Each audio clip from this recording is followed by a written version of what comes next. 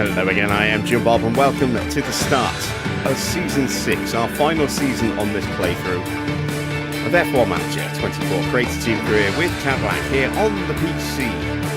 So, seeing the new livery, new overalls.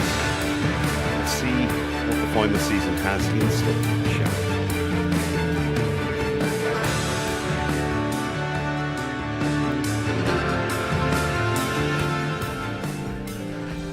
Strap yourselves in, it's going to be a long one tonight. We've got a lot of pre-season to get through before we get into our first race of the season, which, as you can see, is Japan. We let the AI go crazy with a full reshuffle. It's brought all 24 races back to the calendar in a very random order. You'll see exactly what I mean by the randomness in a minute. I've also gone in and tweaked it slightly to add in 2 more sprints, so we have 8 sprints, because it reset it back to 6. So 24 races, 8 sprints. I've tweaked the F2 and F3 calendars slightly as well. I've put our youngster Ugo into an F2 seat this season. Hopefully he will sweep that competition. And I've made some wholesale changes to the grid as well. As there weren't really any driver changes at all, I decided to go ahead and make some. So we have had a bit of a reshuffle. Let's see who's in the chat first of all before we get started. We've got Army, we've got Victor, Dino, John, Wayne's here as well. Good to see you guys. Hello to everyone else who is lurking in the chat. We have started on day 1. I had to skip through this to be able to make some tweaks, and what I do actually need to do, because I have since then made the extra changes to the engines and increased everyone's engine power that needed it by an extra 2.5%, is I now need to actually load that in. There we go.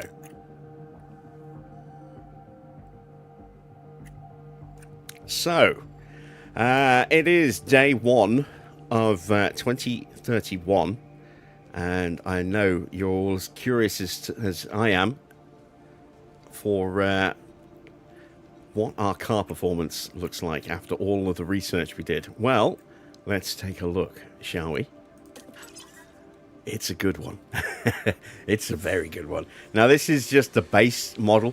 I did do some time kind of teleportation. I basically skipped through the opening 2 months just to check that helmets and everything were all correct on the drivers. And I didn't do any changes to the car, and speed went from where it is now down to like 19th, 21st by not doing anything in the opening 2 months. We are obviously not going to just do that. We are going to do some proper development at the start of the season, but I just needed to make sure that all the mods I got installed worked correctly. Had some major issues with one thing in particular, which then caused me to have to go in and make some changes to what I'd already changed, and so the lineup for drivers isn't quite what I had planned, but it is still, I think, pretty significant. So, as you can see from the car, we've landed a whale of a title sponsor. Coca-Cola are the title sponsor for our car this year. We've also got Santander, as you can see as well. They are also sponsoring us this year. There are the no sponsors. We've got Castore, Santander, Target, Castrol, Bell, Boss, Crypto.com as well, and Richard Mill on the side of the car there as well. And I think you'll agree it does look very pretty in that shiny red paint. No GM branding on the car, but it is quite prominent on the sleeves of the driver's uniform, and we have a little American flag on the back of the neck of the uniforms as well. So there we go. That is the 2031 Challenger. Let's head to the board and see what the objectives are for this season.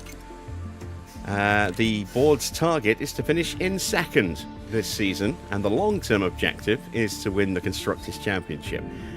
My objective is to win both drivers and constructors this season, The season objective is always constructors rather than drivers' championship. It never really cares about that. It's all about the constructors. So these are those changes there. I have made some quite significant changes to mix things up a bit for the final season, starting with the rules and regs. So, if we go to sporting regulations, these are the points now. So you can see no longer do we have double points for the last race. We have brought back fastest lap bonus point, and we're introducing a pole position bonus point as well. And I'm changing the points allocation on top of that. So, first place gets 17 points. Then we have 13 points for second, 10 for third. So it's a 4-point gap, then a 3-point gap, then a 2-point gap, and then points down to 11th. So there we go. Good thing I didn't have Mentos as well as a sponsor. Yeah, it's not just Mentos that causes that reaction, and it's nothing to do with the Mentos themselves. I will bore you with the details once we get into practice, but safe to say it's not to do with a chemical reaction at all. Yeah, I'll dive into the science, if you will, a little bit later. Because we've got an expanded calendar of 24 races and 8 sprints, I've also increased the engine limit and gearbox and ERS. So it's 4 engines, 3 ERS, and 5 gearboxes. That's 1 extra on what we had last season. I've made no changes to the CFD or the wind tunnel, because those were both things that were voted on in the regulations by the other teams last year, so they have stayed untouched. Likewise, I have not changed the prize money. That is the same as it was voted for. So if we were to win the title this season, we would get 83.6 million as our prize fund. If we came second, like we did last year, and like the board is targeting us to do, we'll earn 79.1 million for the following season, which we're not going to play. But what I am going to do is I am going to make this save file available. Maybe it'll be just for the save file, so it won't have the same mods. It'll just be the save file, but I'll make it available to everybody at the end of this season. So if you want to carry on or try and take down the team that I have built, then you're more than welcome to try.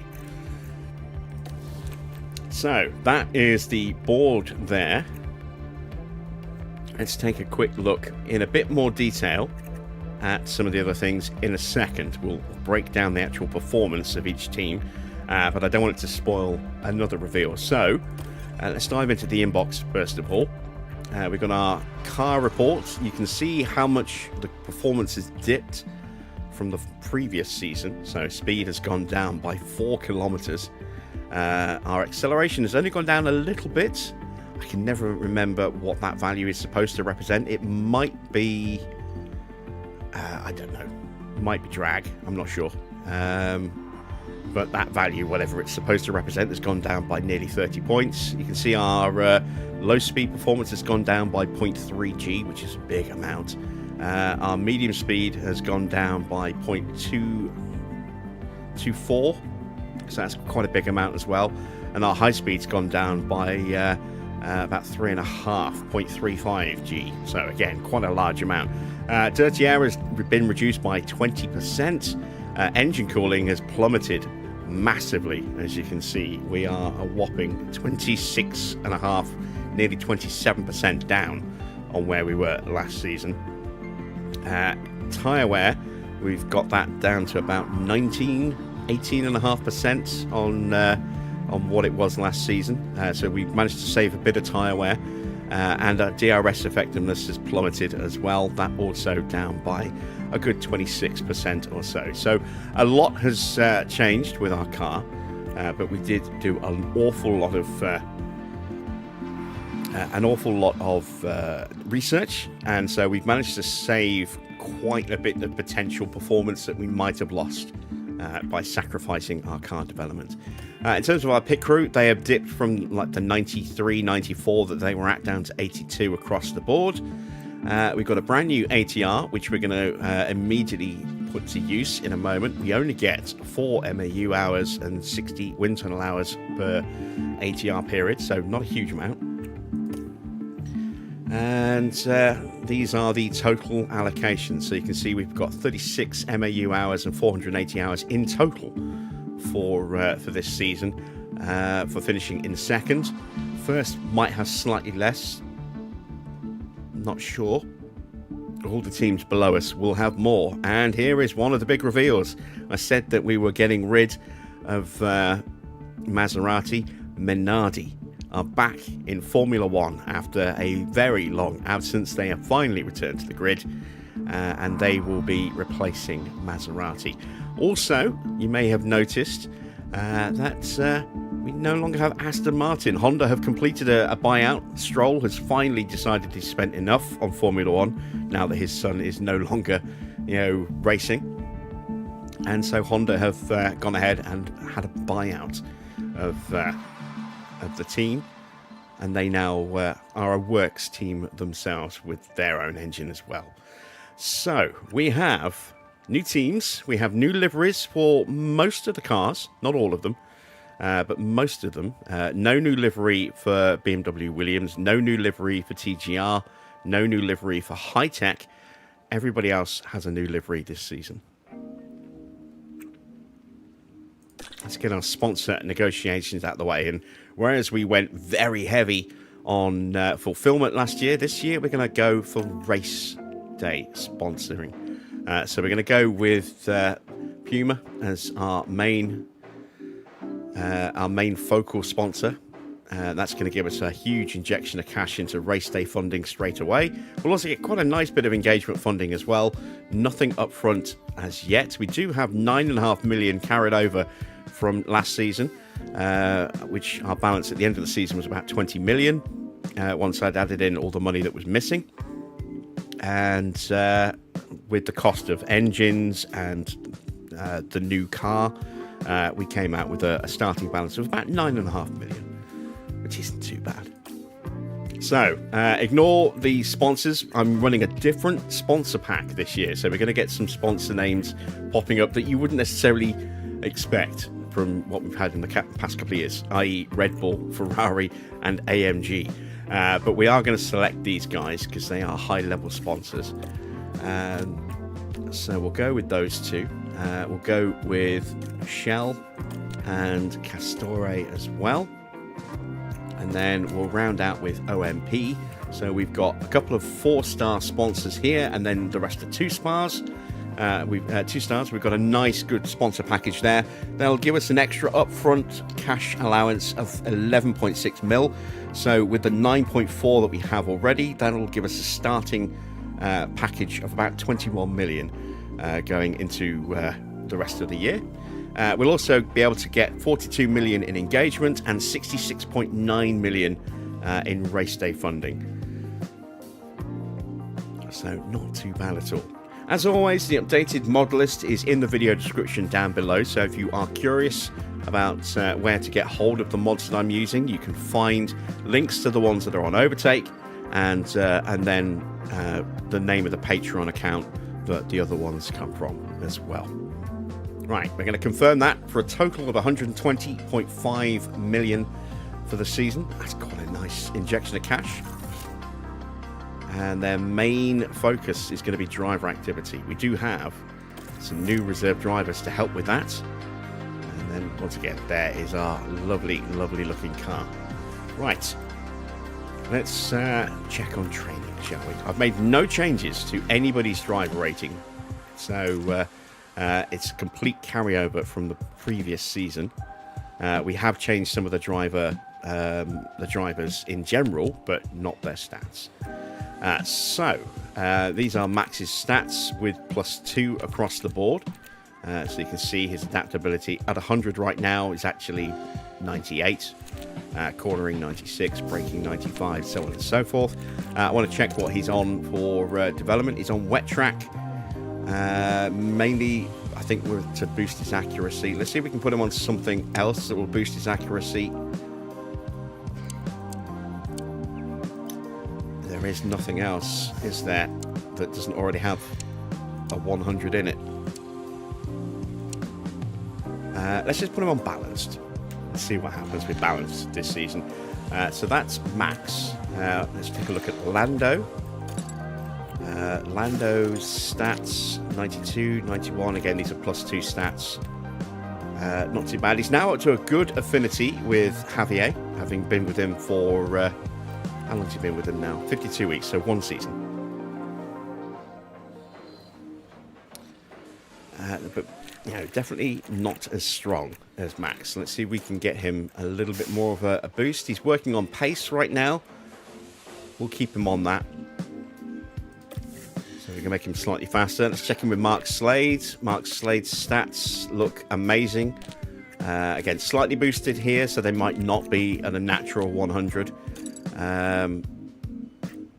He's on responsiveness to work on communication, so we'll leave him on that. Javi, let's take a look at Javi. Javi, 98s and 99. Again, they're +2 stats, so it's 96, 96 and 97, but still very, very strong. He's on driver comms. Let's move him to responsiveness. Okay, let's go into the affiliates. We have new affiliates this year. Esteban Ocon has joined us, as you can see. So, let's get him. Let's see, did we get him for commercial work? He's got an 81 marketability, so it makes sense to put him on commercial, but his actual good stats here are really good as well. Look at his accuracy. Wow, I still can't believe we signed him to be a reserve, and not just signed him, but for just 2.6 million as well. I'm amazed he agreed to that offer, but you know, we've got him. I will absolutely put him to work. So we've got Stoffel on, let's see, he's on drive domain where we want him on car developments. Let's check his marketability this season, 50. Okay. Joe is on a 67. And he is on marketability. Rio is on 58. He should be on car. He is. So who's the other driver who's on car? It's got to be Giovinazzi, isn't it? He's 58, and he is also on car development. Okay, so we've got our 3 drivers: Stoffel, Rio, and Giovinazzi on the car. We've got Joe and Ocon in marketability, and Ugo is simply learning. There we go. Right, let's take a look at our other staff. So Enrico Cardile is looking pretty good. We would like to see if we can boost up his side pod, chassis, and underfloor. Let's see if there's a package that'll let me do that. Chassis, side pod, and suspension. Rear wings, side pods, and underfloor. Let's go with that one. That's close enough. Not necessarily a bad thing to work on the rear wing as well. Let's take a look at Ian Gregg.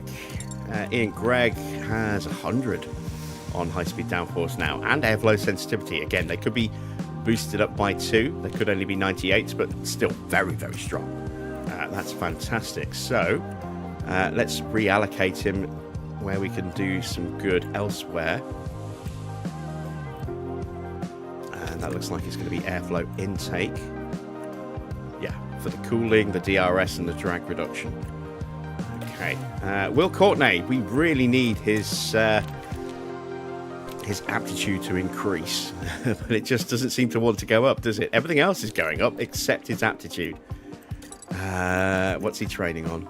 He's training on aptitude and leadership, and we'll leave him on.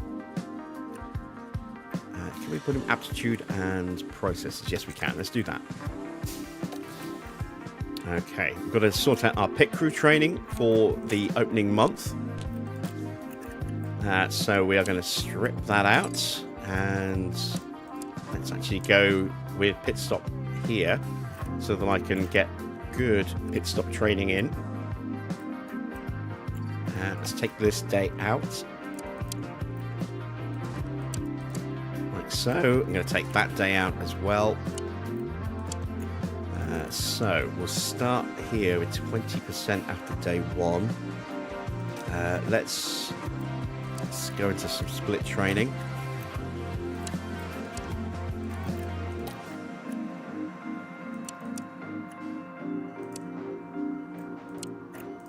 Let's start building our attribute stats back up again.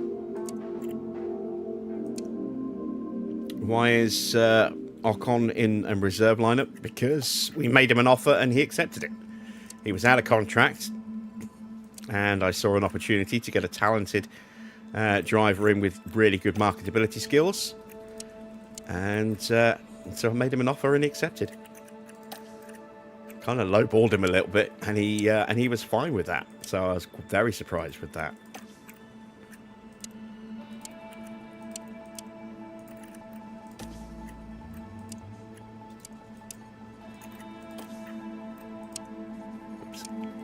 Wrong way, there we go. And then we'll have a day of car building. And then into the final week for the month. And again, we will go with some split training. We're over 2 seconds still at the moment on our pit stops. We need to bring that back down again. We also need to bring our stats up, at least in this opening month. We'll probably take some of the drill training out of the focus.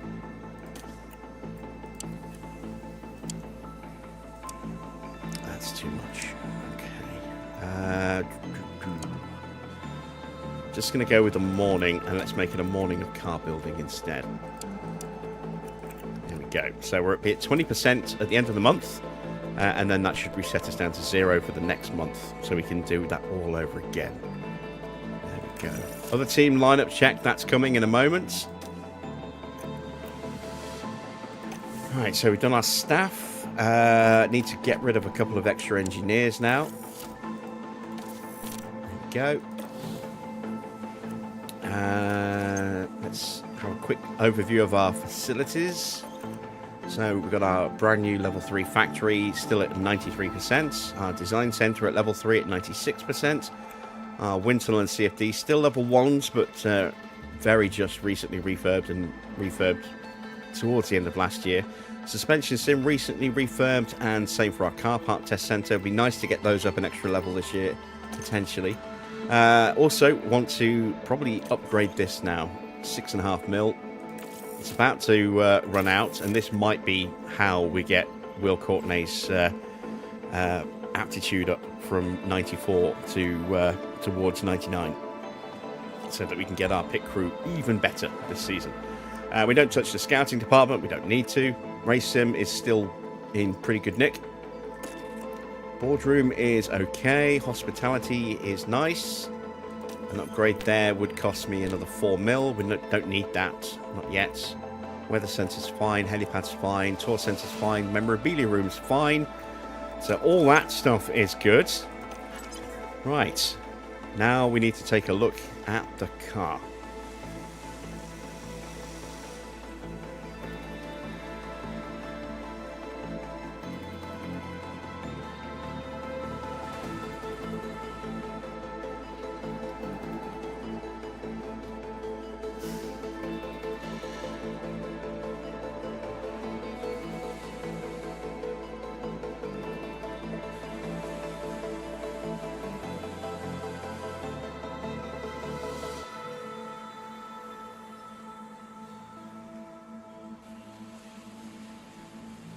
So, as always, we're going to start in the warehouse, and we're going to examine each part individually to see where the weaknesses are. I expect the chassis to be pretty bad.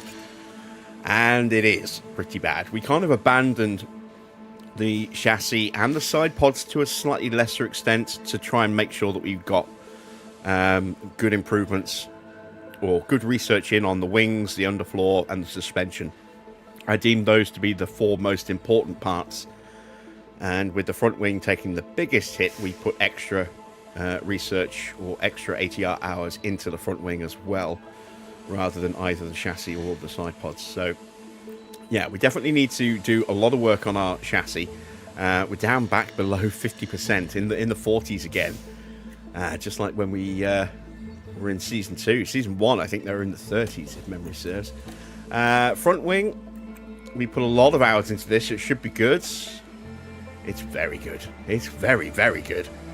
Love to see that. Rear wing, we put quite a bit of hours into this. And that is excellent. Absolutely perfect. Top in every category. Beautiful stuff. Side pods should be pretty bad. And they are pretty bad, as you can see. Evening, Clark. Let's have a look at the underfloor. Again, we put quite a few minor projects in on this, as well as one ATR period. Let's see how it looks. Not too bad. Middle of the road in drag reduction. Pretty strong in downforce and pretty strong in airflow sensitivity as well. So that's nice. And then the suspension. We put a lot into the suspension as well. Let's see how that looks. Oh, it's perfect. Look at that. Beautiful. Beautiful. Fantastic. So, the weakest parts, chassis, suspension, chassis, side pods, and underfloor are the weakest parts of the car. They're the first 3 projects we're going to get started. We'll probably do a bit more on the front wing as well. And that'll be the 4 parts that we can get started. So, let's immediately jump in with the chassis. We've got to go into design, haven't we? You can actually see here as well, the little grey bars show where the average is. So you can see DRS has got a huge advantage over the average, as does low speed. Smaller advantage on medium and smaller still on the high speed. Massive advantage in dirty air and a huge advantage in tyre performance. Engine cooling is 19th, but it's not too far away. So a really good focused side pod upgrade could well bring us right back into the midfield again with that one.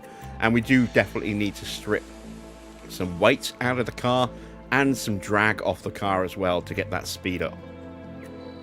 So let's get started with the chassis, which we know is terrible, and because it is probably the worst part on the car, we're going to stick all of the hours that we have onto a chassis. And we want to reduce drag. Not too worried about DRS delta. Want to slightly tweak the engine cooling there. Just want to try and see. Yeah, if we don't want to lose anything, we've kind of got to go like that, I think. Unless I can, yeah. Yeah, at this point, we're going to get big losses. So we'll do that, and then we'll go like that. Take all the weight out of the chassis. So that'll give us a nice big boost in speed, a little bit more acceleration, tiny boost to the DRS. We don't need a big DRS boost. We've got a really strong DRS. It'll give us a nice bit of extra downforce as well. A small improvement to engine cooling, but it's the side pod is where we're going to focus for the engine cooling. So let's get that done, and we're going to go intense to really try and build our expertise up on that. We will dive into expertise values in a moment. Let's get these initial parts started first of all, though. Side pods is the next one then. And we really need to improve our engine cooling without killing every other aspect of the car. And I think the only way to do that is to maybe sacrifice a little bit at the back, which we can then claw back when we take the weight off. Let's go like that. And then do that. And so we'll get a better gain at the front than we will at the rear in terms of percentage gain. But we'll still get a nice good value there anyway. A little bit more speed, a touch more acceleration, a nice big boost of 6.5% to our engine cooling. And once again, we're going to go intense to really try and gain good expertise. There we go. And we needed to do, what was the other one?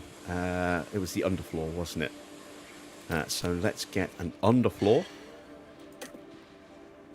And I'm trying to remember, where were we actually weak on the underfloor? Let's have a look. Go into the warehouse. What was the weakest areas of the underfloor? Drag and high speed performance. Oh, it's high speed. Ah, damn it. I took the wrong bit off on the side pod there. Never mind. We can try and correct it with the underfloor. So, let's manufacture. Don't want to do that. Design. There we go. Design a new underfloor. So, we want to just increase drag a little bit. We want to just increase high speed a little bit more. Airflow sensitivity is fine. We can leave that as is. We want to take a bit of weight out of that, but not too much. Otherwise, it'll become too fragile and break all the time. And it's going to be a long season. A very long season. So, we'll go with that.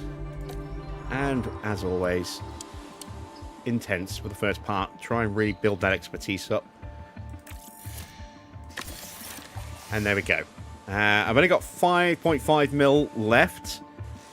I could get a wing started, but I'm not going to. I'm going to wait until we get more money in before I start on a wing, because I want to have money to be able to actually build these parts when they come through. So, let's advance time just a day or two. There we go. And if we go into the inbox, now we have our team roster updates. So, let's take a look at F3 first of all.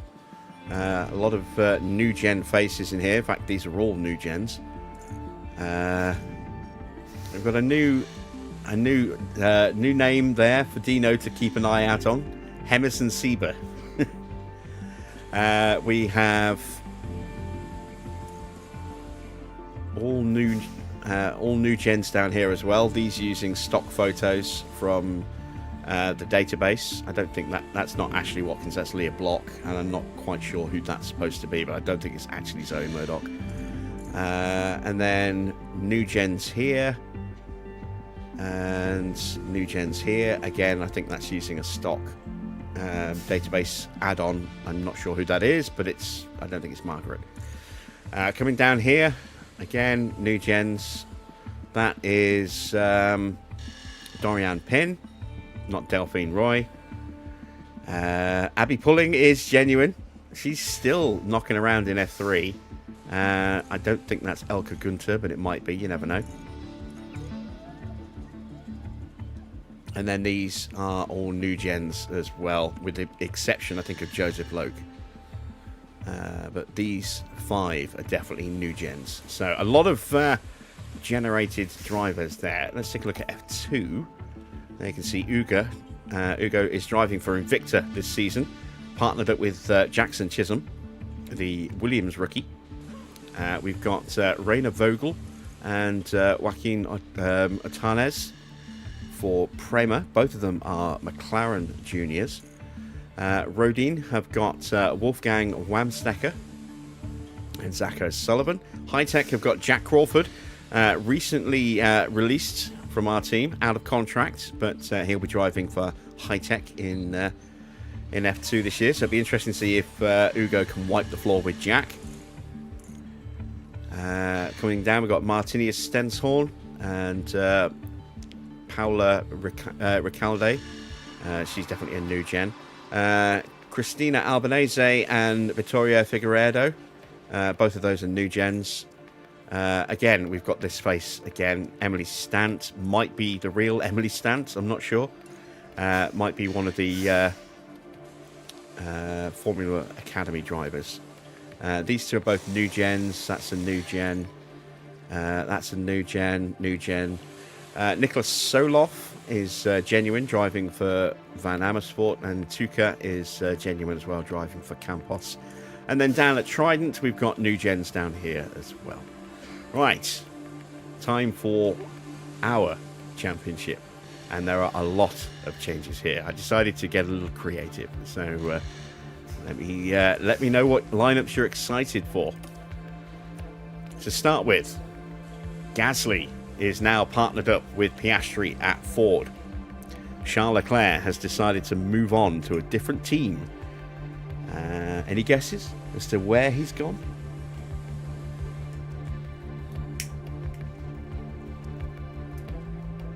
We have an unchanged lineup of Verstappen and Norris. So this now means that I think we have the best lineup on the grid, but it's still the best driver at Ford in Oscar, and Gasly gets his chance in a really big team. So, moving on down, we go to Honda and Mercedes. Mercedes has Carlos Sainz. Kimi Antonelli has moved on. Yuki Tsunoda remains at Honda, and their driver partners, Charles Leclerc, has been given the call and has moved to the Works Honda team. Théo Pourchaire remains at Mercedes for a second season. Down to the next two teams, Ferrari have Kimi Antonelli. He gets the dream move. He gets to drive for the prancing horse. And Mick Schumacher gets a call to partner him at Ferrari. Ferrari bringing Schumacher up to replace Ollie Bearman, who is partnered up with Arvid Lindblad to make a very exciting high-tech team for 2031. George remains at McLaren and is now partnered by Isaac Hadjar.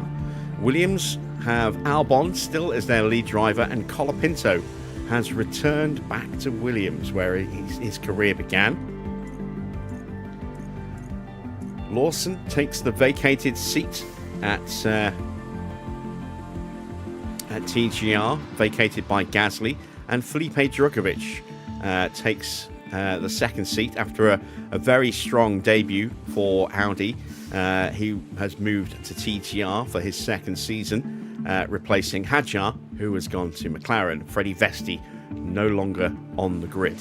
And Audi have retained Jack Doohan and have brought back Gabriel Bortoleto as their second driver.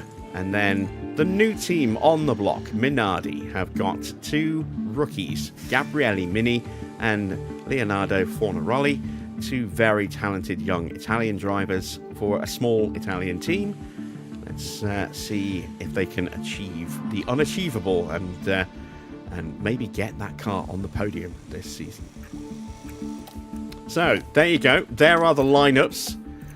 Welcome, Mike. You want to see the new car? I will re-show it in just a minute. But before that, we need to dive in to the database editor.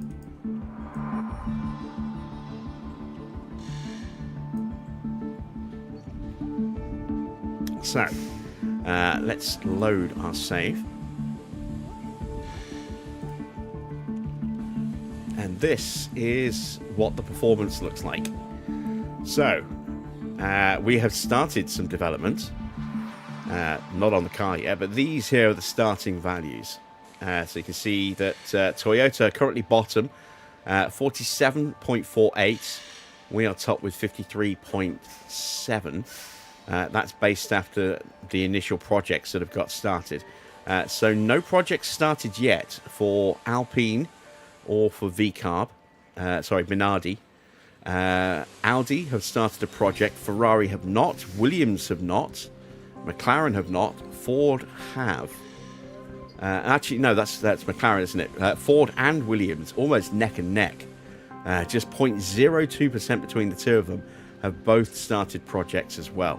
Remember, it's very early days. We're only like 3 days into the new year, so there's plenty of time for the other teams to get their projects started as well.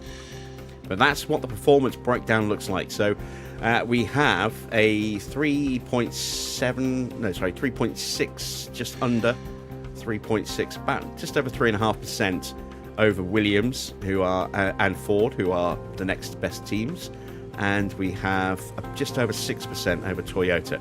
But that can change very, very quickly in these opening days. This is the calendar for 2031. I was going to say 26 then. So we start in Japan, then we go to Monza for a sprint race.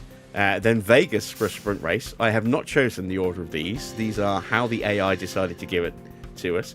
Then from Vegas, we go to Miami. Then we go to Imola. Then we go to Brazil for a sprint weekend. Then Mexico. Then we go to Spain. Then we go to Abu Dhabi. Then we go to Holland. Then we go to Saudi Arabia. Then Australia. Then Belgium, Azerbaijan, the UK, Qatar, Singapore, Austria, Canada, Hungary, China, Monaco, Bahrain, and then finishing back in the States at COTA. We are going all over the place, and there's no real structure to how this is laid out. It's just a complete reshuffle. The only thing I've done is tweak the sprint layout slightly because it only gave me 6. I added 2 more in and just tweaked them slightly so we didn't have too many sprints back to back. So that is the calendar. Back to the 3rd of January. A long way to go yet until our season gets started. When is the actual start of the season? Let's have a look. First race starts on the 28th. The last day of February is when we go to Japan. So we've got just under 2 months to get as much work done as we possibly can. So we better get on with it. Let's advance some time.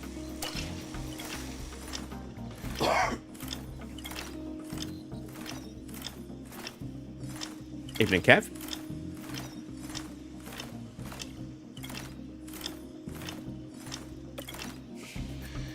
Alright, we are now on the 24th of Jan, so we've progressed quite a bit. And we've got something purple, which is never normally good this early in the season. We've still got a week to go until those first upgrades are ready to be built. And we got a little under 6 million to start that work, and then maybe get something else going once we're done there. Let's check the inbox. So, look at this. Nobody's unhappy about the car for the first time ever. Nobody is unhappy about the car. That's quite nice. We've got a reduced deadline on the chassis, and it's going to bring it forward 5 days. It's free. Yeah, it's all we can do is approve it. We don't even have a choice. It's done. So we'll get the chassis 5 days ahead of schedule, which is good because that's the part that takes the longest to build. Very nice. There we go. That is the new chassis. So let's start building these, shall we? Let's get 3 built to start. There we go. That's going to take 27 days to build 3 of them. Our new garage means that, or a new warehouse factory means that it only takes 9 days now, not 10. That's nice. So let's confirm 3 of those. That's going to cost me 1.6 mil. I need to move 4.2. How's car looking at the moment? No real change yet.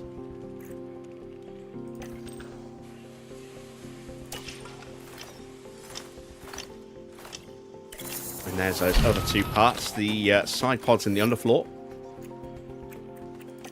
So let's start building those. With a 1.35 mil. And then the underfloor for another 1.2 mil. And that leaves me with just 1.7 mil. It's not a lot to get us started. It's not enough to do a wing. I could do a suspension at just base level, but we don't really need another suspension at the moment anyway. Of course, you know, when you're not moving forward, you're standing still, and when you're standing still, you get overtaken. So we can't ignore the suspension for too long, but we don't need it just yet. Let's focus our time, efforts, and money elsewhere. So, let's complete those emails. There we go. Alright, so, driver development updates. No changes to our drivers. Monthly affiliates. Ocon is showing. Joe is showing along with Rio. Still no sign of Ugo. And I'm wondering if this is because we've assigned him to F2. I'm wondering if that's why we didn't see him last year, was because he was in F3. But we saw Jack, and Jack was in F2. So I'm not quite sure, again, why Ugo is not displaying on here. But, yeah, we can keep a track of his rating here. He's an 81 at this point. So we'll see how he progresses as the year goes on. Right. That is the end of January. Now we need to do our pit crew training for February.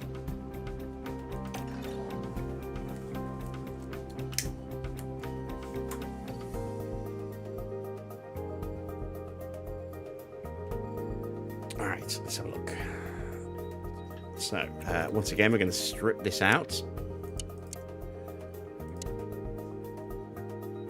Let's go to cumulative. So, we're at 2.007 seconds on a pit stop. We want to really focus in on speed this month as much as we possibly can. So, we will start with a lot of gym training to bring those stop times down. Now we're under 1.995. That's good. Under 2 seconds.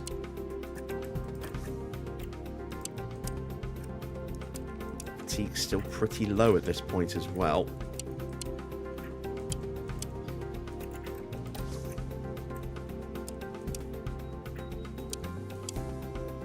Give them the Sunday off, and then when we come back on the Monday, we start with just 4% fatigue. So let's do another week, if we can, of just gym training.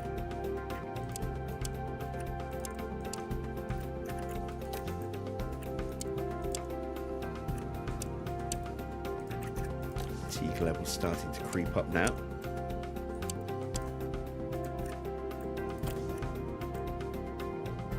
And let's do 2 days of car building.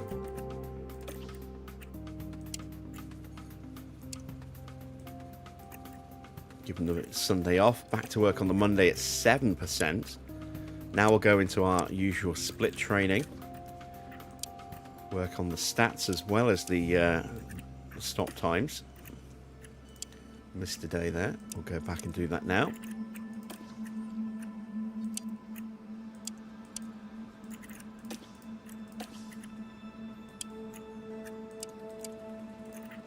And these are less intense days, so the fatigue's not going up as much because we're not doing a full day in the gym every day. And then we'll do another day of split training there. And now we'll start working back from Japan. Right, so I can get one more day of training in, and it's probably only going to be a day of skill training. 1910 to 1. I'm comfortable going in with 1% fatigue into Japan. That's fine. But I'm actually going to do that and get us going in at 0 fatigue. So that's nice and perfect. We'll go in and we'll have 8% at the end of the day to carry over into the start of the next month. That is our training for February.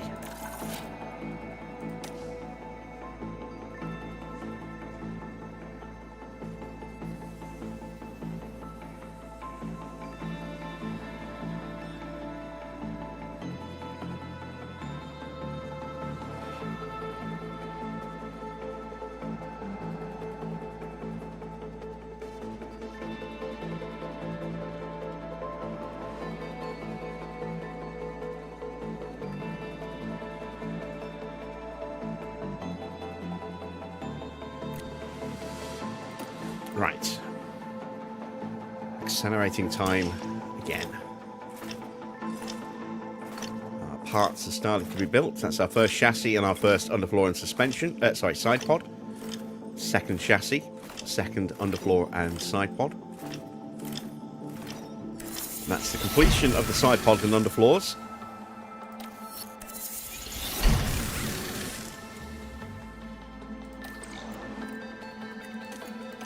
Got our February staff results. Everyone still looks happy. A few people a little niggle about their salary, but not too disgruntled. We don't have to worry about keeping them happy salary-wise because this is our final season. So, welcome to the 2031 season. A brand new season of Formula One is ahead of us, with every team working tirelessly behind the scenes to create a championship-winning car. Last year saw Ford take home the trophy for the Constructors' Championship, with Max Verstappen claiming first place in the Drivers' Championship for us at Cadillac. Yeah, go Cadillac. But this year is a clean slate, and excitement is at a fever pitch. There are some brilliant drivers and brilliant minds in this sport, and every single one of them will be battling for the crown this season. Who will come out on top is anyone's guess, but one thing's for sure: it's set to be one of the greatest years of Formula One yet.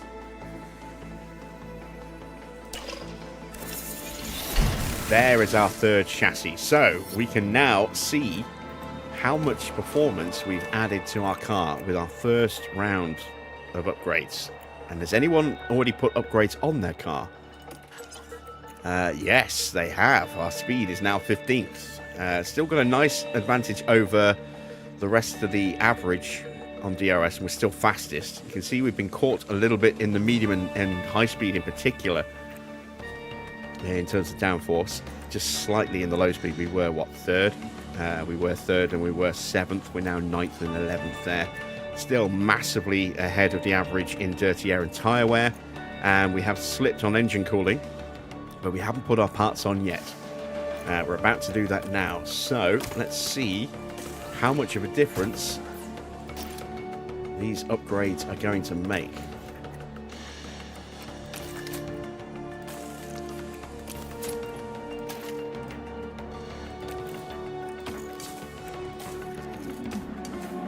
So these were the 3 weakest areas of the car, and what a difference that makes. If we go into car analysis and compare side by side between car 1 and car 2,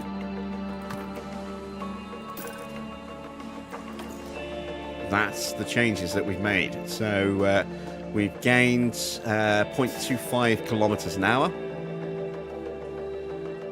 Seem right. I would have thought it was more than that.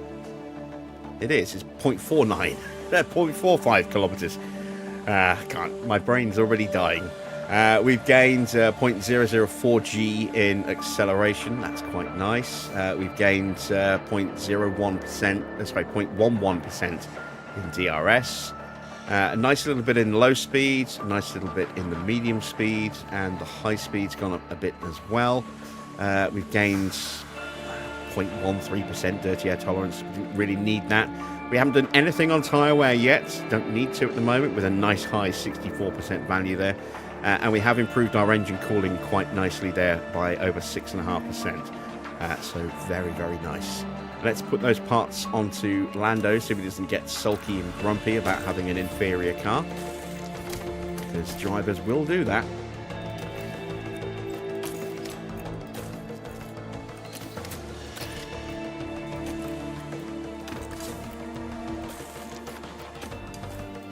Go. And so we are back to that now. Back to being the best, and by a nice healthy margin in low speed. We're right up there now in the medium and the high speed again. Dirty air tolerance and tyre wear still where it was. We're now 10th in engine cooling. So that little side pod upgrade there has brought our engine cooling up above the average, which is very nice. And we are now 6th in terms of top speed. So we've clawed some of that back nicely as well. In the background you can see the new car. For those of you that have not yet seen the new car, here it is.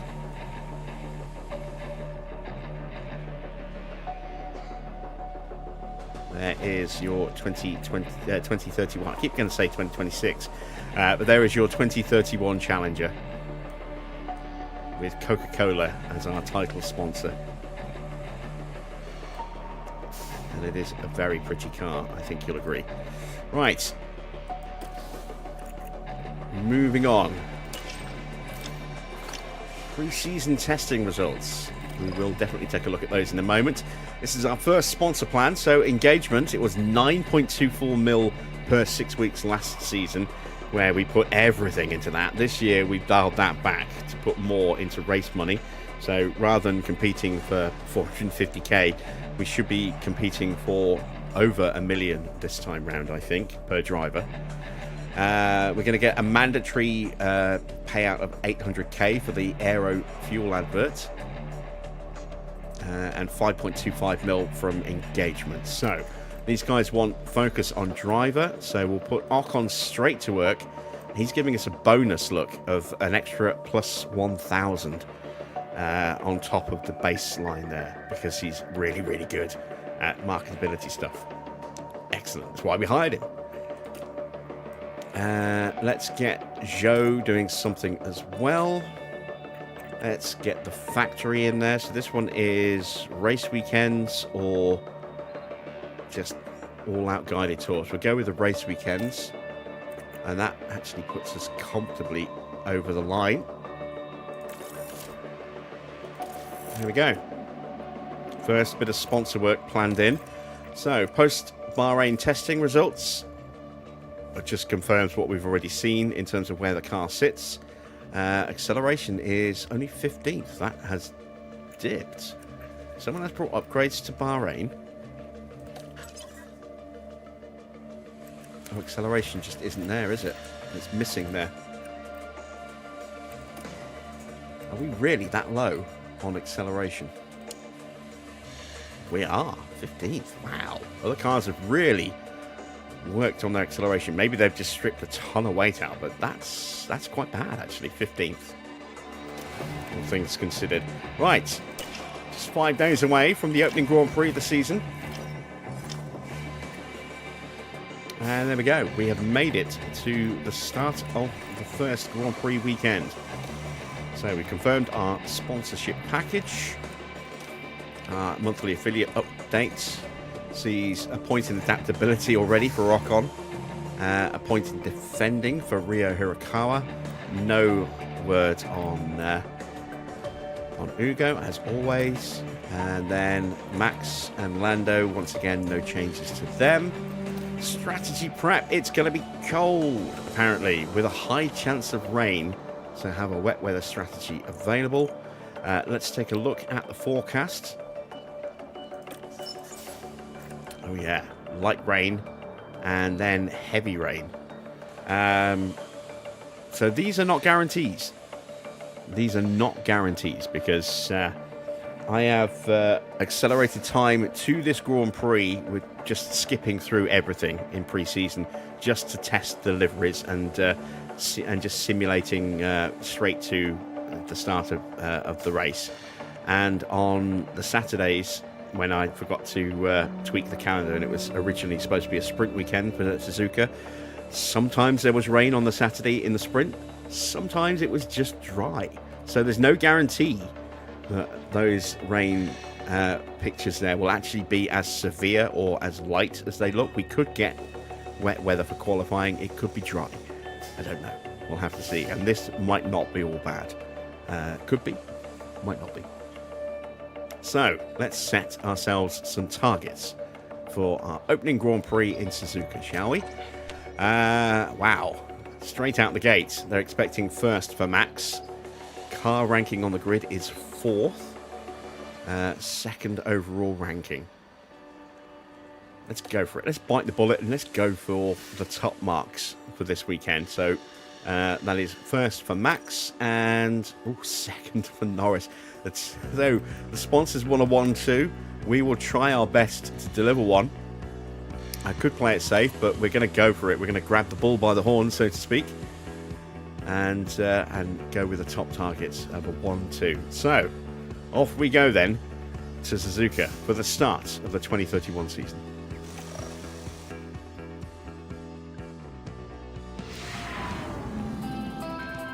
Konnichiwa from the Suzuka circuit in Japan. Every team and driver comes here with the same goal, to win. But that's for the end of the season. For now, they have to prepare to fight for F1 glory. Well, there's a newcomer in the RB seat this weekend, an opportunity for them to see what they can do with the car. And with that, I think it's time to get started.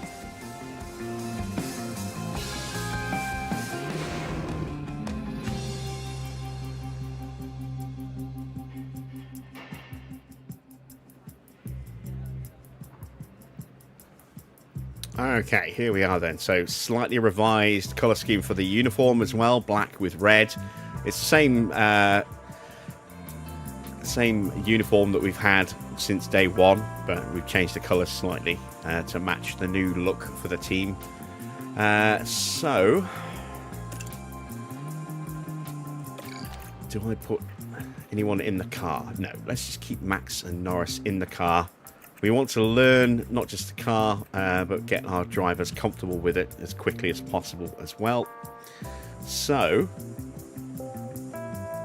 we will go as they normally are. We want to run along because we've got a lot to learn on the car. We're going to go for...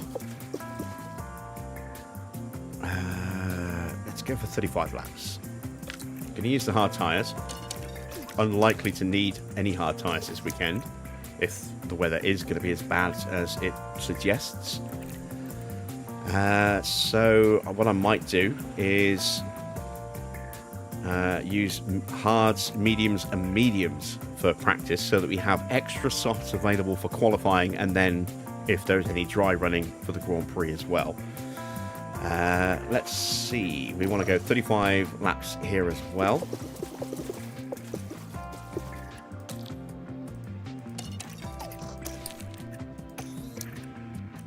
There we go.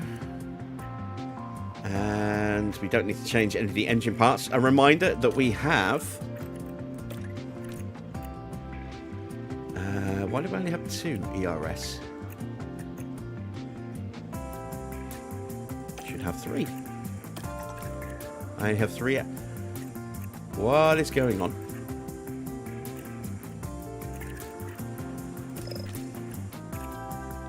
Okay, we should have... an extra one of everyone here. That is a bit weird. So let me go back to the weekend prep and check the regs.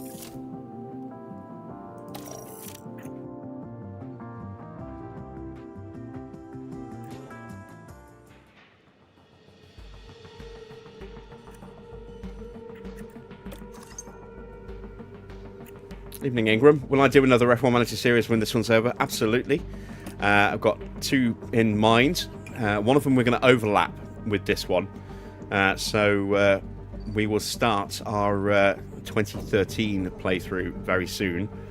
Probably in a week or two's time. And then when this one concludes, we will start a 26 regulations one. So with the new battery rules, with the new car models, and basically, start from scratch again. But we will manage somebody other than Cadillac, I think. Right. Let's see. Sporting regulations. Yeah, it says we've got 5, 3, and 4, but why do we not have 5, 3, and 4?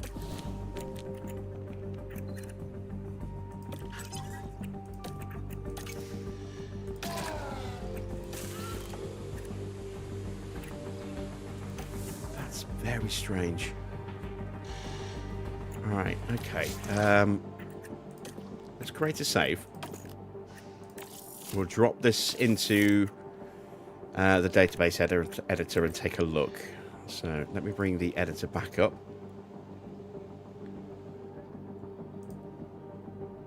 Let me reload the save.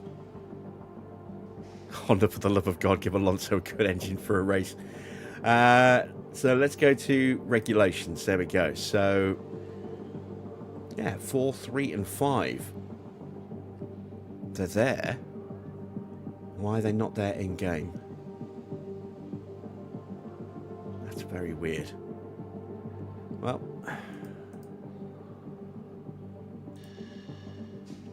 Oh, hang on a minute. Did I not drop the save in? No, I did. That's weird. Okay, so let's drop it in.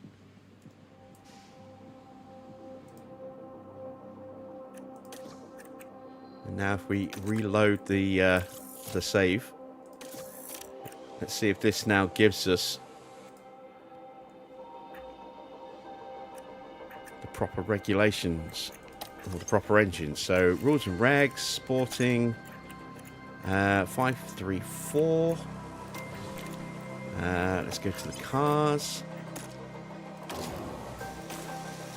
It's only giving us 3. That's weird. That's very weird. I don't know why it's done that. Maybe it's because I've changed it in the database and it wasn't voted on. I don't know. But, I mean, that should be... I can see it here, look, 3, 2, and 4. That should be 4, 3, and 5. But it's not. So we'll just have to see if that gets updated as the season progresses. But that's where we are for now, unfortunately.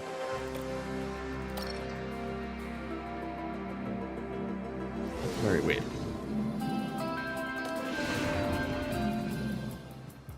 All right, back to where we were. So we wanted to go 35 laps, didn't we? There we go, and drop those down.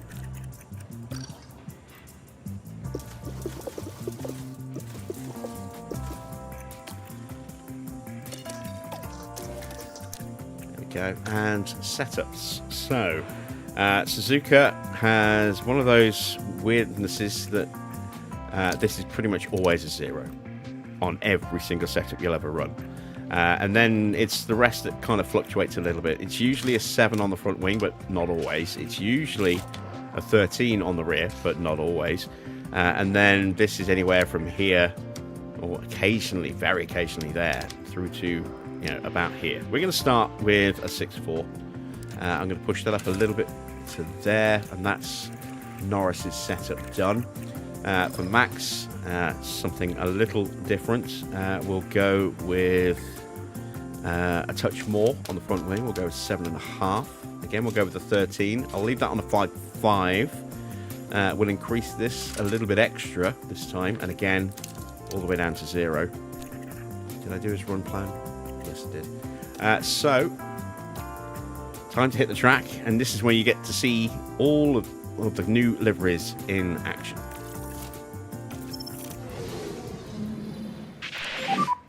Green light.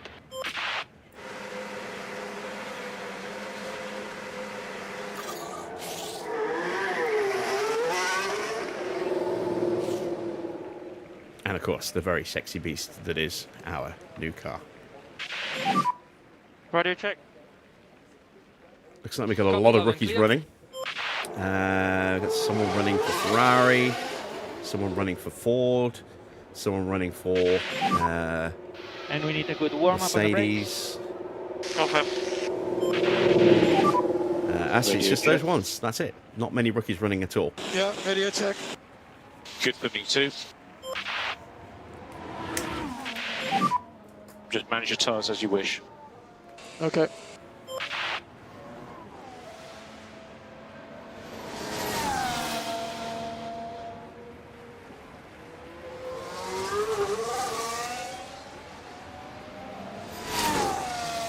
And of course, we have the number 1 on Max's car. We should have 81 on Oscar's car. I'll need to double check that because it might not, because I've been reworking the save a few times to try and get the right lineups and the right calendar setup, etc., etc. It might not have actually saved to drive another change, but I will double check that when he gets on track. But yeah, there we go. That's what our car looks like in action. Let's take a look at some of the other cars, shall we? So, there's a Mercedes on track. It's Isaac. No, it's not Isaac. It's one of these two. Is it Sainz? No. It is whoever this is. This is the new Mercedes livery with a bit of a nod to Brawn. So this is available on Overtake. It is the Mercedes Brawn crossover livery with the neon sort of yellow colour.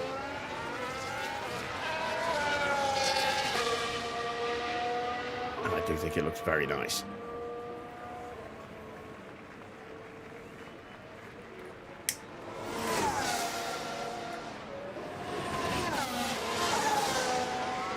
Because we've gone through just about most of the McLaren liveries out there, there are a couple that I just didn't like. We've gone old school with McLaren, so we brought back the Vodafone livery.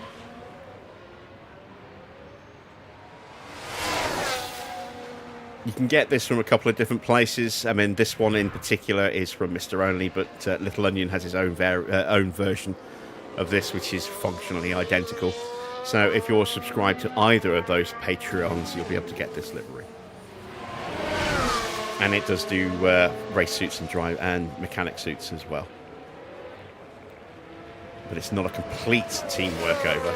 So the rest of the staff in the pit boxes will still have orange. We've got a new lineup for Ford, or new livery for Ford, but they're not on track yet, so I can't show you that. HiTech has not changed, but Ollie Bearman is in the team, and he has got his helmet. Hadjar is just running a generic helmet, because there is no multi-pack for Hadjar yet. No change to Norris or Max there, running the same helmets. Lindblad running the same generic Alpine helmet, which ties in really... sorry, this is one of the HiTech helmets that comes bundled with this livery. Who else is on track? George is out on track now, still rocking his McLaren variant of his helmet. So no change there. Do we have anyone else? We've got Leclerc out. So this is one of Leclerc's helmets from his multi-pack.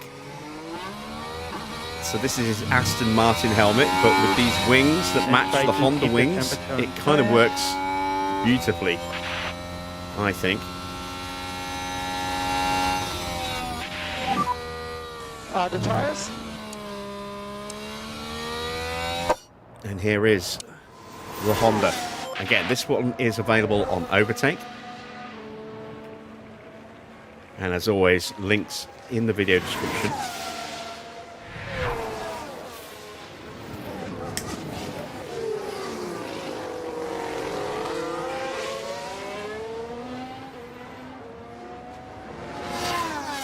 And this one does come bundled with one generic helmet, which Yuki Tsunoda is rocking. And you'll see that when he comes out on track. Right, who else can I show you? We've got a couple more cars leaving the pit lane. Felipe Drugovich is coming out for Toyota, and there is a new Audi livery behind. Evening PR. So unchanged on this livery. What I have done is switch the helmet. So this one comes with one helmet for both cars. And that is being worn by Liam Lawson. And then I've used the Better Team helmets for Haas to run the second helmet. And I chose which one of the two I wanted to run because it's the one that looks most like a Toyota helmet. You know, you don't really see the Haas on the back of it too much. It's a lot more white on this one, and it's got the Rising Sun splodge on the side there with the big TGR branding. So I went with that one out of the two variants for that. And then we've got Bortoletto on track. He is running his standard helmet because he's back at Audi again. And then this is the variant of Audi, all black with red sponsoring and trim.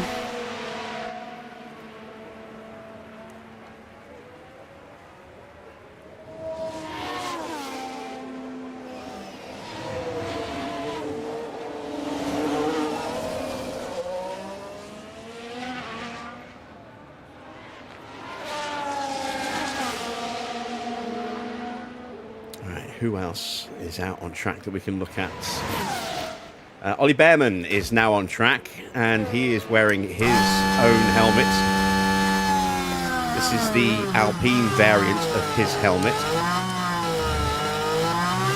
which ties in nicely because it's got the BWT logo sponsorship on it, which ties in with the fact that BWT also sponsor HiTech in this on this livery, and Castore as well. So again, that ties in quite nicely. But Ollie the Bear Bearman does get to wear the bear.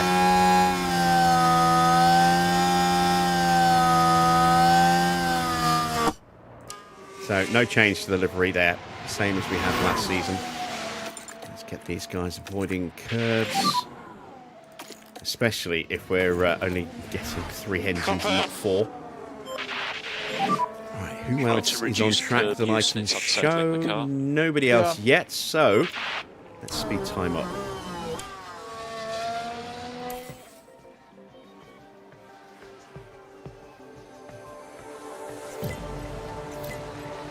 Right, we've got our first Ferrari on track. There is the Ferrari. This is also on overtake. This is the Mr. Only pack that's on overtake with 2 versions of this livery. One that is a little bit brighter, a brighter red, and then this one which is more of that sort of, you know, deeper crimson. And I went with the deeper crimson version just because we're running a red car. I didn't want there to be, you know, 2 almost identical cars.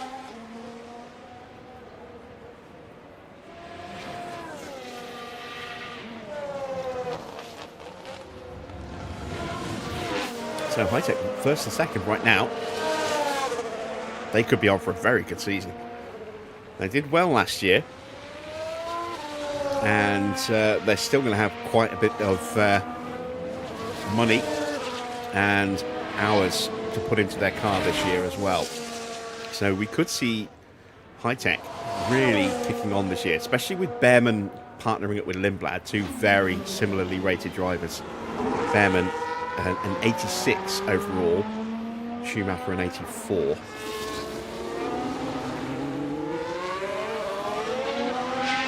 So there is the Ferrari.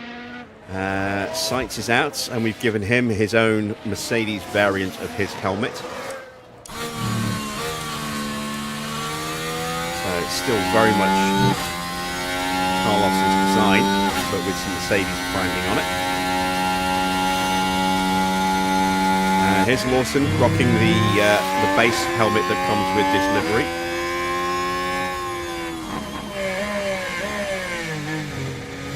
So yeah, we have a little bit of variety in the helmets for the 2 TGR drivers. Yuki Tsunoda on track with the helmet that comes with this car.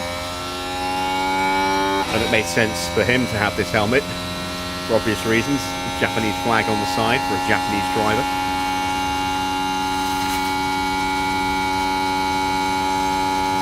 And a big Honda splodge on his head as well.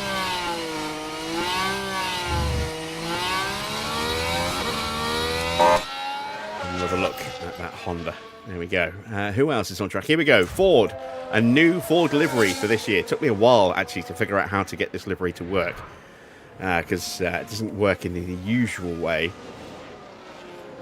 Honda have replaced Aston. Yes, they bought them out. They were Aston powered by Honda for the last few years, and now it's just Honda outright. And this is a kind of a Ford Shelby, kind of a Shelby Mustang style livery. You know, kind of the sort of livery that, you know, Shelby was famous for, blue with the white stripes down the middle.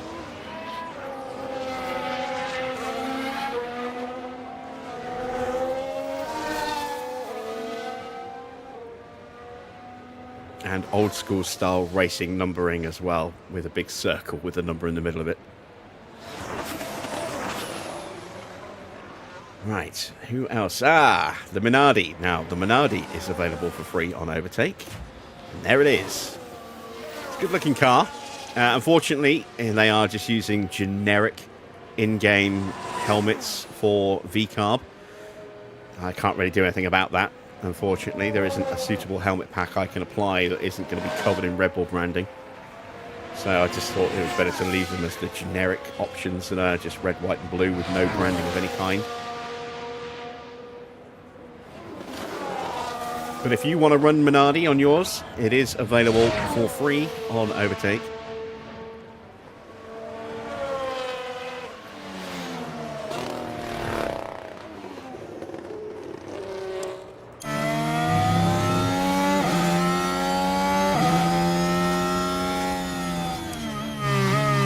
They are running a Ferrari engine this season, as Maserati were in the previous 2 or 3 years as well. They are sponsored by the Emilia-Romagna district, or region of Italy, which is where Imola lives.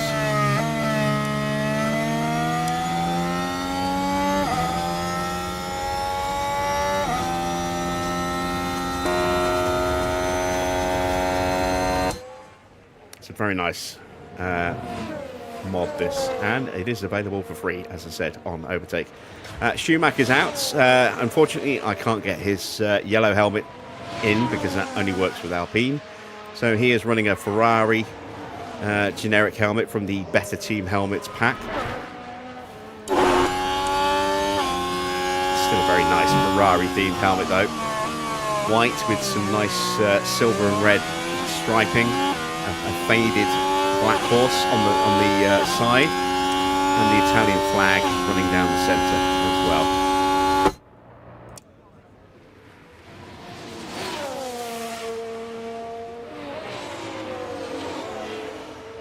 Colapinto back at Williams, and with his Williams helmet as well, so we actually get to see his Argentinian flag design.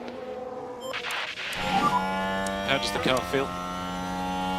The car is amazing. Copy that.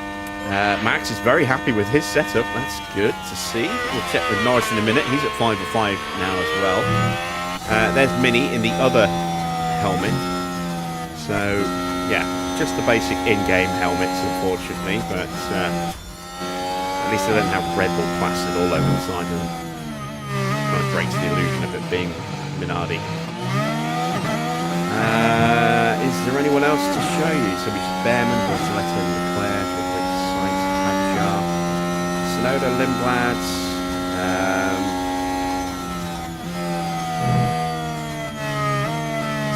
Lawson. Doohan is running the same generic, the same Better Team helmet from the 2026 Better Team helmets for Audi that he ran last season. That is a nice contrast to the yellow, white and green helmet of Bortoletto, with a little bit of blue in it as well to match the Brazil colours. No change to Oscar and the second helmets. They're exactly as they were last season. They're the Ford helmets that come bundled with the Ford mod. And I think that's everybody that I need to show you. So let's cut back to Lando. He's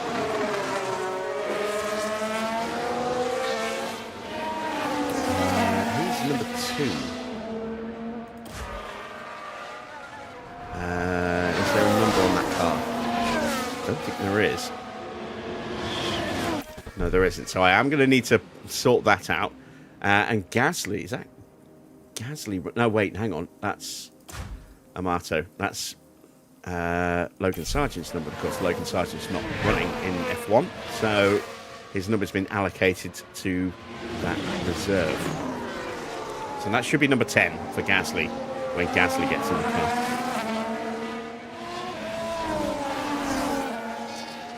You really like the Cadillac livery? Yeah, I'm very pleased with the way it turned out, and it's all done using in-game assets. You know, the wheels are in-game wheels. We're not using the JD wheels. Actually, no, the livery, tell a lie. The livery is the JD Dots livery, which again is available free on Overtake, just using regular wheels, though, not the JD Dots wheels. And then a mod pack for the sponsors. So it's not a pre-built livery. This is one that I built myself around that JD Dots livery. I chose the colour scheme, the sponsor placement, all that stuff. And that is our car. I'll show you it from all angles.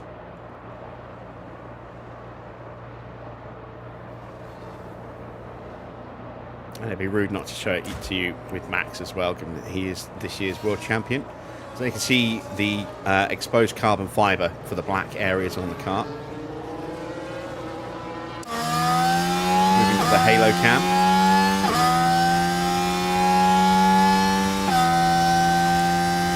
The rear wing cam.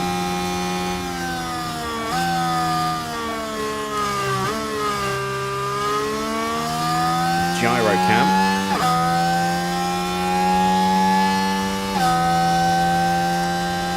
Nose cam.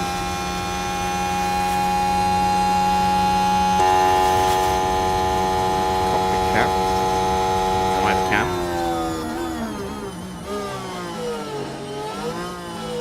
Not really much to see in here in terms of branding or anything, but there's the exterior normal broadcast view.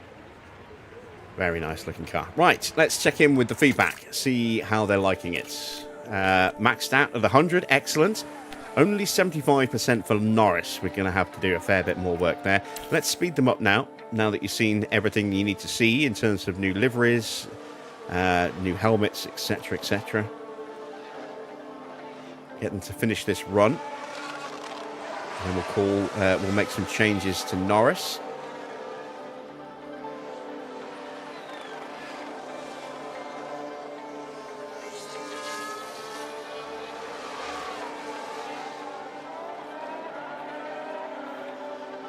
Get a look at how everyone's doing on the leaderboards. Bearman's still top. Sainz up there on softs, Drugovich up there on softs. Bearman's still there on mediums. So, yeah, that's looking like a pretty good car. Lindblad's out on softs now, or has been out briefly on softs.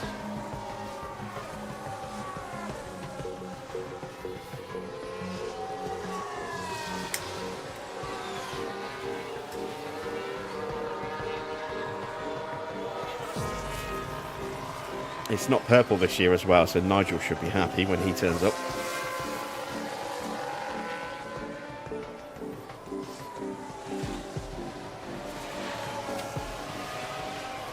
Tsunoda top. This is Honda's home circuit as well. Honda owns the circuit Suzuka. So this is absolutely a home Grand Prix for them.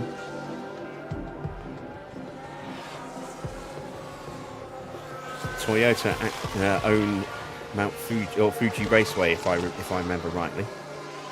I'm not sure. Well, they did. I don't. They still do. I assume they still do.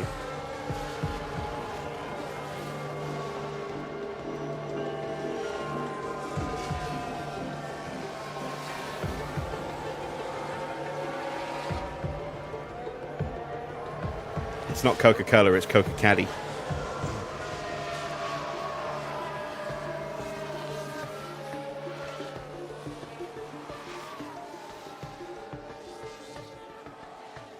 All right, our drivers are back at the garage.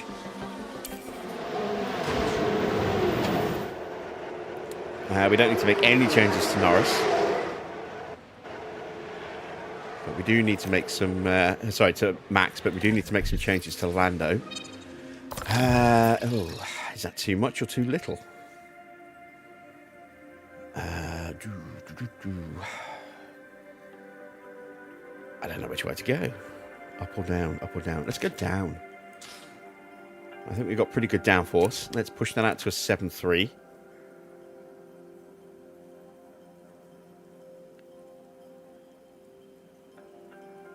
You know what? No, let's go the other way. Let's go to a 13.5. We'll still go to a 7.3. We need to make some pretty drastic changes. Like that. That's now not good enough.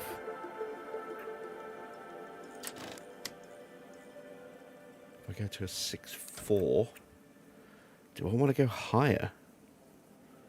Let's have a look at an 8. I don't have the movement there. 7's too far away.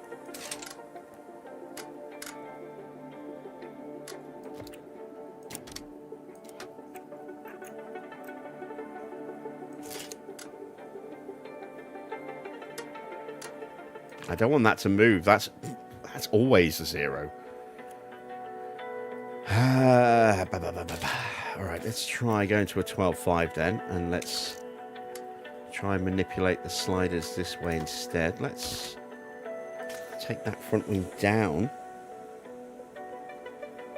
I'm not sure if going down's the right way on this car. Let's go up. Let's bring that in. This has got to change. Let's go the other way. Let's go to a 4.6.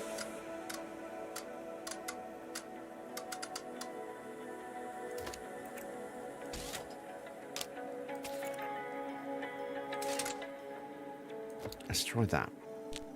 It's quite a dramatic change, but we need to do something big to fix all of those different issues. Put a bit more fuel into Max's car and send him back out again.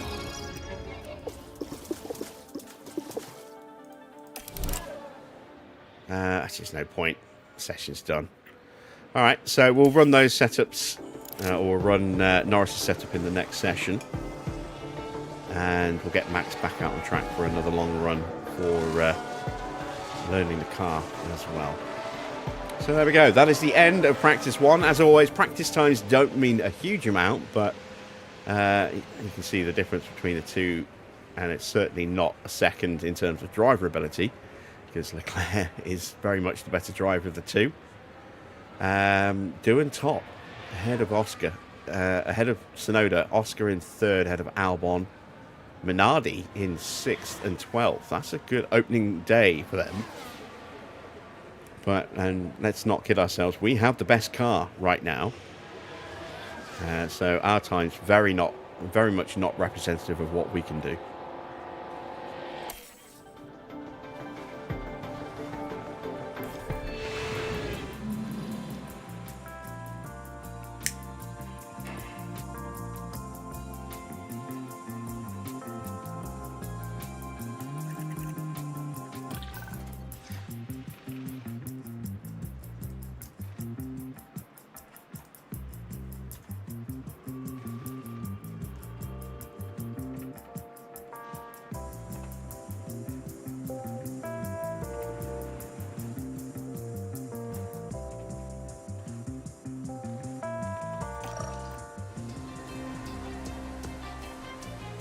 Alright, into practice 2. PR says, I wish you could show you the scheme I made for his team. You can. You can just take a screenshot of it, or a picture of it, and you can post it on my community tab. At least I believe you can post it on my community tab. I know you can post comments. I'm not sure if you can post links. Or direct images. You might just have to host it somewhere and post a link. Right, so into the next session. We are going to run for another 35 laps again. So once again, we're going to be very heavy on fuel. We're going to be running at the lowest settings. We're going to ignore curbs. So again, pace will not be representative in this session. We're not going to see just how good our car is, really, until we hit the track for qualification.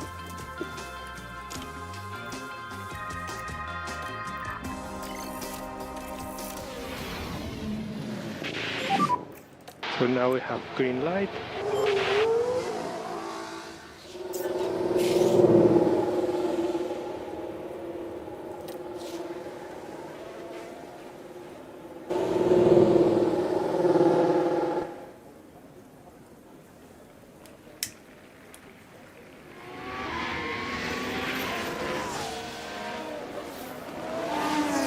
Minardi's out early.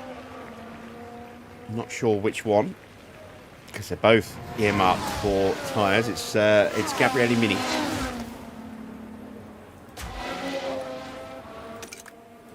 Yes, I did see you double posted. Try to reduce the hit on the curb. Yep. And let's speed them up. Oh, there are a couple of other helmets I can show you now, because now that the main drivers are in the car. So Antonelli has a Ferrari-themed variant of his own helmet. Again, from Little Onion's individual driver pack for Kimi Antonelli. So again, it's just essentially his helmet but with Ferrari branding on it. Bit Defender Unicredit, there's a Ferrari badge on the front. I can't remember what's on the back, might be a Bell logo. Let's see when he turns his head here. Oh no, it's the DXC, or whatever it is that they have as their sponsor.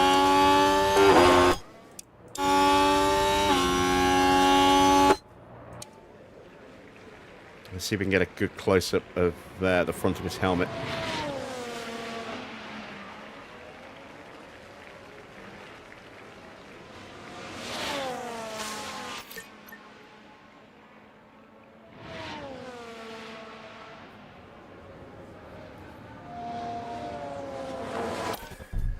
Nope.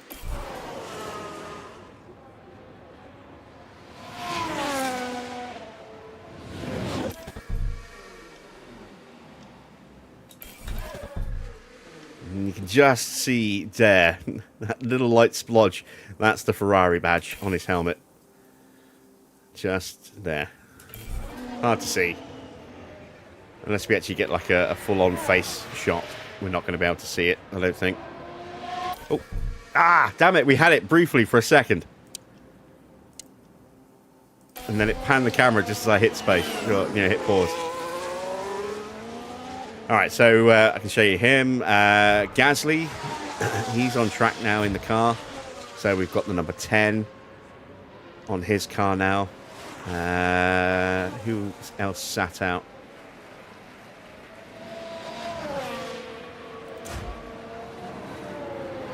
Drugovic running the second helmet. You've already seen that.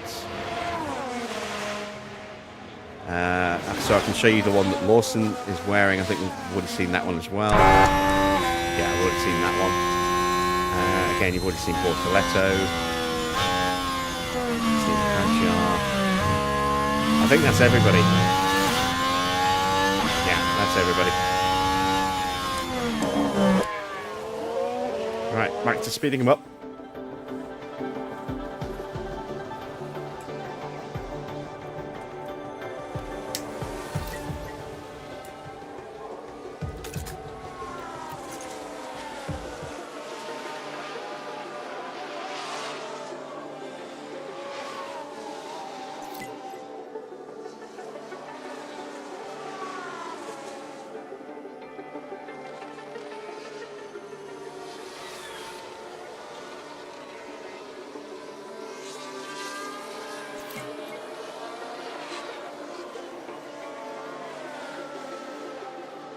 Yeah, I really like the HiTech Livery. It is a really, really well done livery by Little Onion.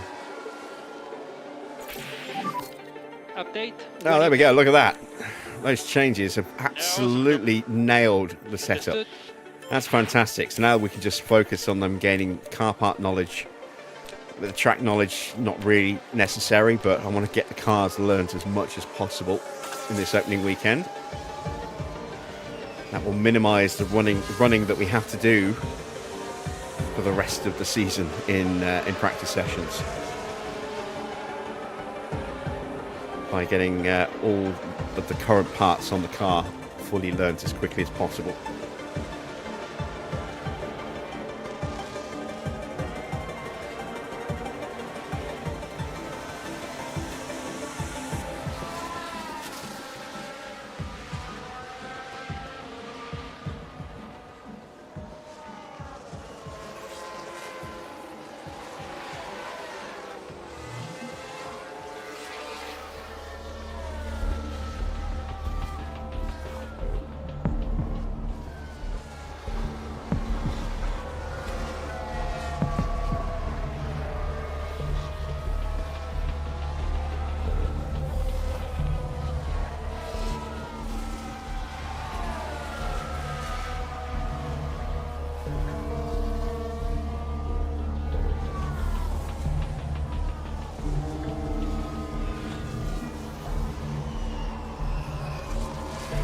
medium tyre. You can see our pace is a little bit closer to the rest of the field this time around. But again, still running very high fuel loads. What we're not doing, though, is avoiding curves, which we should be. Oh, no, we are. We are avoiding curves. Good. That, again, just helps protect the wear rate on the car a little bit better. Well, more specifically, the powertrain.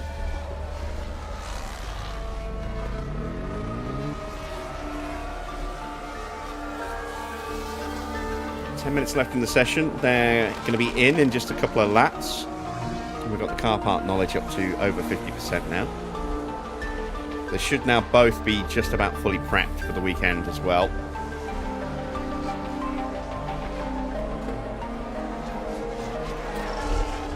Yeah, there we go, 100% prep. So we will send them out on mediums again in the next session. Just so that we can continue to knock that further forward. I'd like to get it to around 70-ish%, maybe higher. If I get to 80, I'll be happy with 80. We're not going to get up to 90 or higher than that because we haven't been running every lap of every session. But we'll still get it a good way forward.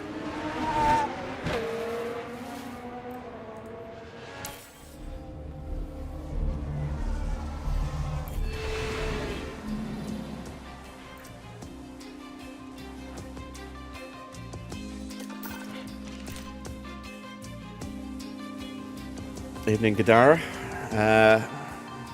Is what a mod.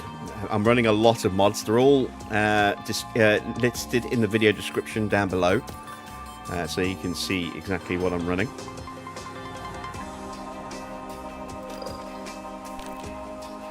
And we might have weather in this session, potentially.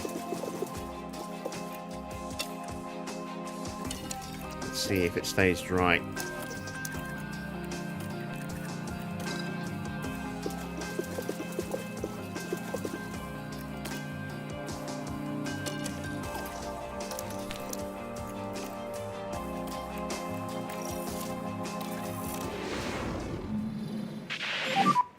Green light. Let's have a little look-see, shall we? Oh, no, it is going to get wet. Wet enough to need inters. So we'll just go out on these tyres until it gets a bit too wet, and then we'll just call them in, and that'll be it.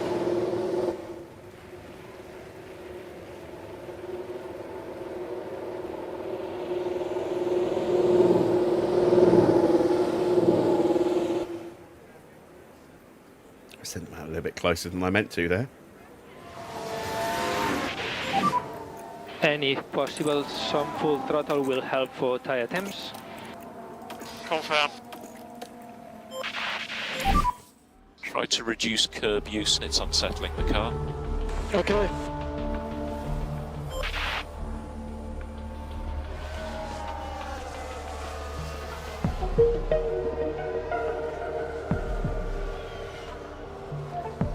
Evening, Daniel. A little mistake for Gabriele Mini there through turn 1.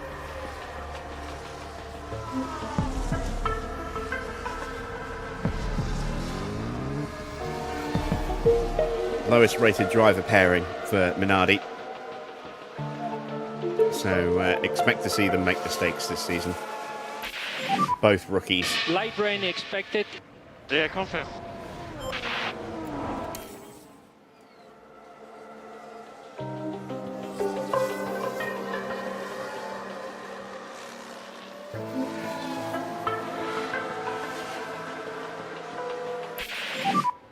Just slide the spots So in wet the weather lane. begins. Confirm.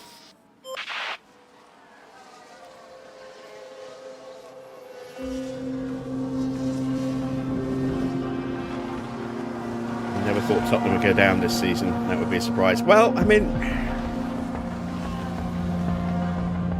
it's pretty rare for a big team to actually get relegated these days.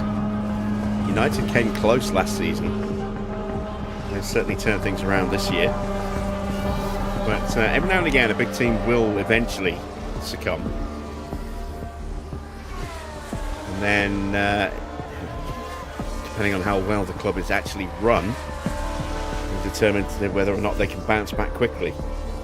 But once you go down, it becomes very hard to come back up and stay back up.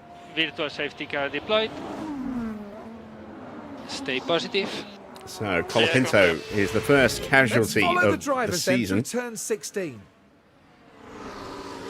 Oh, and a fairly substantial crash. That's there. a very Now, unusual their crash. We confidence don't will have see that taken a one very hit often with that. around this circuit. But that was enough to take him out of the session. So the first damaged car of 2031 is a Williams.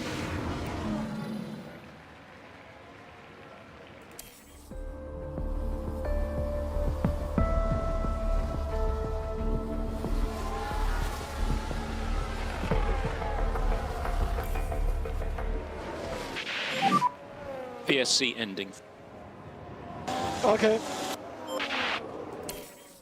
Right, it's almost wet enough for inters, not quite. Now we're into inter territory.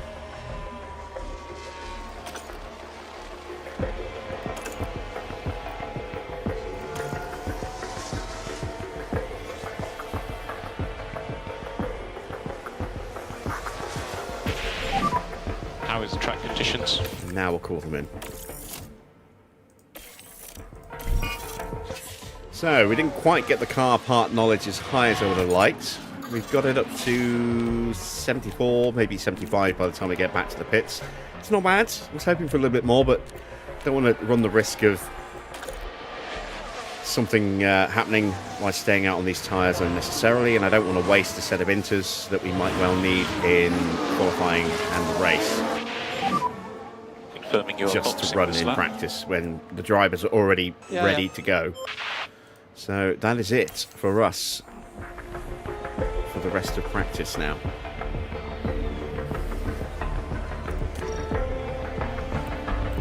Put some inters on the car just so I can do the confirm. There we go.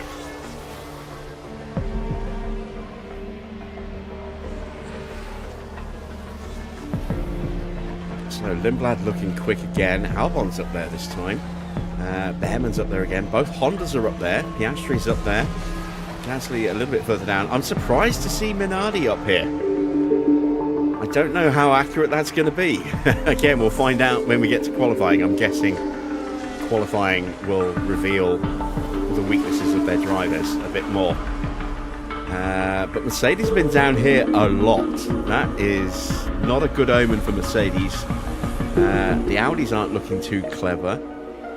Hadjar's not been off to the best start for McLaren. And Lawson's not been off to, well, neither TGR's looking amazingly good at the moment. So, based off of practice, we can see the teams that we can expect to be at the upper end of the grid. That's HiTech, Honda, Ford, maybe Williams, maybe Russell. Don't know about Hadjar. We should definitely be up there as well. Qualifying is going to be an interesting one. We'll actually get to see the genuine pace of each team for the first time. So, there we go. That is the end of practice. When we come back, qualifying.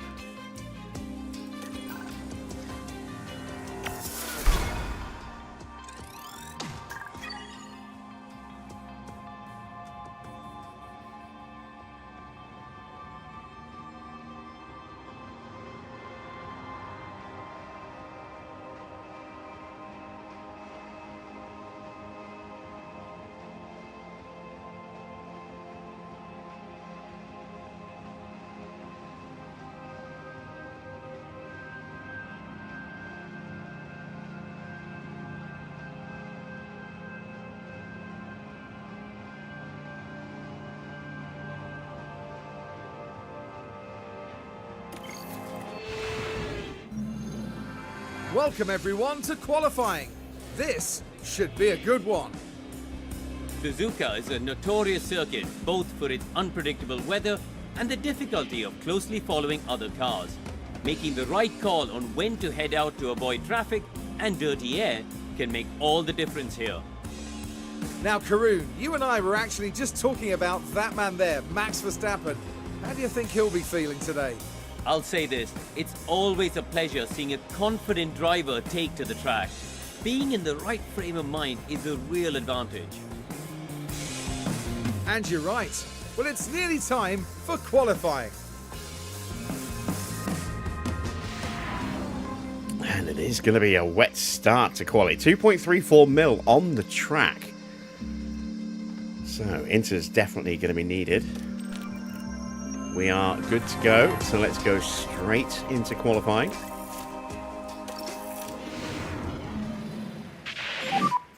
Four Take a seconds. look 3, at the 2, weather forecast. It's going to green gradually get lighter on track.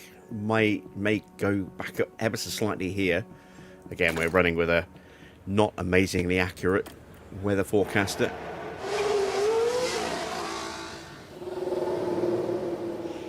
It's time to see some genuine pace from our drivers.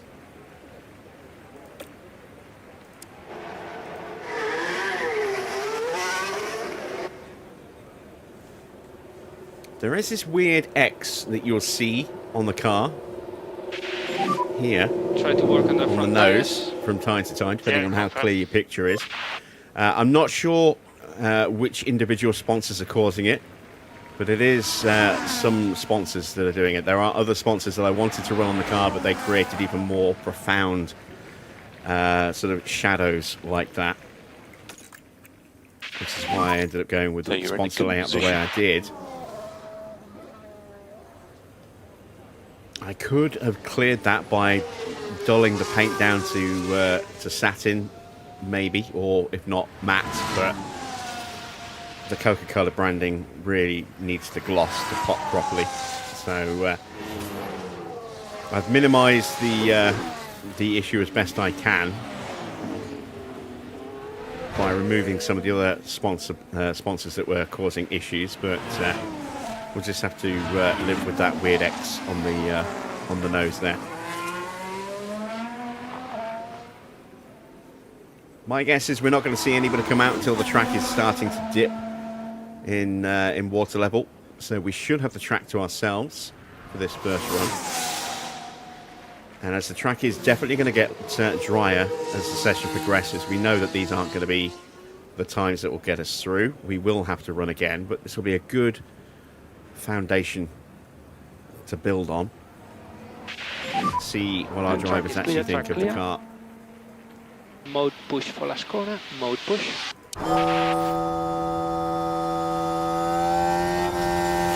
Track position's not great. Track position is Gap is perfect. good.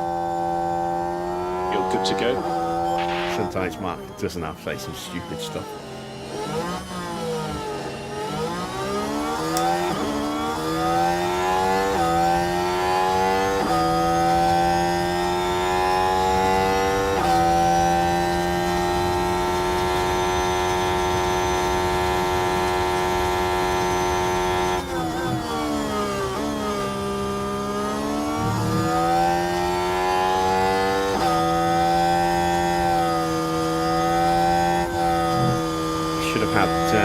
That up to see what kind of speed we hit going into turn one. Never mind, we'll check it for when we get to 130R.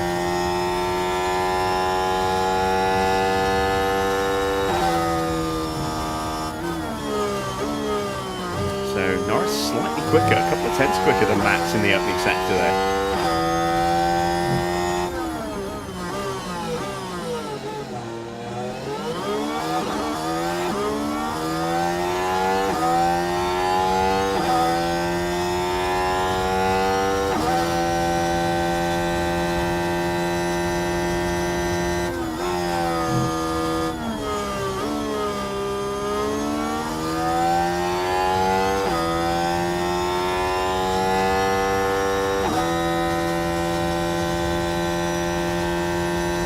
In the middle sector as well. So first blood's going to go to Lando.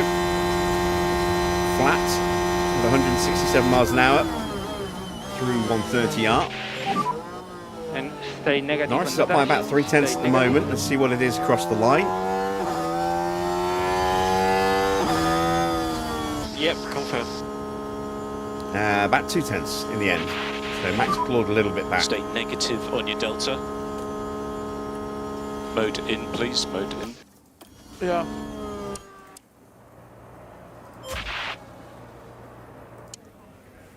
And out comes Toyota. Felipe Drugovich behind the wheel. Track is starting to dry up, look. 2.31 for us. It'll be a lot less than that when Felipe starts his lap.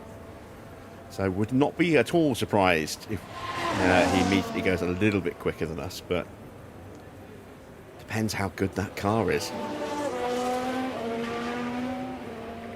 A little bit less water can make a huge amount of difference in lap time.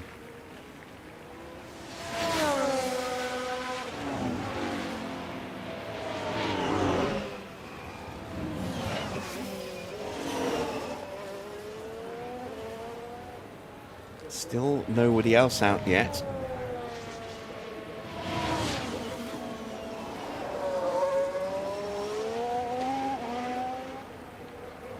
And there we go. Arvid takes to the track. He is definitely one we want to watch because he's a very talented driver and that car is looking potentially very quick this season. We've got Gasly coming out on his debut for Ford as well.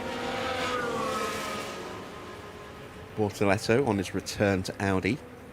And one of the Hondas is out. Yuki Tsunoda is out just behind Gasly. That's another car we want to keep an eye on. The Honda has looked very, very good here so far. I'm in. Box there is very slippery. Right, both Mercedes drivers coming out at the same time, and they might get in the way of Drugovich here.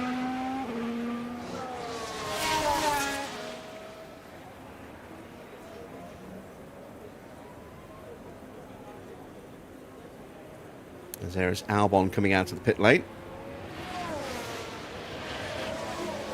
Oh, look how much lower the track is. It's 0.4 mil less than when we were out there. And it's still falling. Piastri's out on track. Now Leclerc is coming out. So we will definitely keep an eye on Piastri and Leclerc because their times are going to be very quick. In fact, let's go for another run ourselves.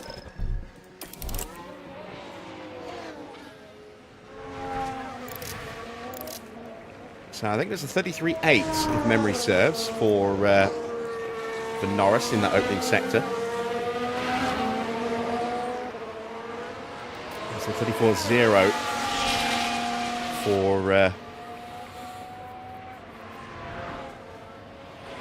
Verstappen.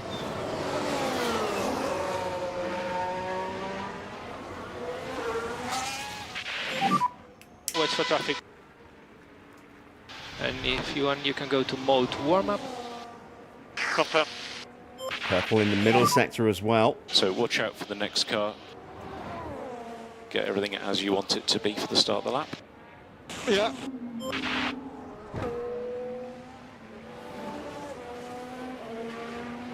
So how much slower are we?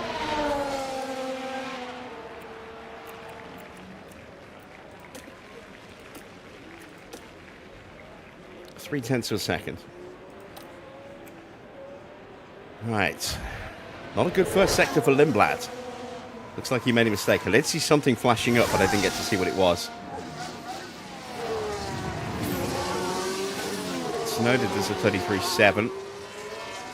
Russell has gone very quick with a 33.4.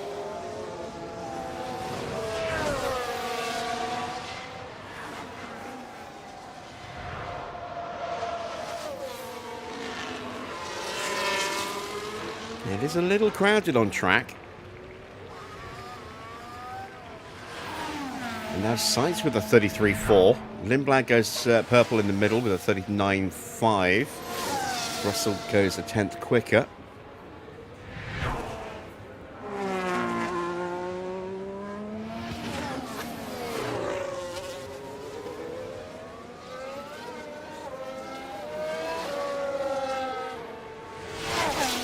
I really wish we had the West livery available, but it just isn't there, unfortunately. Track is So Russell clear. goes top with a Track is 134.0. clear. Gasly and Sonoda are Will half be a more push for last second corner. and 8/10 respectively further away. Bortoletto 3.5 tenths away. Hadjar looking very quick. Again, track So is remember, still no drying up. push. It's now 1.6. It was 2.3 when we did ours. It's starting to go back up again. So Hadjar is on track at the absolute sweet point, as is Piastri, as is Charles Leclerc. We'll ride with Hadjar. There's Piastri right behind him. No, that's a Williams right behind him. That is Colapinto. Piastri goes purple in the middle sector. There's Piastri just ahead of Hadjar.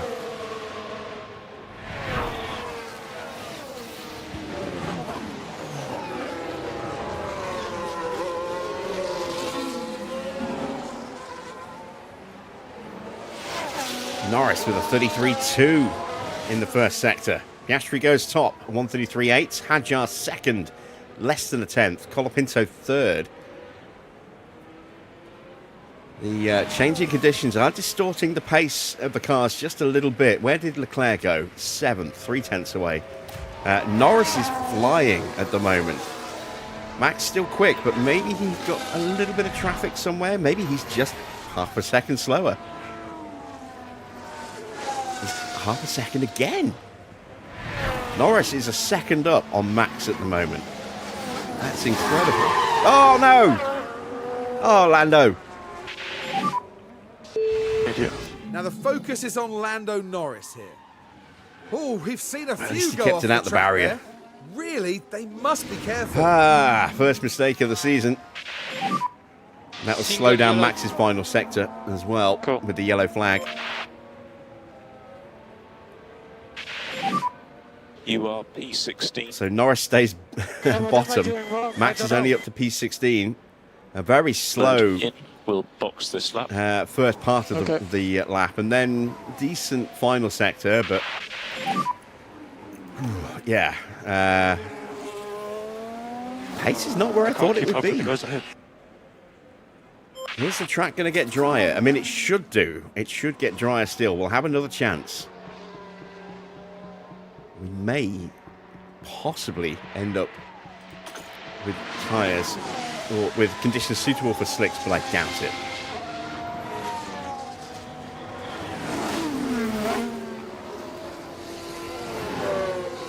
Right, nobody's out there pushing at the moment. Everyone's either in the pits or making their way back.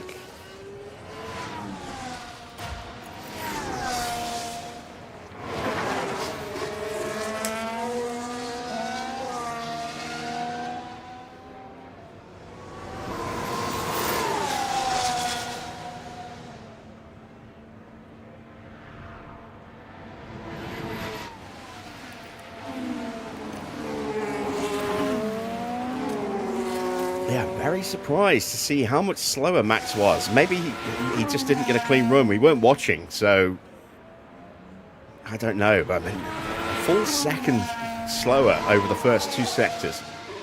And then, of course, you know, having to lift for the yellow in the final sector and Norris's final sector being a disaster. We are very much not where I would like us to be. And that is a little concerning.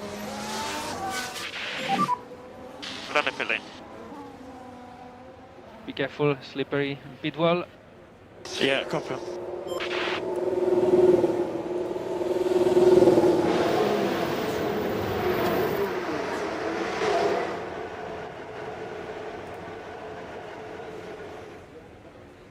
Yeah, Oscar's number is showing a 0 on the database editor at the moment. That's why he's not showing a number on the car. We will fix that at the end of this session. Let's use the same tyres.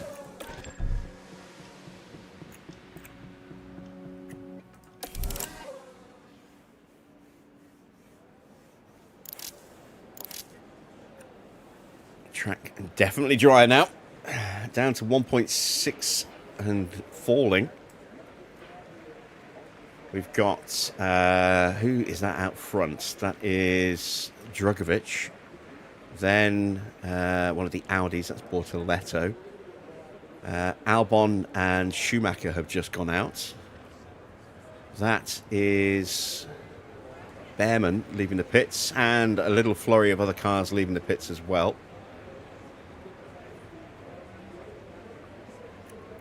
Send Max out ahead of Norris this time. This is the case. There's another lockup. Which Ford is that? That is Gasly.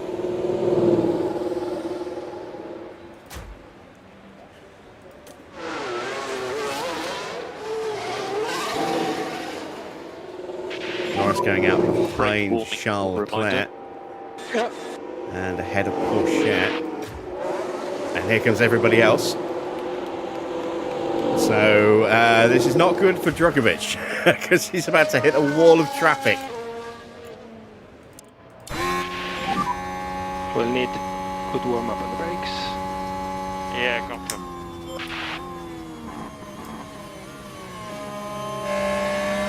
That Ferrari is, I think, Antonelli.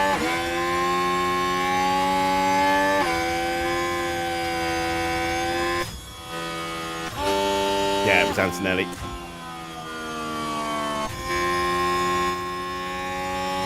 More traffic for Drugovich. That's us. That's got to be Norris. It is Norris. That's yellow markings on the car, so that's Lando. Car 2. Max is all the way down at Spoon right now. So yeah, Drugovich's lap is terrible. Drugovich is out. He did a 36.4 in the first sector and got held in the middle sector as well. So this is going to be an awful lap for him. Bortoletto, a 33.3. In these conditions, it should be quicker, so he's hit some traffic somewhere as well. Good. And you're good to go. Right, Max starts his lap. Nice clear track ahead. Albon's in a 33.1, Schumacher 33.3. Track clear. Start button off for last corner.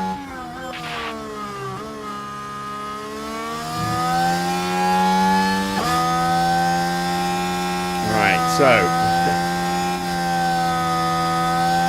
Drugovich is going to get his revenge on a few cars here.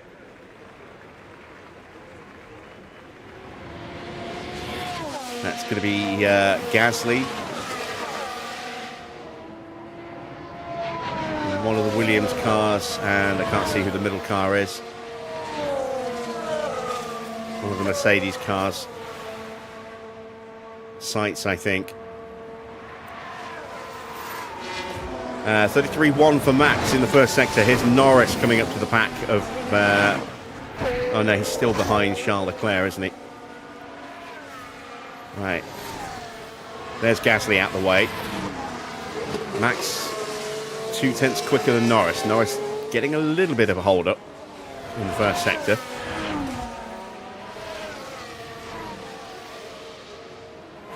Bearman goes top, Albon second, Russell up to third, Minardi in fourth place with Gabriele Mini there. Schumacher's fifth.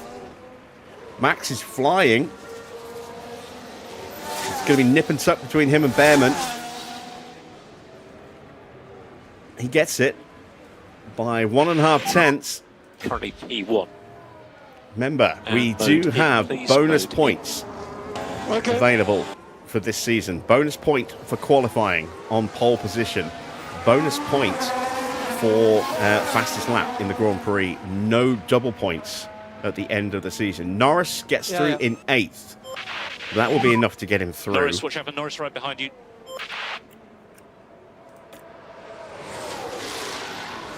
Sonoda is up to 12th. He should be safe. Colapinto is out. Bortoletto is out. Lawson is out. Doohan is out. Fornaroli is out. Drugovich is out. So those are the 6 cars eliminated at the end of Q1. Colapinto, Lawson, Doohan, Bortoletto, Fornaroli, and Felipe Drugovich.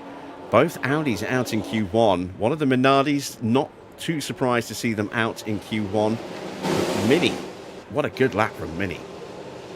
Through in 7th and quicker than Norris, although Norris did have a tiny bit of traffic in the first sector.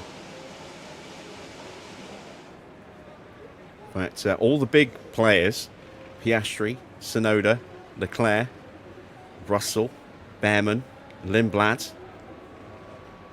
I suppose you could maybe say the Mercedes drivers, Sainz and Porsche, and Antonelli, all the big names are through. Be interesting to see what happens in the next session.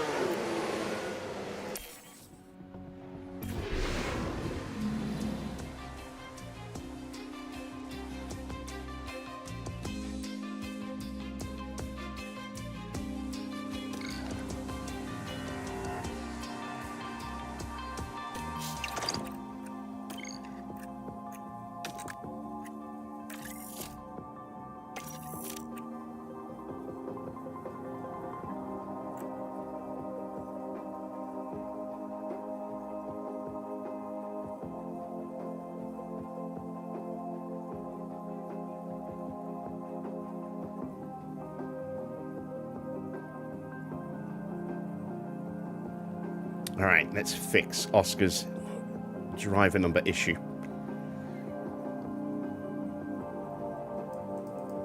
There we go, number 81. Let's save that change.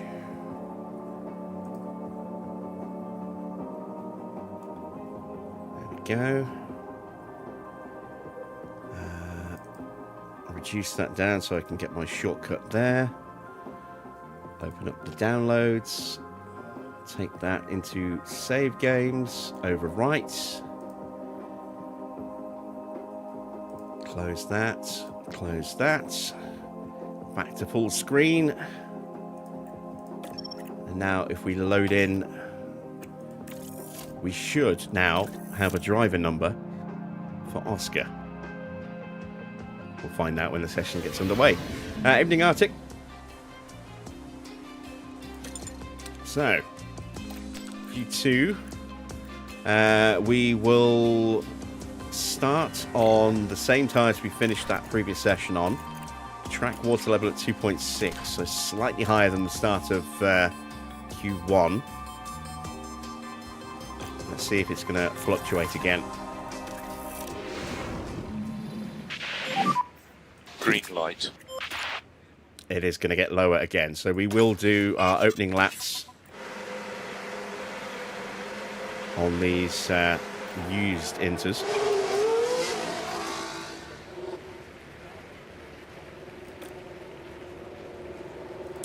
And again, we might have the track to ourselves for the first lap. Radio check. Given that we do have, well, maybe not. I mean, it's going to stay relatively stable, but it will slightly dry up, it would appear. But we'll get a big spike of activity around here, Yeah, I'm ready to check. I would imagine. Copy. We do have some cars coming out early already. Reminder for brake temperature. No sign of Piastri yet. Okay. We want to keep an eye out for him, so we can see if that driver number fix has actually taken.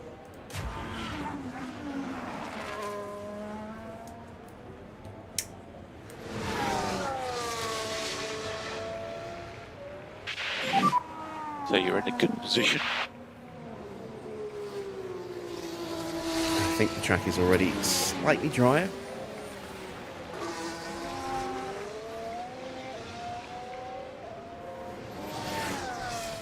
We've got our first yellow flag. Is that Lando? Please don't be Lando. That's Teo. Whew. I just saw Lando was at the second deck and I'm like, oh, no, no, no, no, no.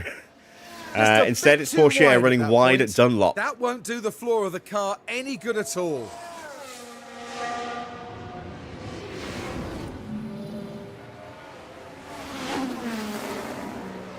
Yeah, second Degner is a prolific crash site in this game. If someone's going to wreck their car, majorly going to be at that point on the circuit. Piastri is coming out. Does he have a number? No, he doesn't. Why? Why hasn't that number fix taken?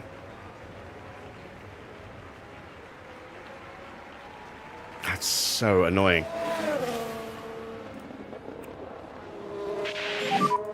We're looking good. Let me reload Okay, the you are good database to go, save good to and go. double check it actually is there. And track is clear, track clear. It's showing a 0 again. Start the lap. That's very, very weird. I don't know why it's done that. I really don't know why it's done that. So I'll try and get that resolved after tonight's stream. So he's just going to race with no number tonight. But we know it's him. Right, Max is about to start his flying lap. He has started his flying lap.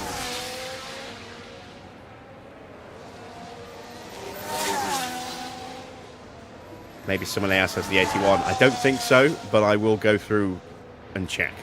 And say that's going to be a long term, or a long time involved fix, going through every single driver to see if someone else has got 81. But he should take priority because he's actually on the grid.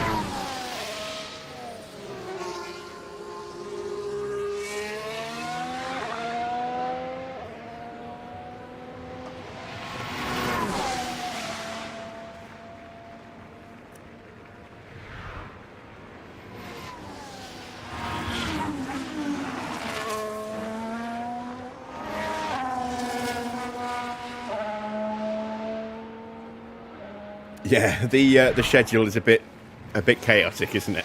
We are bouncing from one side of the world, to the other, many times throughout the year. So Norris is quicker by a couple of tenths so far. Track is staying at about 2.6, hasn't fluctuated yet.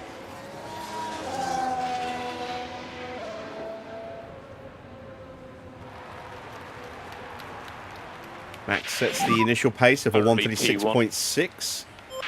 Bearman very quick in the first sector, look. Norris goes 2 tenths quicker. Russell just behind. So Norris is starting the season with a vengeance here.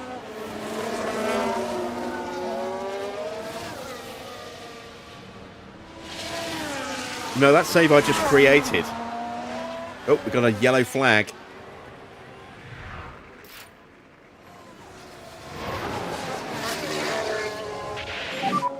Right there. Albon crashing, and that is here at the triangle. Wet out there. Oh, that'll be a costly crash as the car makes contact with the wall. He was on a good lap as well. He was scheduled to go top with that lap until that crash there. Bearman looking very quick here.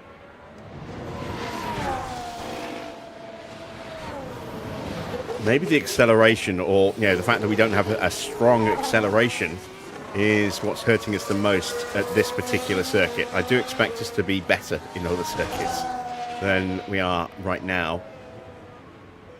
It's not like we're a massive mile away though. 2 tenths away there, 4 tenths for Max, and we were on scrub tyres as well. And no more rain expected. Yeah, confirm. So maybe that will change. 2031 and still Albon crashing in Williams. Yeah, some things never change. Is that actually going to go to dry tyres? I don't think it will. I think it'll stay into.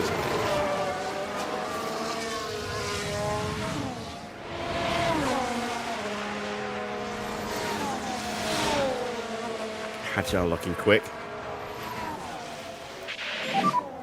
I'm in. Box there is very slippery. Yep. Another good run from Mini, look. He's quicker than Carlos Sainz, although Sainz might have had traffic at that point to be that much slower than Porsche. Slippery track. Oh, that's another lockup. That is Yuki Tsunoda just starting his lap, or is it Leclerc finishing? It's Leclerc finishing his lap. He's done a Norris. By the looks of things, we're at turn 15 now. Well, you can see the lockup. What caused that, I wonder?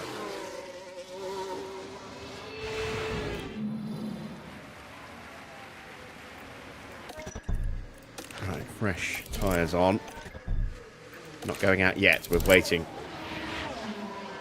Hadjar is up to second place, Norris in third, Russell fourth. So the McLaren's looking good here this weekend so far. Then it's Piastri from Max, then Gasly up into seventh place. just ahead of Teo. Mini in 9th, Sainz 10th. Albon with his crash and Leclerc with his lockup are not representative. Let's see what Mick can do. Not a great looking lap, but his final sector will be better. There's water in the car. Yep, that'll be the water. So Mick is just quicker than Mini. Track is starting to dry up. Antonelli's out there. It's not been a great first sector for him either. Actually slower than Schumacher. He's got Tsunoda rocking up behind him. Is that Lindblad pushing, or is that Bearman making his way back to the pits? I think, no, that's Lindblad pushing. So he's getting a little bit of a tow here at the end of the lap.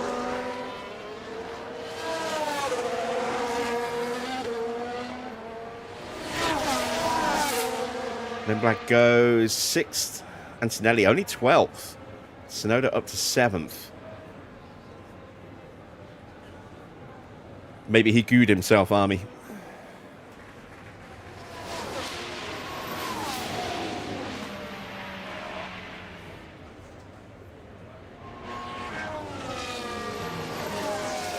So 7 minutes left in the session. Only time for one run now.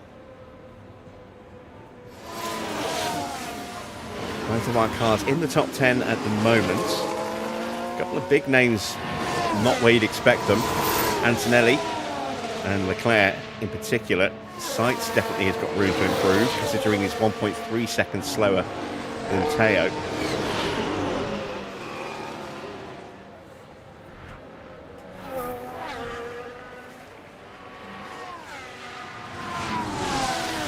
Yeah. One less or one extra O and you'd have been fine.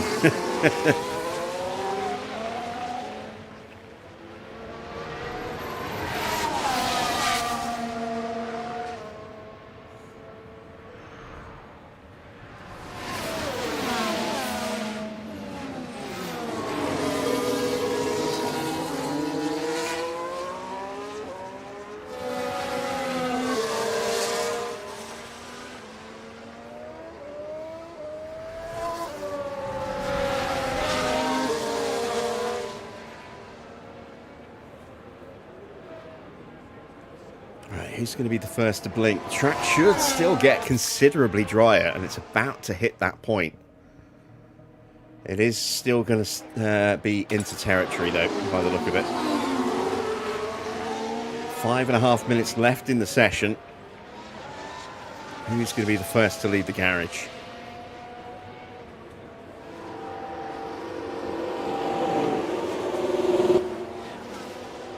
And there's Albon damaged something other than the wing on that car. I think he probably has.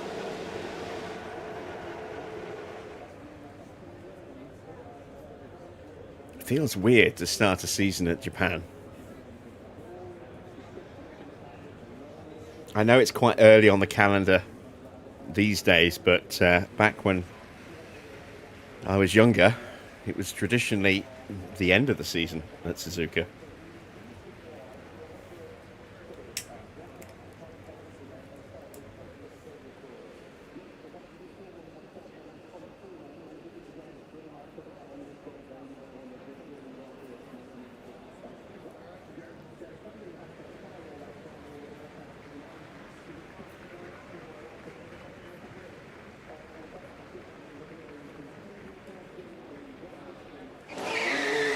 Kimi is the first one out. The track is still improving. I think he's probably gone just a touch early. And what makes it worse is that in about a minute, we're probably likely to get the rest of the garages opening, so he might end up driving into a wall of traffic when he starts his flying lap.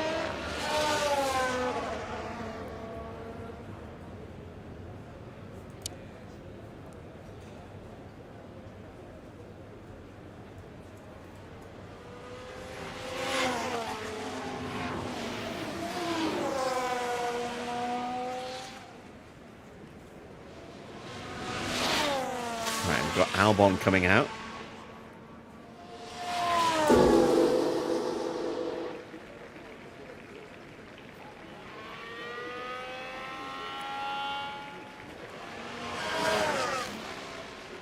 he's still got minor front wing damage. So they haven't changed his wing. Interesting. All right, and there we go. The garage is emptying. Everybody making their way out.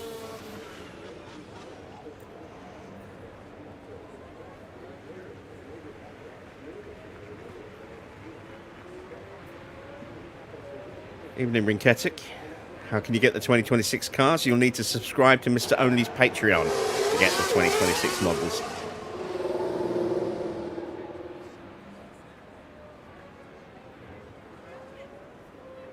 A 1 month subscription, or just a subscription, is £9.60 a month, I think.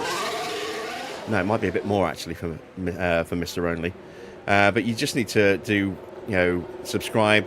You can then download everything, and then you can cancel. So you're just paying for that 1 month if money is tight.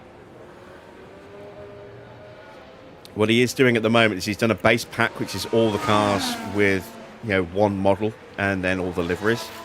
But he is starting to release updated versions of the cars at the moment as well, to match their real-life counterparts in terms of their design, and tweaking delivery slightly where they need to. So he's done a couple of those at the moment. Watch for traffic with Verstappen.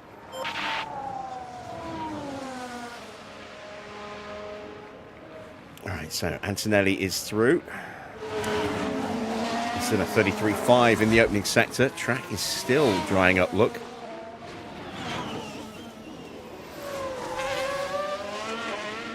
Yeah, Frontier gave up on this game a long, long time ago. And still the track is drying up.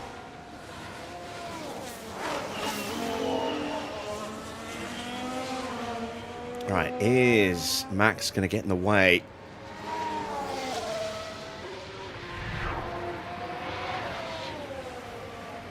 He should pull over and let Antonelli through. Track is clear. Track is clear. And he does, just There will at be the last minute. mode push for A last little call. late. Mode push. Oh, it's Norris, sorry. It's Norris is there.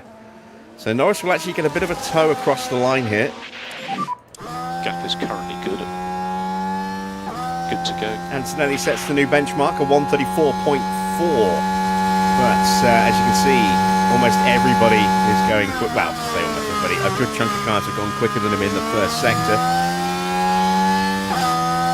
We're going to switch our attention to Max because he still has to find his way past Antonelli. Everybody else in front of Norris is on a push lap as well, so he's not going to catch anybody.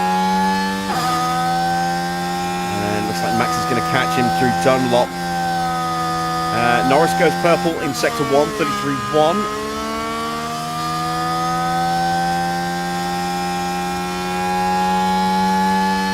Down to 1.4 now. Alright, into the second Degner. Max at 33.2, still very quick. Antonelli now out of the way, no hold up for Max, that's good. So let's go back to Norris.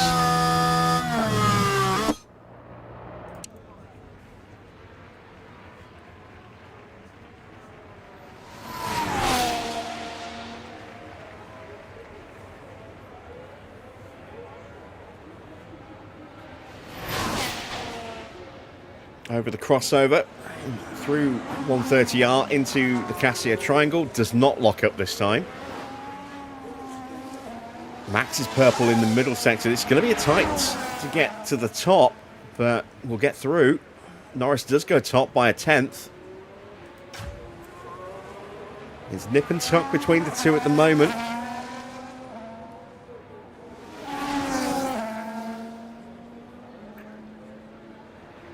And Max takes it by just 0.04 of a second.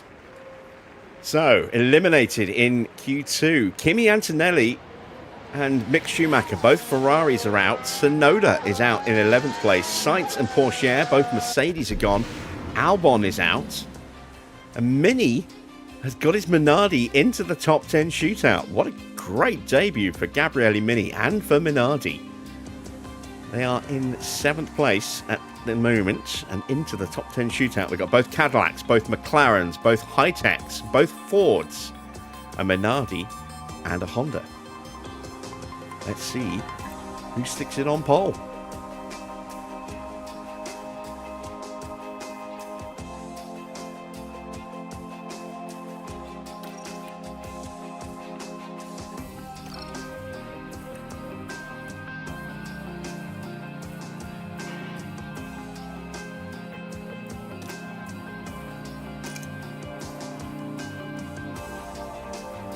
It is going to start bone dry and with soft tyres. So let's see if the weather holds, or are we now down for dry quali for the rest of this session? I'm going to pause because time could be an issue. It is going to rain. Very, very briefly. Then it'll be dry again. We need to be out right now.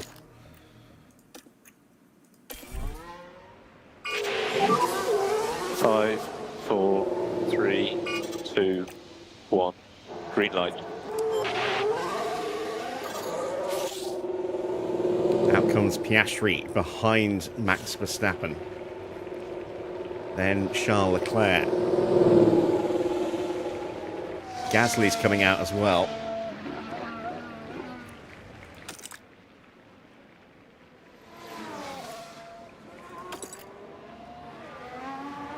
Now Russell.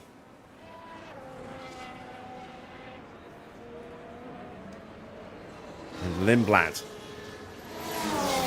Minardi out onto the track with Gabriele Mini.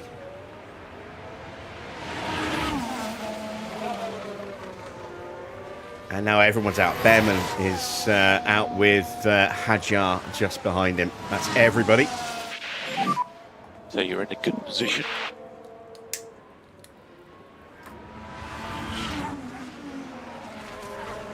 Might start to get some water on the track for the last couple of cars for Bearman and for Hadjar when they're on their lap.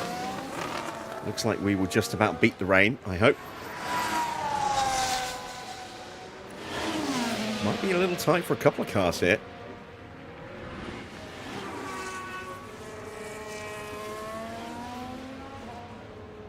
It's not going to get very wet, but it will hurt the soft tyres slightly.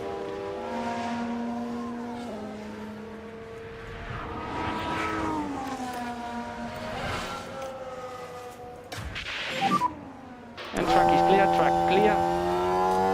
Right, so will be Lando transfer about to for us. start his flying lap. Let's see how quick he is into turn Track one. should be clear.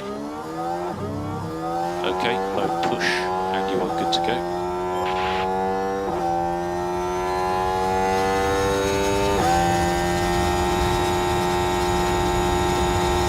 92 miles an hour, 310 kilometers an hour. I want to see what Piastri does in the Ford.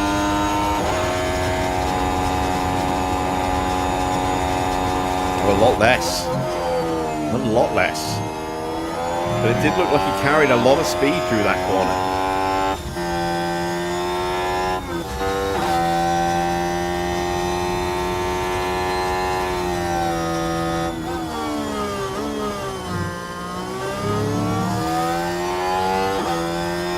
Up by a tenth. Piastri also just a little bit quicker than Norris. Leclerc is just a little bit slower. Gasly also in a 31.5. This could be a very tight lap indeed. It is advantage champion Verstappen at the moment.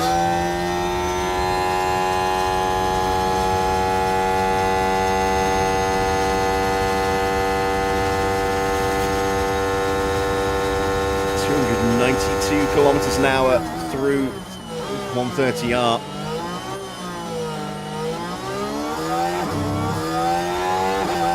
Max quicker than Norris again. Norris crosses the line, so 129.3. Max So the body of P1. 128.9, nearly 4 tenths quicker. Piastri splits the difference between our cars. Leclerc pops up just 9 thousandths ahead of Norris. Currently P1. Ollie Bearman's just gone purple in the first sector. And the rain is starting to fall. I did say it might catch the last two cars. It's even going to catch the two in front as well. That is Lindblad and Gabriele Mini. Lindblad goes P4. Mini goes P8. He's over a second off the pace. This is where I think it's going to come undone for Mini. Bearman goes to P2. And Hadjar goes to P9. Yeah, rain can be a bit of an equaliser. And I think we're going to see... Oh, Mini, what have you done? I think he's damaged his underfloor. Right, let's have a look as we go into turn 4. And that's... Oh, yeah, no, that that's little not trip quite over what the they would have curb has wanted. broken the But all being underfloor on well that and car. fingers crossed, Or damaged no it. lasting damage to the car. And that means he will be compromised on his second run. Not that he's likely to improve, you know, in terms of position, I don't think. But that is one underfloor that is now going to have to be replaced for the start of the Grand Prix. Shouldn't be a penalty. Should be a like-for-like swap, no penalty needed, but there's a part gone already for Minardi. So Max leads the first runs by just 77 thousandths of a second against Ollie Bearman. Very, very tight. Very tight indeed. Norris down in 8th place. Remember, there's a bonus point for qualifying. A bonus point for the fastest lap. And our targets for this Grand Prix are to get a 1-2. Max first, Norris second. I'm in. So limiter should be on now. So stopping on the marks.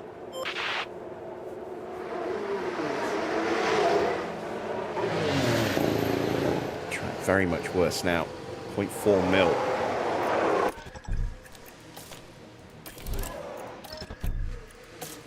We've got plenty of softs. We're going to use 2 sets.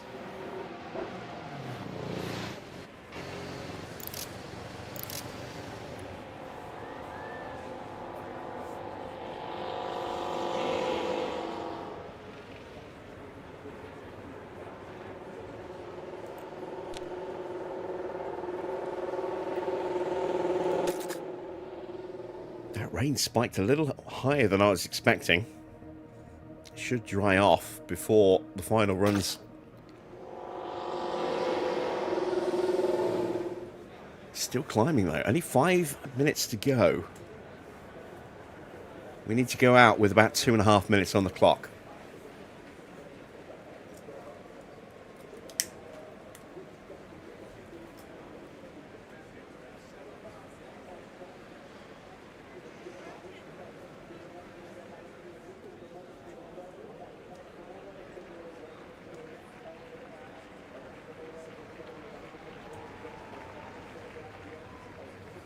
And still the water level is increasing.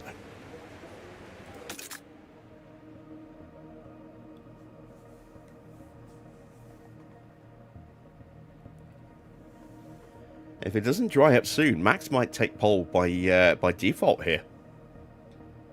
It's still going up, look, 0.6 mil.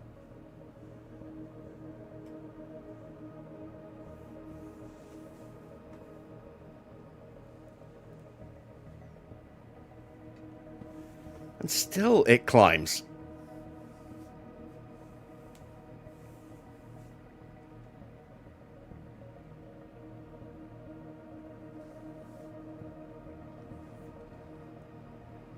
Now we've got heavy rain forecast for the race.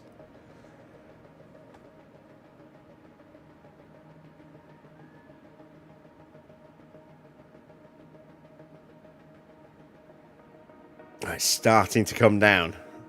Slowly, very slowly. We need to be the last car on track with Norris to have any chance of improving his fortunes. Bearman's gone out already.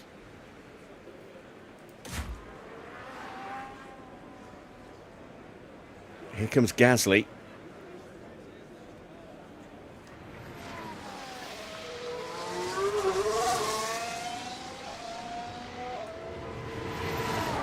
Russell.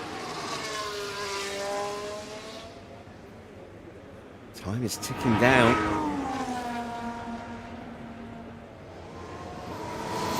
We are going to get a little flurry of activity any moment now.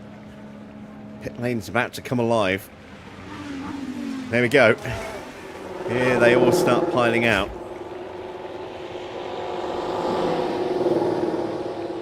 Where's the rest of them? Oh, it's a game of chicken now to see who's going to be bravest and leave it the longest before they exit the pits.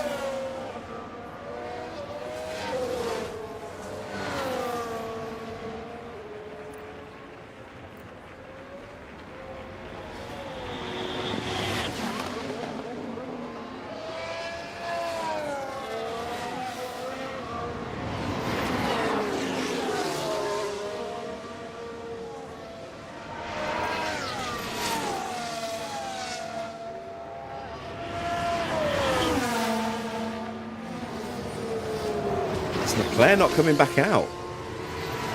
Is Oscar not coming back out? That's about as long as I dare leave it.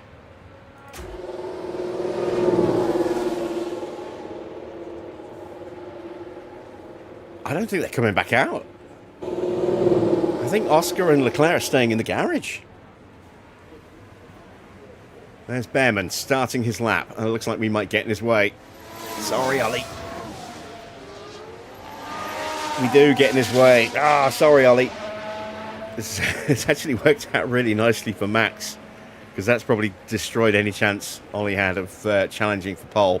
Track is still not in great condition at the moment either, so he probably wouldn't have improved enough, but we have kind of killed any chance he had. Not intentional, but yeah, 34.7, that's just not good enough.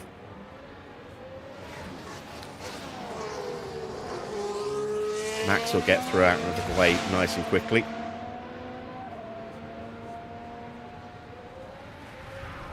Oh, is Bearman lifted? Is he boarded? No, here he comes. It just took longer to get round than I was expecting.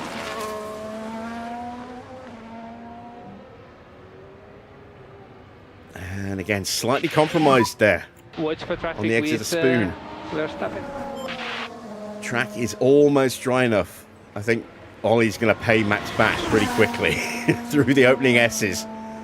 Hopefully Norris will get a clear run, because I want to get him further forward. Hadjar has found an improvement in the first sector. Good to go. He's the only one who has. Mini, remember, has got that damaged underfloor. Track is clear, track clear. And the track is almost Charge back to button zero. Off for last corner, charge button off.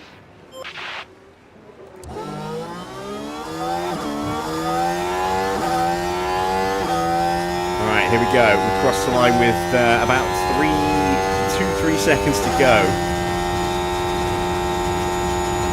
Gasly has not improved. Leclerc didn't come out. Piastri didn't come out. Russell has not improved. Hadjar has not improved in the middle sector. He's coming out of the triangle into final curve now.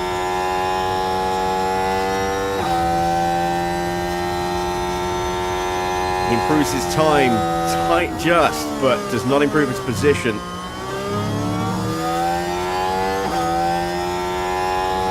Max has not improved in the first sector. That might be down to Bearman, who is in the middle of 220R at the moment.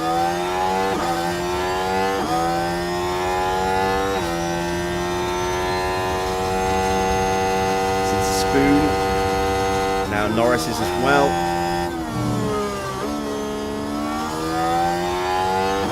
There is Bearman, he pulls out of the way. Norris improves in the middle sector. Can he challenge for pole? I don't think he can. Can he even get on the front row here? I don't think he can there either. Maybe third or fourth. Let's see what the final sector's like. It's third. 900ths of a second behind Max.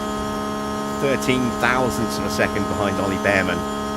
Piastri will start alongside him in P4. Russell will be 5th. Lindblad 6th. Gasly 7th. Leclerc 8th. 9th for Hadjar. 10th for Mini. And yeah, no second run for Oscar or Charles Leclerc. So first point of the season goes to Max Verstappen for qualifying on pole position.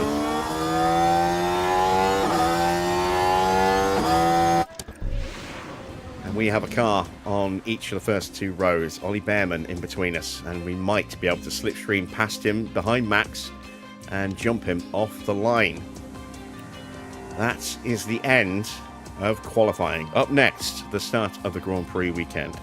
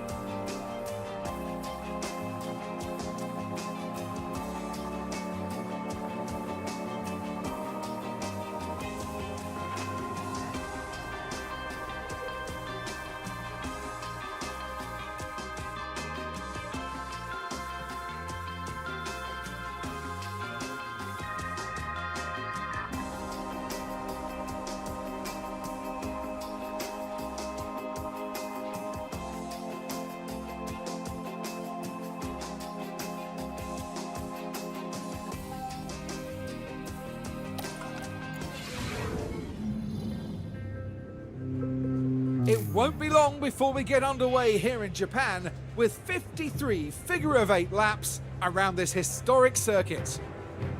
Anything can happen at Suzuka, as Kimi Raikkonen proved in 2005. The Finn battled all the way from 17th to win. Will we see a similar show of will and talent today, I wonder? Drivers will battle it out this weekend on the snaking turns of Suzuka, the only figure-of-8 track in Formula One. High-speed downforce will be the name of the game here, if teams want to secure a place on that podium. The teams are making their final preparations down in the pit lane, ahead of today's race.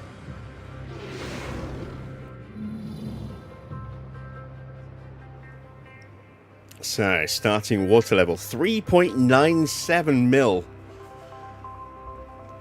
That is more wet territory than inter territory. It's not quite full wet conditions, but it's almost there. So, let's see. Are there any changes to the grid? I doubt there will be. Nope, no penalties. No pit lane starts. Didn't expect there to be. So, let's take a look at the predicted forecast. Max thinks it's going to go wets through to lap 26 and then inters. Norris thinks it's going to change at lap 17. And they both think lap 35 to go back to full wets. Let's take a look at the track graph. Ooh, big spike. Big spike indeed. Assuming that that is just about 4 mil, then this will be inters and then back to full wets and then finishing on inters. So I think we can pretty much kind of ignore everything and just play it by ear, I think. I think that's going to be the best thing to do, is just play it by ear. We are going to... I don't know how good our fuel is going to be. I think we'll stay as we are. We won't put any extra in. It'll be easy to earn fuel back if we just stop pushing in these conditions. We need a good start off the line.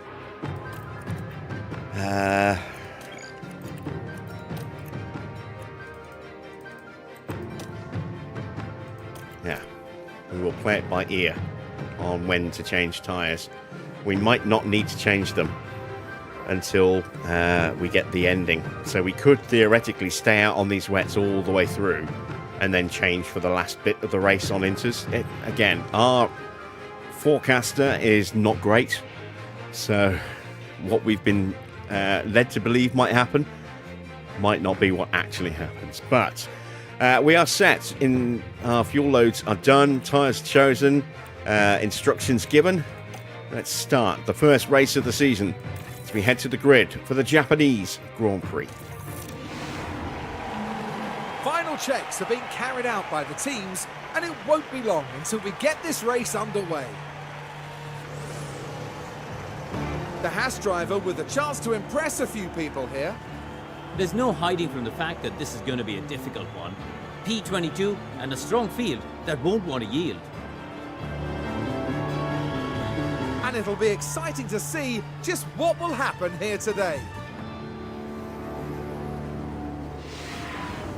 Get ready, it's the Japanese Grand Prix. It's lights out and away we go. All right, it's a rocket ship start from Max. Norris has got a really good launch as well. And we are into first and second. No management required.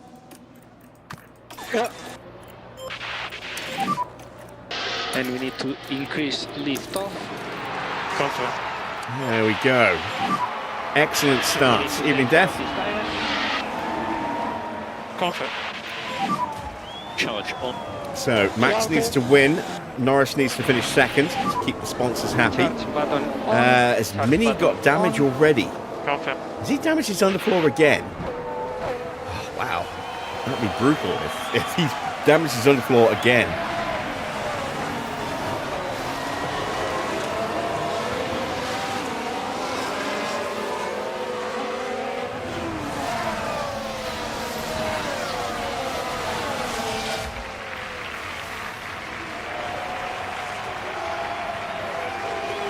Watching the start back to see if he actually started with that.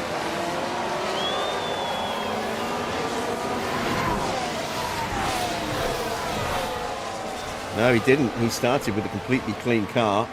Immediately got overtaken by Snowder off the line.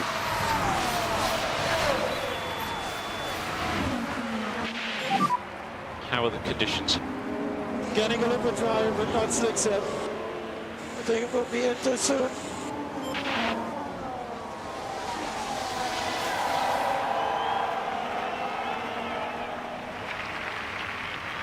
I'm just looking to see if I can figure out where he did it. Looks like he did it going into Dunlop. Or, approaching Dunlop. So the end of the Center S is going into Dunlop is where it happened. Evening, Gina.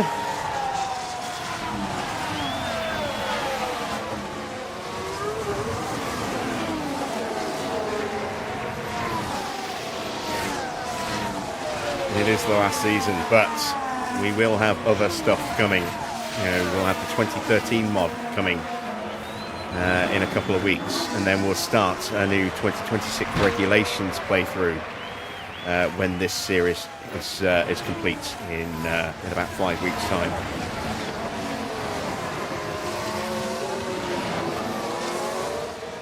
Actually, it might be a bit longer until this one's finished. Depends on where we decide to squeeze in the 2013 races.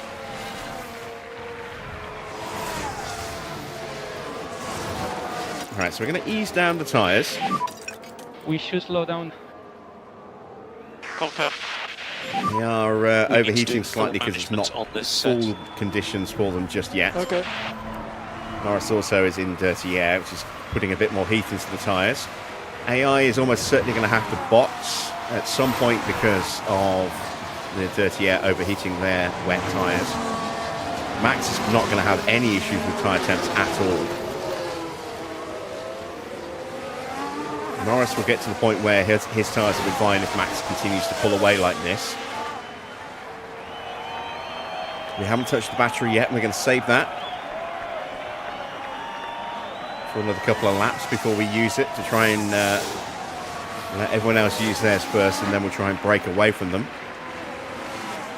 So race order on lap 3, it's Verstappen from Norris, Bearman in 3rd, Russell 4th, Piastri 5th, Lindblad 6th, Leclerc in 7th, then Gasly from Hadjar Sonoda, Mini in the Minardi in 11th, ahead of the two Ferraris of Antonelli and Schumacher. Sainz and Porsche, the two Mercedes drivers, are next. Then the two Williams drivers of Albon and Colapinto. Lawson in the TGR, 18th, ahead of the two Audis of Portoletto and Doohan. Then it's Fornaroli in the second Minardi and Drugovic in the second TGR. Now the track is getting wetter. We are getting to the point where it will become full wet conditions. Everybody on the wet tyres. Nobody gambling on starting on inters. It would have been a very short-lived advantage if they had. And around a track like this, with conditions like this, track position is everything.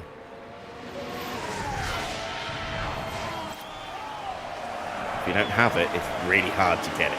You can get just stuck behind another car for a really long time around here in these conditions with realistic racing turned on.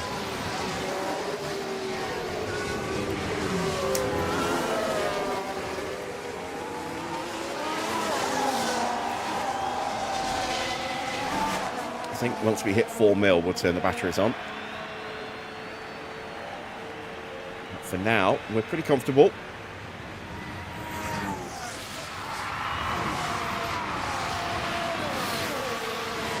No one else in the 143s at the moment. Bearman about 4.5 tenths slower than Norris on that last lap. Might try and close the gap this lap. A mistake for Kimi, running wide in turn 1. That should let Mick through. Oh, and they need to be watching those track maybe limits. Not. And you really Got back on can't track do pretty that quickly. too often with these cars. So he's going to go very deep into the runoff there. And he just went over the curb. So, yeah, that is not a great start in some respects for Gabriele Mini. I mean, amazing job to get into the top 10 shootout. We've got a yellow flag as Russell has binned it at the second Degner. BSC. And that Stairs is close actually as a you little can to frustrating zero on because the it now delta. means that everyone gets a chance to refill their battery.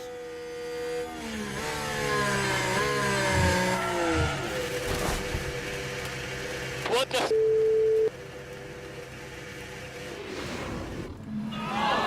Just turned into me, gave me nowhere to go.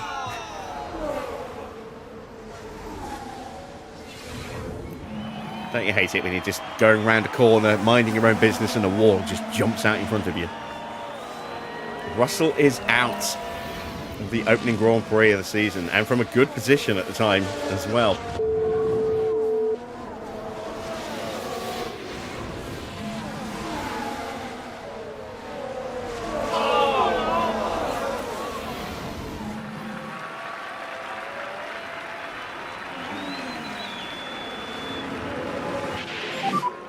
It's a big one. Is everyone okay? Russell is okay. Debris on the track. Charge on. Yeah.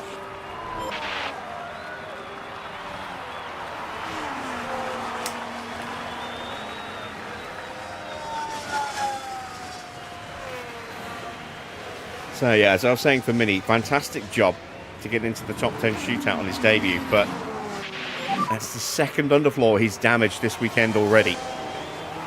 Yep. So Minardi already down to Energies no are spare good. underfloors. Yeah. And if they had new underfloor, they might not have any spares left at all. Gap to him 2.0. They might have had to emergency manufacture to put a new one on, or take one off of Fornaroli to put it back on Mini. Gap to him 1.4.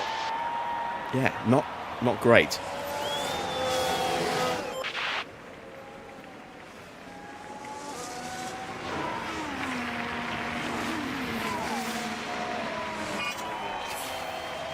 All right, into full wet conditions. And that has promoted quite a few cars up, with Russell dropping out. So Lindblad now P5, Leclerc now P6, then Gasly, Hadjar, Tsunoda, Mini up into 10th. Antonelli back in, is now into the points. Remember, it's a new point system for this season. Points down to 11th place. It's a point, then 2, 3, 4, 5, 6, 7, 8, then 10, 13 and 17. With a bonus point for pole position and a bonus point for the fastest lap.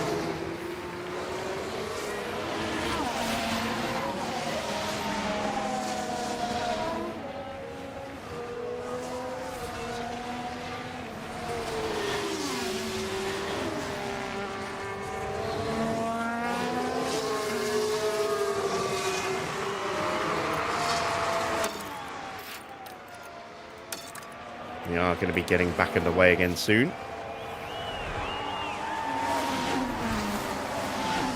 Did I just blow your mind, Gino, with Minardi back in Formula One?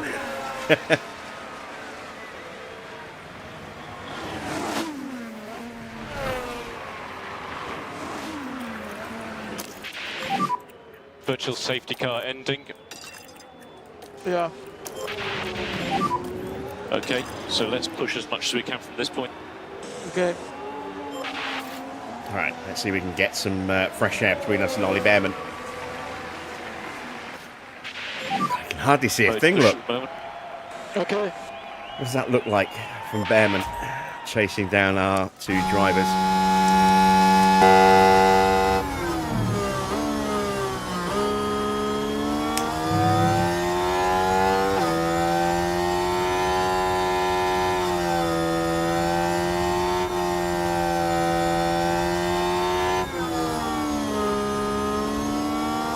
See what it looks like for Antonelli chasing down Mini. Two young Italians going head to head. Two Italian teams going head to head.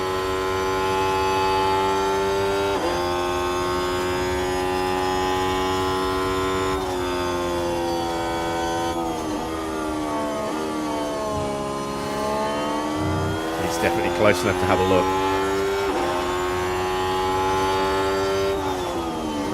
Is he going to? And if he is, where?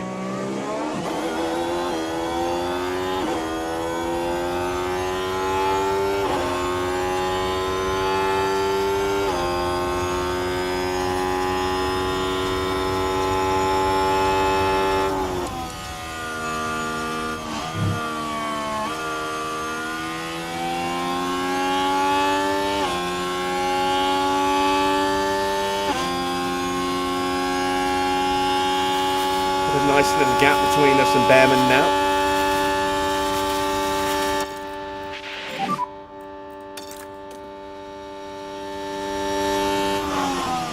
Okay.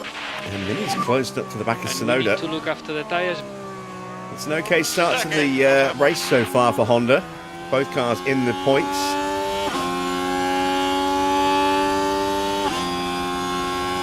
Sonoda will be hoping for better. He has scored quite a few podiums at this circuit in this playthrough.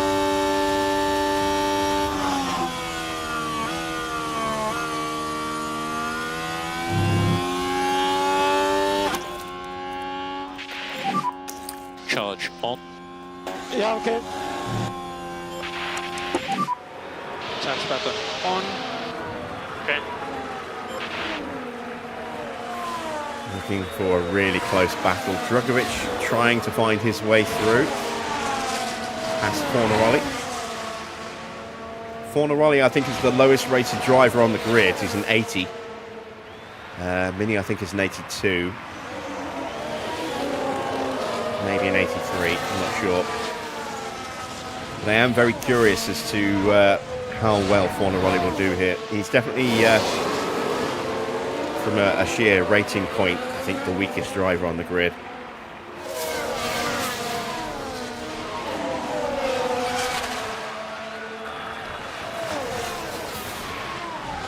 Well, it's a long season, and that car could very much improve.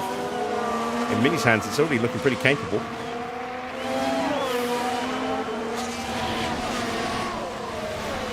We should do a 130R Alonso on wets. He's dropped back to a second behind again. And we'll start to see that the gaps will start to open back up to about a second or more. See, nobody's really on anyone's gearbox. This is the closest fight there is on track at the moment. Oh, lock up. Djokovic locking up there. managed to stay close. In fact, he may even be slightly closer to Ford Let's and take a Rocky. closer look. Now with the Haas. Nothing at this point. Very heavy on the brakes. But really, it was always going to be a tough time out on the track He in came these back kind on of conditions. very close, but he was very close going in, so I don't think he's gained an advantage. He certainly hurts his tyres a bit. Speaking of, Max's tyres out of the window. You're going to have to push them a bit to keep the temperature in them. Let's concentrate on clean laps as fast as you can.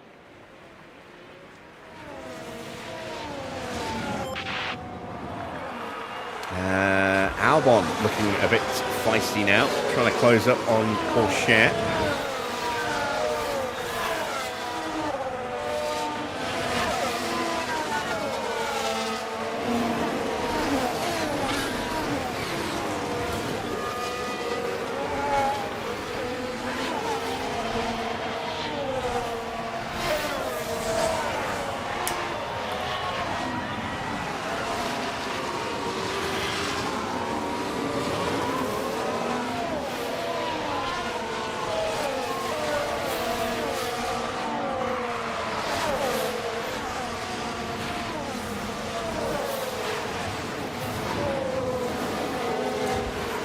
Back in with race leader Max Verstappen. Look how much spare fuel we've got. 1.4 kilos thanks to that VSC. It's going to be very hard to burn that off until later in the race when it starts to dry up a bit. Let's take a quick look at the weather forecast now that we've moved into the Grand Prix a little bit. It is going to go to inters for a brief spell. Maybe about 5-6 laps or so, maybe a touch more.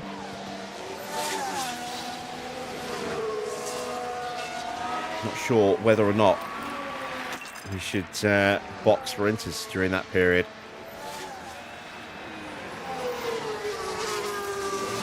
How's the tyre wear looking? These won't go the distance, but theoretically they won't need to. They'll only... Oh, it's going to get wetter again there, look. That wasn't on the original forecast. That big spike again.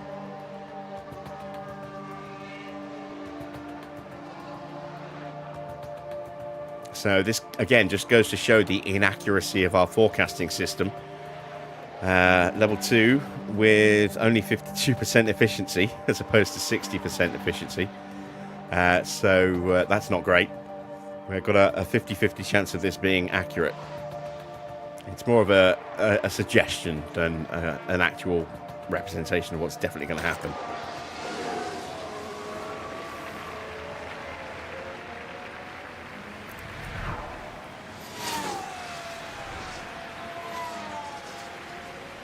But we are comfortable at the front at the moment. Max leads by 2.5 seconds. Bearman about 2.5 seconds further back. There he is. Then it's Oscar Piastri in 4th. Lindblad 5th. Leclerc in the Honda in 6th place at their home track. Gasly, Hadjar, Tsunoda and Mini follow, with Antonelli bringing up the rear at the bottom of the points. Remember, we now have points for 11th place this year. 1 point.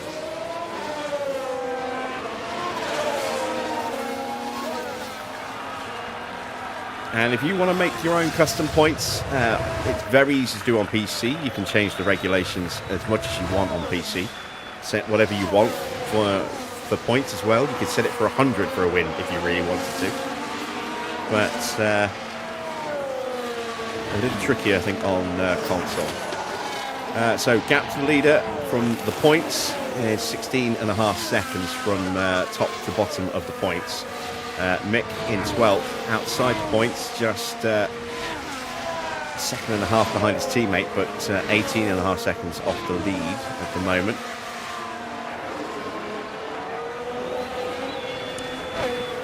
And in terms of lap times, we're pulling out a couple of tenths over Bearman, and Verstappen's pulling about 4 tenths over Norris.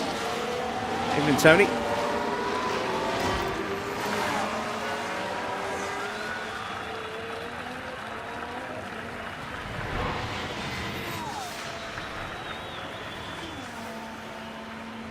Looks like the rain is going to start to ease off soon. It's only going to be a very short spell look on Inters, according to that. So on the basis of that, we won't be boxing for Inters. Unless it gets really low, in which case it might be worth it. P1. Car behind is Norris. But if you remember, I did say track position is vital around this circuit. Increase tire saving. Yeah, confirm. Right, No we're now nearly management 3 required. seconds clear of Ollie Bearman, Okay. who's having a really strong debut, outshining his slightly higher rated teammate at the moment. But again, the gap's just staying pretty static at around 1.5 to 2 seconds between most of the cars. It is very hard to overtake around here in these conditions with realistic racing. How's the new season going? Well, it's the first Grand Prix of the season. We're only 11 laps in. We've had one retirement so far, George Russell crashing at the second Degner. Brought out the VSC for a couple of laps. We've got a few new teams, a lot of driver swaps. Honda have bought out Aston Martin. Minardi bought out Maserati. Antonelli's gone to Ferrari. Sainz has gone to replace him at McLaren. Ollie Bearman's moved to HiTech, who are looking very strong.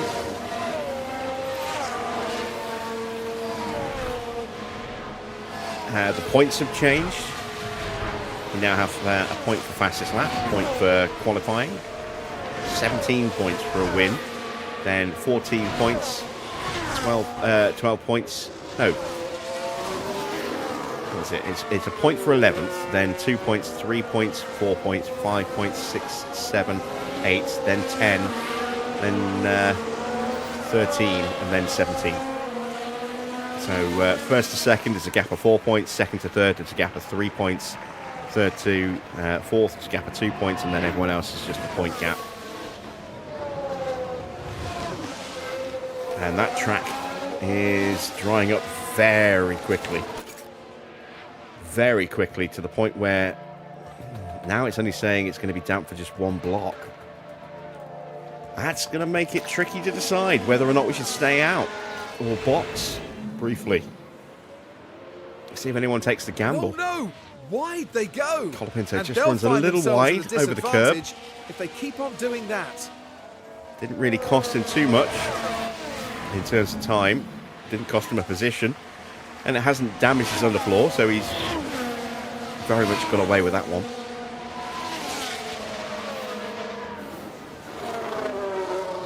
Norris slightly quicker than Max on that last lap.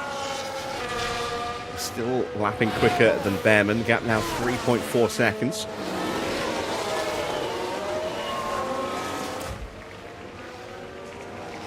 Car seems to be working very well here so far in Suzuka.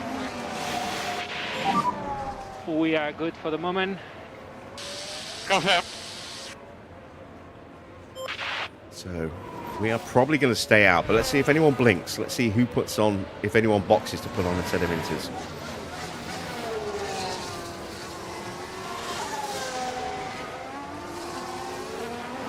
Albon and Colapinto still kind of tucked up behind Porsche. Not really close enough to have a look. Not yet. But now that the track has dipped to below 4 mil, we might see some movement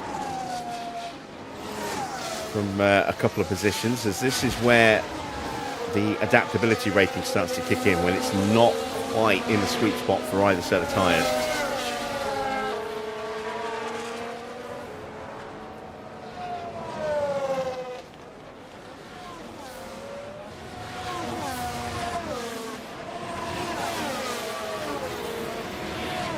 This is the closest Albon has been to the back of Porsche. So we might try and make a move this lap. We're going to dip the tyres down We need to manage with a these view to tires, staying okay? out. So we want to protect them. They're still going up, so we're going to We ease them need to off do a bit full more. management on this set. Okay. And we need Nobody to has look at gambled the yet. rear Let's take tyres. another look at the weather forecaster. Confirmed. So we are going to get that second period of damp tyres.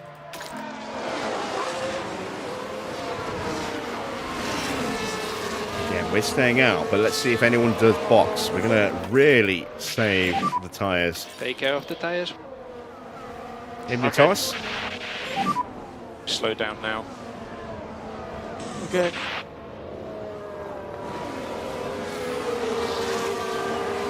We have got a very good car this year, yes. We had quite a nice little advantage at the start of the year. That was closed up a bit in some areas by the time we hit Suzuka, but in other areas we're still very strong. Tyre wear, we are a class ahead of everybody on tyre wear.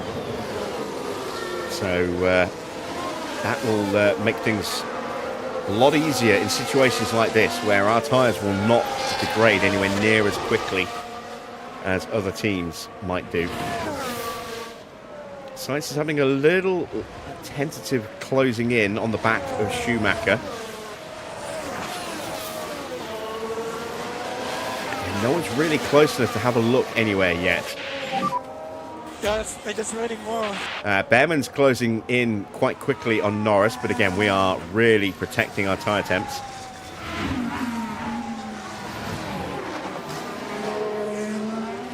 Making sure they don't cook themselves while the track gets drier and drier before it goes back to full wet conditions.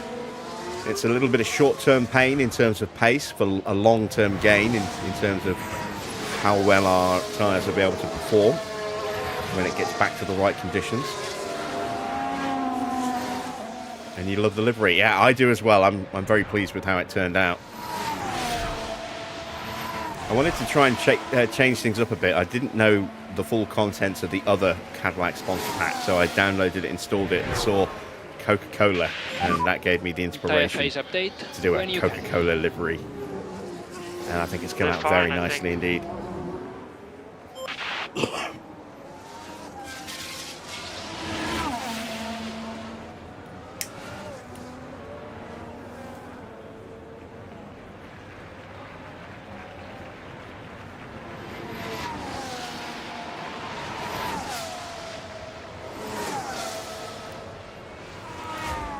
Tsunoda getting a little close to the back of Hadjar.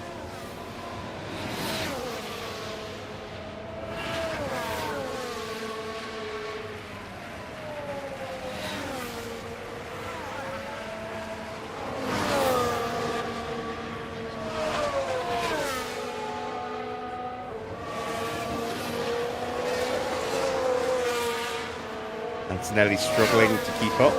Look how dry the track is getting. If someone had gambled for Inters, their pace would be much, much quicker.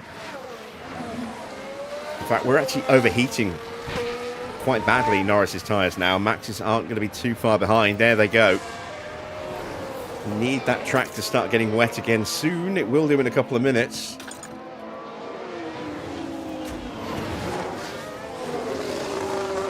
Bearman's tyre temps are like, they must be going through the roof. Just a second and a half behind.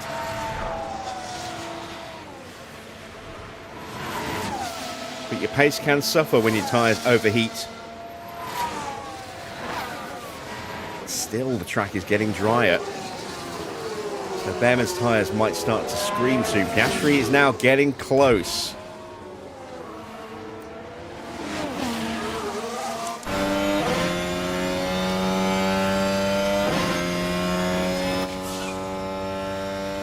Sets a new fastest lap. There is a bonus point for fastest lap.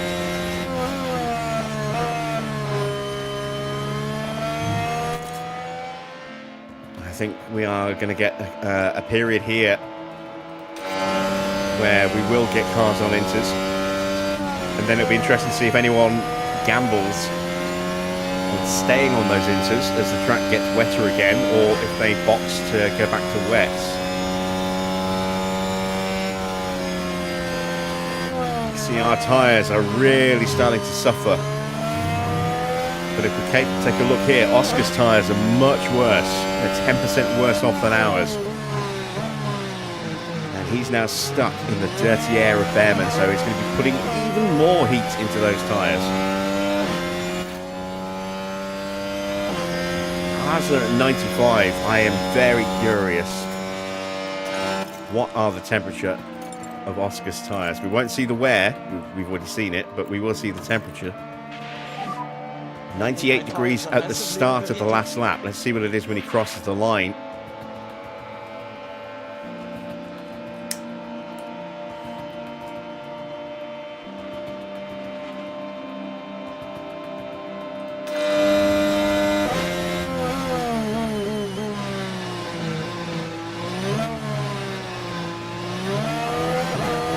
And Albon is getting close to the back of Porsche, might have a lunge.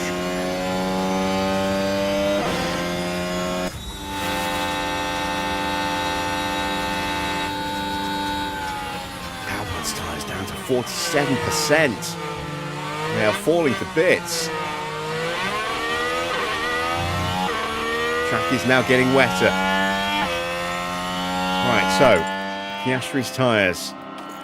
Temperature at the start of the lap, 109 degrees. Woo. That's very hot. That's going to really accelerate how quickly they fall apart. So we're going to see the AI box for new tyres soon. As soon as we get to 4 mil, I'm going to just hammer the tyres so that we can try and pull out a gap before we make some pit stops of our own.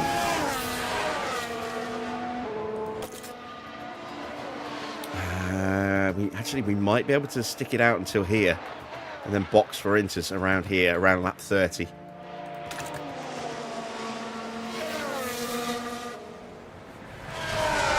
I don't know what the AI is going to do, though. We're not going to look at their tyre wear anymore. We're just going to leave them to it and see what happens. Albon still can't find a way through. Colapinto's been tucked up behind Albon the whole way as well.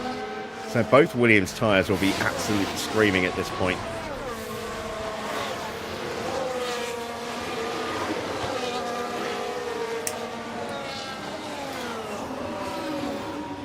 See the tyre temp starting to come down as the track gets wetter again. Bearman almost back to 3 seconds again. This is very close for Albon. Oh, he's right on the gearbox of Teo here. Has a half look.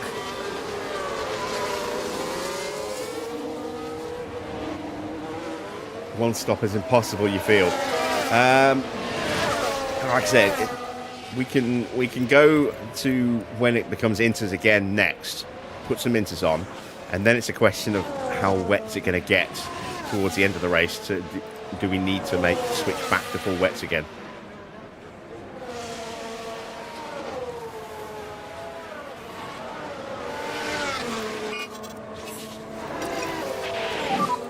The tyre guys, we can up our pace again. Increase pace in turn 12 a little bit. Just take care of the tires for the moment. Confirm. Mode push. Yep. Let's try and stretch our legs a little bit. Antonelli again is close to the back of Mini. But this has been the closest potential battle for a little while now. And we're not seeing any real concerted effort to actually make the overtake yet from Albon. I think many potential overtakes are going to happen in the pit lane. I don't think we're going to see a lot of on-track action. I think it's mostly going to be through the pits that we see those position changes.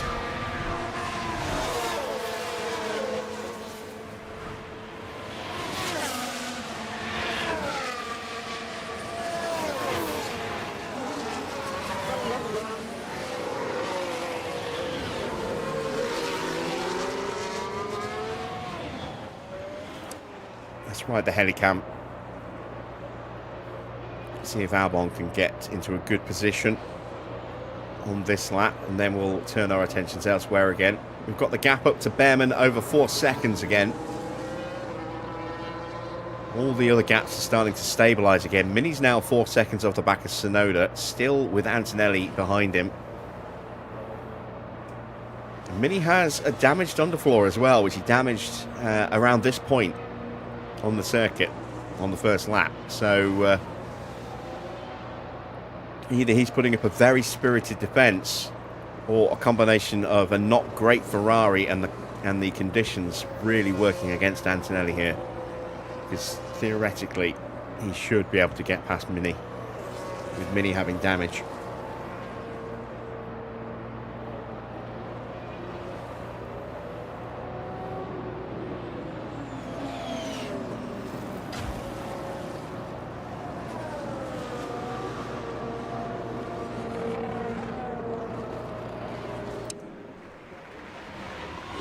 Oh, and wide goes Kimi. Running out into the escape area at Spoon there. Let's have a look as we go into the 13th corner. And Went wide in they just go, a little leaving too the hot, racing line. popped the curb. And they might want to take a look at the floor of the car there, because that won't do it any good.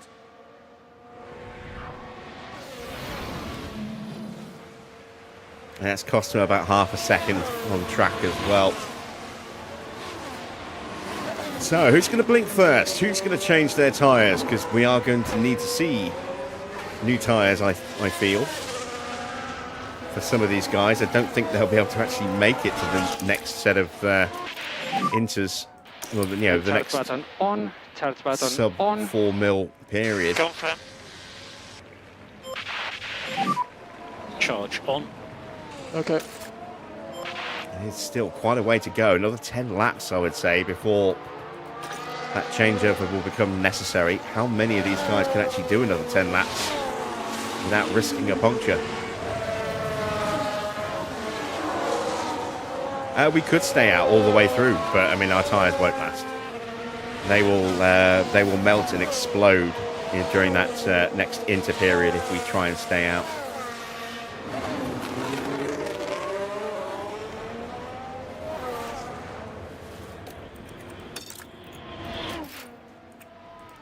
I mean, you can see how much we lost just on those few laps at the minimum pace setting when they were overheating.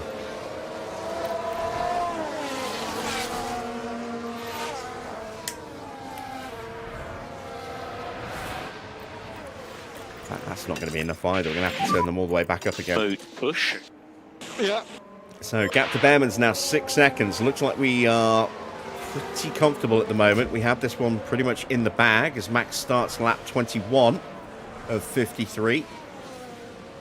3 seconds ahead of Norris. Bearman 6 seconds further back in third. Then it's Piastri fourth, Lindblad fifth, Leclerc sixth, Gasly seventh, Hadjar eighth, ninth for Tsunoda, 10th for Mini, 11th for Antonelli, then Schumacher, then the two Mercedes, the two Williams, Lawson's TGR, the two Audis, Fornaroli and Drugovich. No changes in position since the opening lap and Russell's retirement. There have been very little in the way of overtakes at all. Tyre temps are good. Okay. We have had other overtakes, but they all happened pretty much on that opening lap.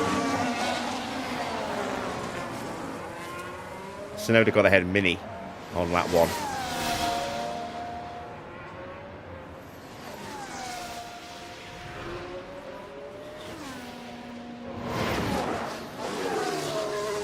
I think Gasly was ahead of Leclerc as well, you know, at the start.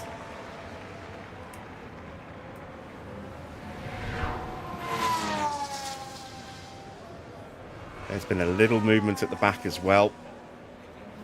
I think Drugovich was ahead of Fornaroli, I'm not sure.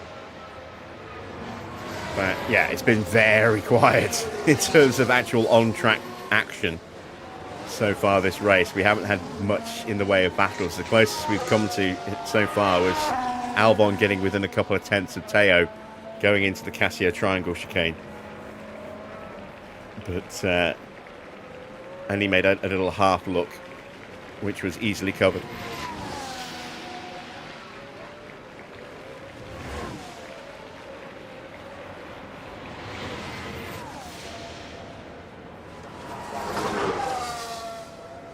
So we're expecting to come in somewhere around about 28-ish, 28 to 30 in that window for Inters.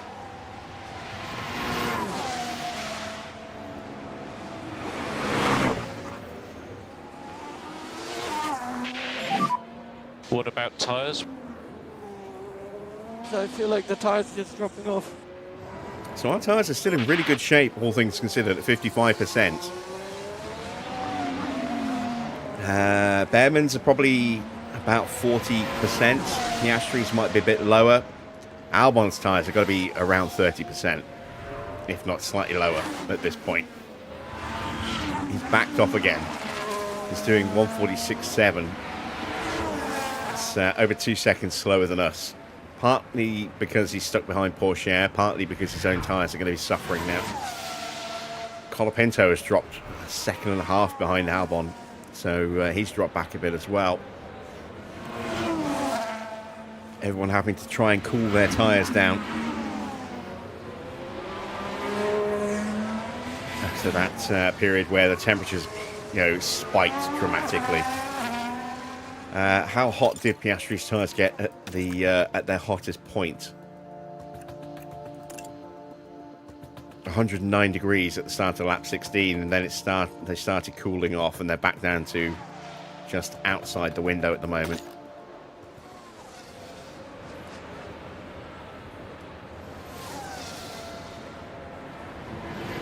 Which is also not where you need them to be, because with realistic racing, when tyres are too cold, they start to blister and lose performance.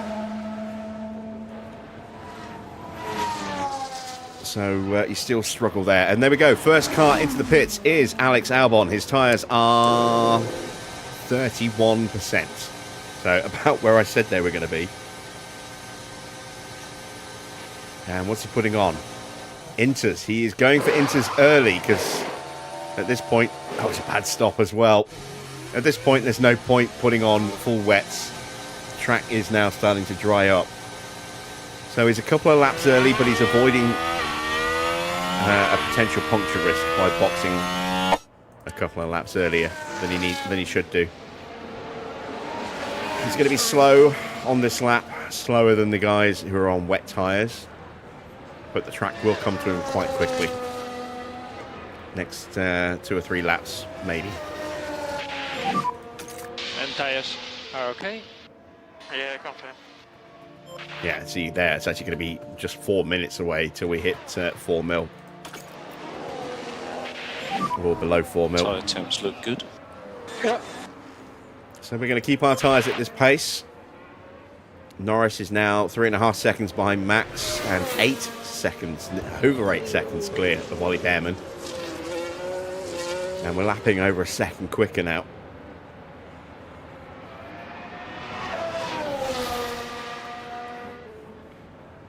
Would Max get his way back to winning from Suzuka 26 season?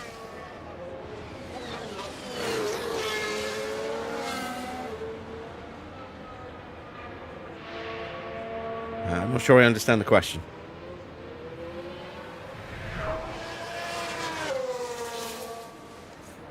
As Colapinto comes in, so this should be for Inters as well. Lawson coming in behind him.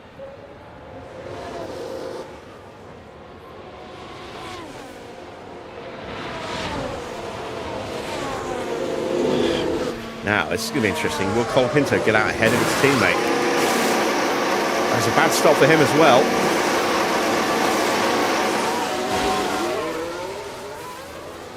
And Colapinto is jumped by Lawson in the pits. Albon does go through.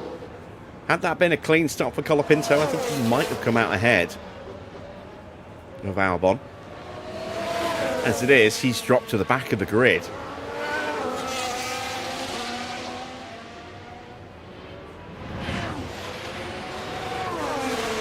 We have 9.4 seconds clear of Ollie Bearman.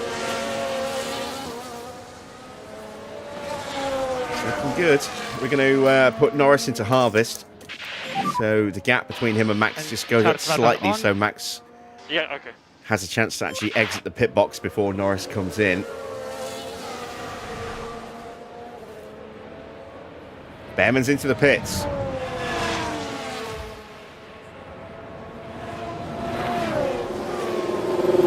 And so is Leclerc, and so is Gasly. So these guys will have an opportunity now to try and undercut.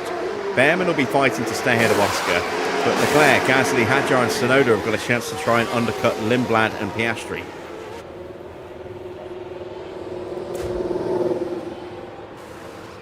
And there's Tsunoda in the background. Hadjar gets out in front of him. Mini's coming in. And the two Ferraris are stacking.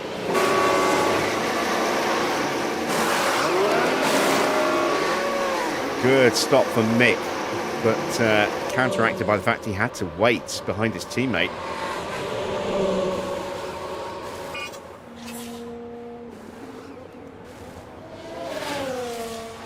You mean, can Max start winning? Oh, you mean in reality, can Max get a win this year? You can never rule him out. In the way the car is right now, probably not. But I'm sure that car will improve as the year goes on. We need to box this lap. Getting carried away and forgot to actually see where we are on the track. Right, we're going to go for a double stack of our own.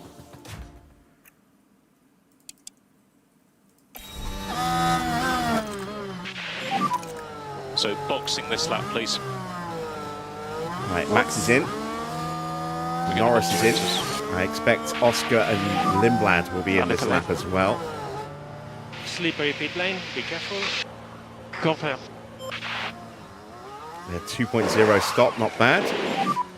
You're in clear. 2.1 second stop for Norris, slightly slower, but he got a clean entrance and exit.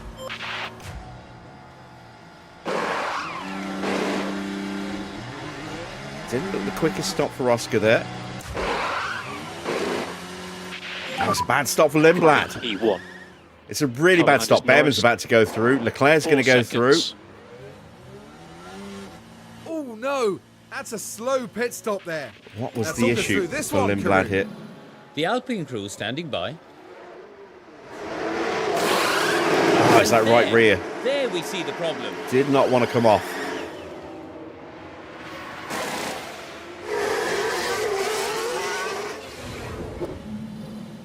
28 laps to go. Will Gasly get through? Yes, he will. It's going to be tight with Hadjar. There is Hadjar. He will get out in front of Hadjar. So, yeah, Leclerc has gained a couple of places. Well, no, he's gained a place. Gasly's gained a place. Lindblad has lost out. Thanks to that bad stop.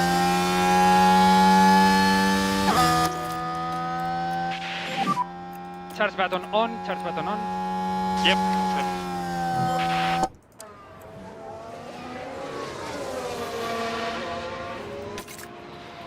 And we are going to make sure we have a concerted push around here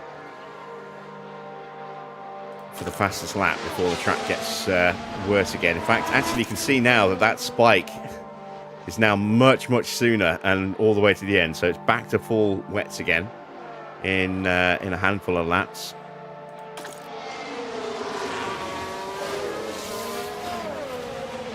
I will take a look in a second.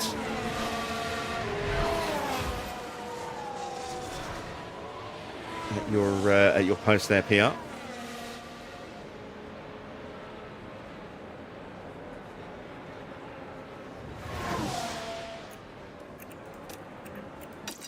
Let's just ease the tyres down a little bit. No management required. Let's refill Max's battery, and we'll finish topping up Norris's battery as well. New fastest lap for Charles Leclerc, a 140.6. Yeah, okay. Track is getting very fast in comparison to where it was earlier. Fornaroli has jumped ahead. Porsche and Sainz have dipped badly. Albon's early stop has actually paid off for him. He's up to 13th place. Colapinto is close here to the back of Bortoletto. We might actually see an overtake on track here. And a little half look at the inside line. It's just shut down on the exit of 1 by Bortoletto there. Sainz is stuck behind the pair of them.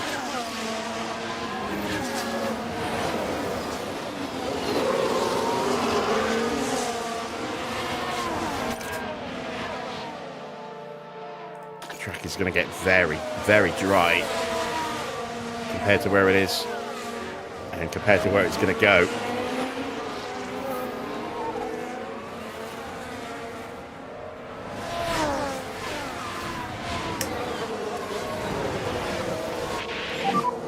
Few of the fastest car on track. Max sets the fastest lap without really trying, but it's not going to last. 140.0. That's just a measure of how much the track has dried up. There we go. Bearman sets the fastest lap that is 1.3 seconds quicker. 138.7. Yeah, confirm. We're in harvest mode at the moment as well, topping these batteries up for when we have our push. The track is still drying up.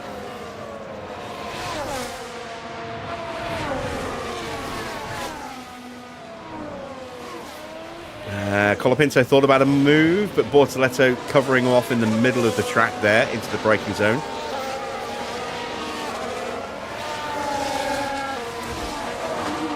Doing in the second Audi, close behind Sainz, but I don't think he's going to have the pace to get that move done. Will Colapinto try this time? Another half look into turn 1, but he's not really close enough.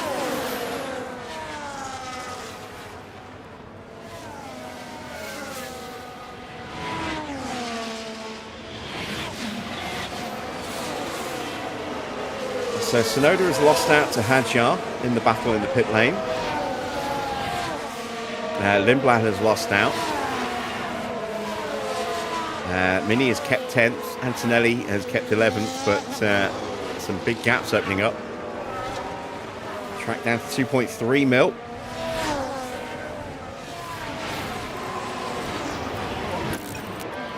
There we go. We've got a full battery for Norris, and we're almost at a full battery for Max. Button off. Yeah, all good. And we are going to start to push in a couple of laps, I think.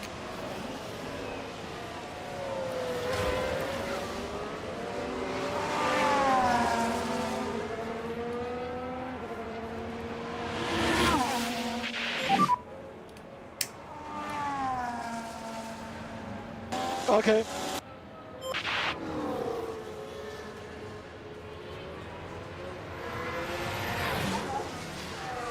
Want that bonus point. I don't mind which one of the drivers gets it. Schumacher sets the fastest lap at 138.3. There's a lot more pace to be found than that.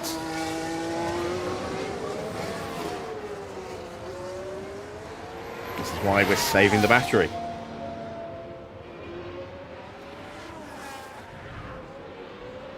Making sure that when the time is right, we can strike.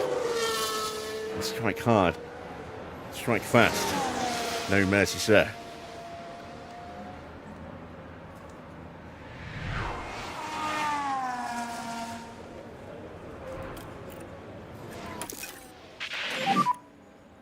There we go, full batteries.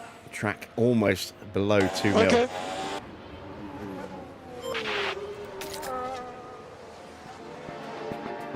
Still looks like it's going to get a little bit wetter, a little bit drier before it gets wetter again. So we will start pushing on the next lap.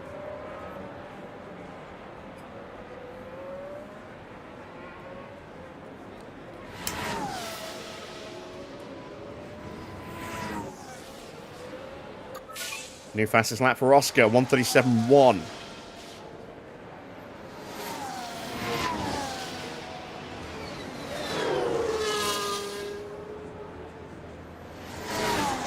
It's 9/10 of a second quicker than Schumacher's effort. And still, the track is getting drier.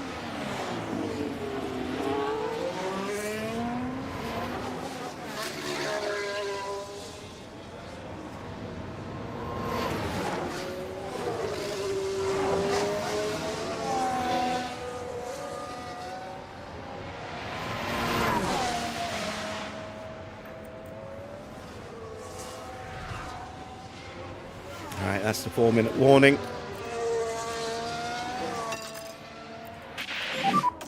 Okay, so mode push. Yep. We need you to push now. Confirm. So let's go mode push. All right, here we go. Fastest Okay. lap attempt. Let's see which of our drivers gets it. Confirm.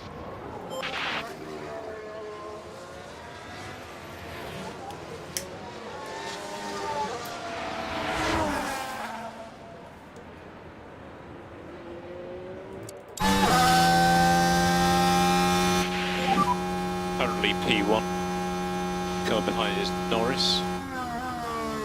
He's 4 seconds behind. Ah, yeah, a lot of rain.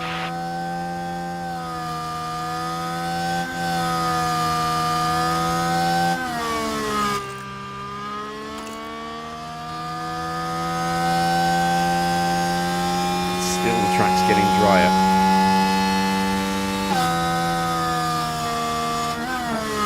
Max goes purple in sector 1. Now Norris takes purple in first sector. See if anyone else comes close.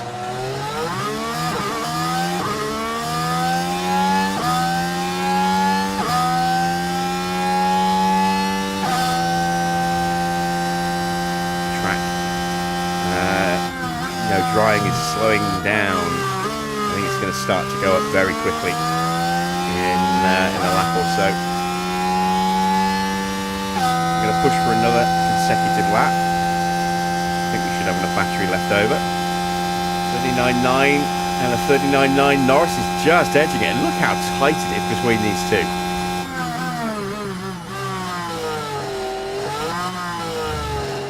Norris might steal it from Max here. It's all down to this final sector, and then if the lap holds for the next lap. 1:35.4 Okay. and a 1:35.3. Norris has edged We it have the fastest lap. so far by just over a tenth of a second. Still, the track is drying. I don't think we've got enough battery for another run. We'll give it a go, see what happens.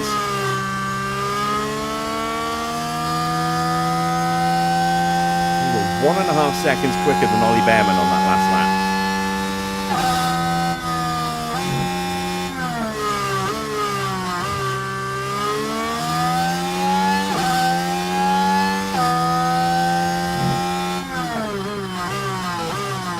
Again, Norris even quicker.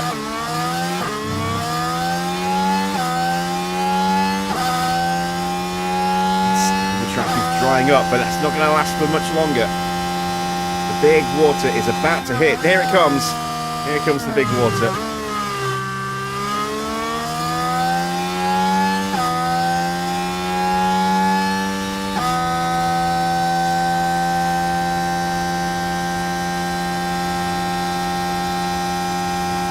Oh, it's way too soon to box. It's only 1.5 mil. Putting the wets on now is going to kill the tyres too soon. Maybe next lap, we'll see. And just a reminder on your eyes. Confirm. You need to Norris keep is the going usage purple. down a bit, otherwise you're He's just not going running to go out of purple in the battery. final Then you'll sector, I just don't need to think. take them Yeah. He doesn't. And he Yeah, doesn't come on. improve. Oh, we got a yellow flag. Somebody just running a little wide, I think. Yeah. A lock up for Bearman at the Here we are chicane. following the Alpine. Everything's all right here. Oh, look how close The brakes Oscar is. couldn't cope. They were just I think unable Oscar, to do much about spooked it. him with the pressure that he was putting him under. So Bearman drops down to 4th. Oscar into P3.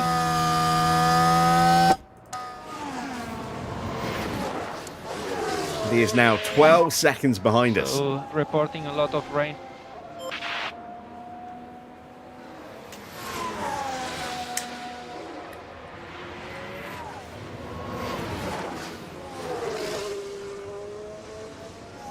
Yeah, there are certain places on the track where certain things happen. You tend to get people running wide or sometimes spinning out through spoon here.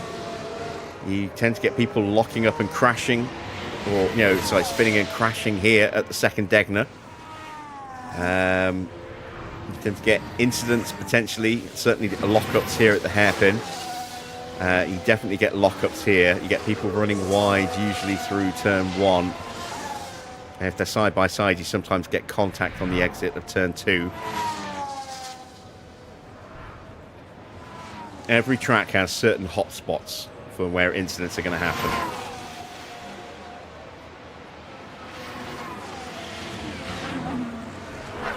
And lockups predominantly happen at the chicane, and that can cause a crash and take someone else out if you hit them. So we're at 2.6 mil. It's 3 minutes until the next block of information. So it'll be over 4 mil in 3 minutes, but it'll be over 4 mil before then, I think. I think we might box potentially the end of this lap.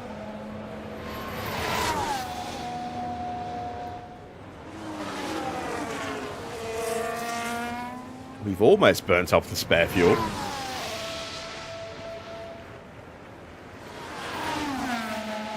And our tyre wear stat is so good that our tyres haven't overheated yet. Look, Mini's in. Mini's going for the stop now. Is this going to work for him, or is this going to backfire horribly and give Antonelli a chance to undercut him? It all depends how wet it gets on this lap. I think he might be just a fraction too soon with that. It's a good stop. In and out quickly. He's going to come out just behind his teammate and maybe behind Pourchaire. Yeah, Pourchaire gets him, but he's ahead of Drukovic. That's going to annoy the crap out of Drukovic. Because Mini's tyres are not the right tyres yet. But they are coming... The track is coming to them. I'm going to go one more lap.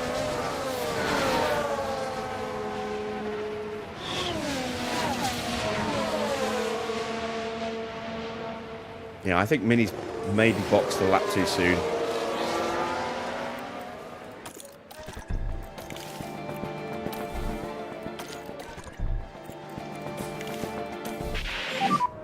Confirming you were boxing this lap.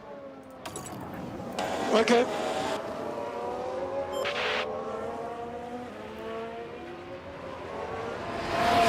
All right, Ollie Bearman's in. And so is Lindblad. So, both HiTechs coming in early. Then you see our mechanics trundling out, ready for Max, but Max is still a long way to go yet. Running really happily here.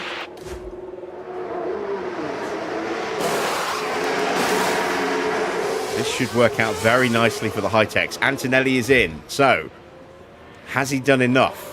Albon coming in as well. Has he done enough to get ahead of Mini?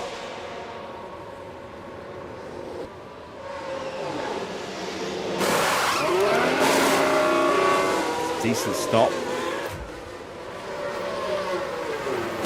Colapinto stays out. That's a good stop. That's a very quick stop.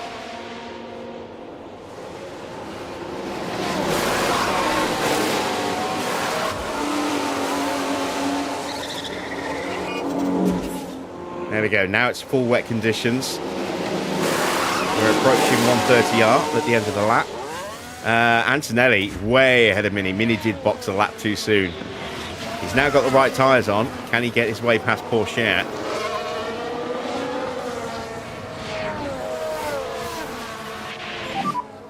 I'm in. In comes Max. Box there is very slippery. Okay. In comes Norris.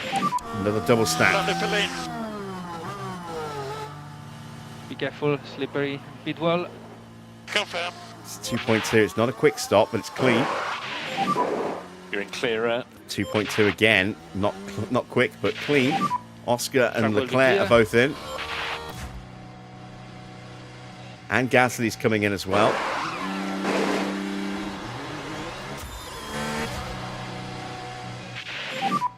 Currently P1. Norris right behind.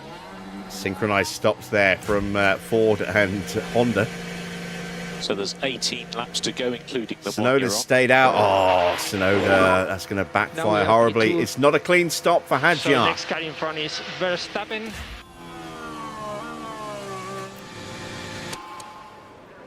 car behind is Tsunoda.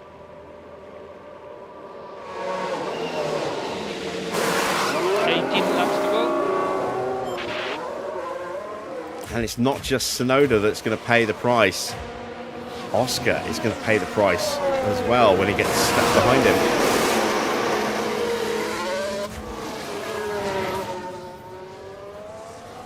Honda chose to box on separate laps rather than pulling both drives in at the same time, and that's probably a mistake. It's not the only team that's done that. Ferrari still hasn't boxed. Porsche still hasn't boxed. And the track is very much not the right conditions now.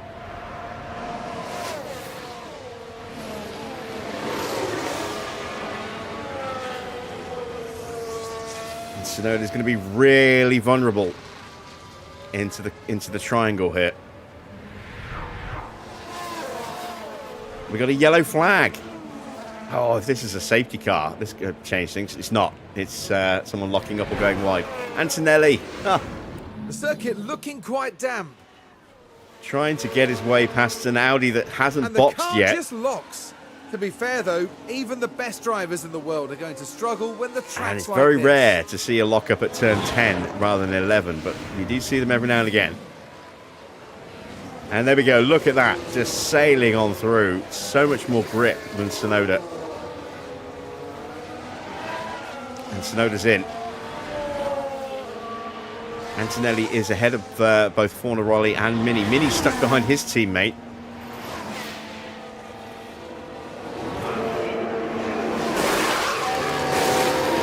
He gets through comfortably. And there's Schumacher charging up in the background as well. Oh no, I'm looking at the wrong driver name. There we go. Mini gets through. There's no grip at all for Ferrari in the braking zone.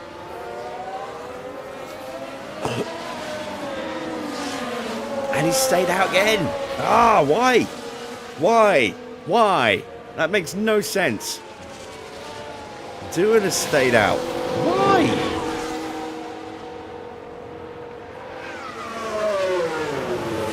Colapinto's still out there as well. Colapinto is going to get caught by Antonelli so quickly here. It's been a shocker for Mercedes today. Yeah, there's no inters coming back. There's no coming back to inters on that track. Here's Antonelli, so much quicker in the corners over Colapinto. He might get him here at the hairpin.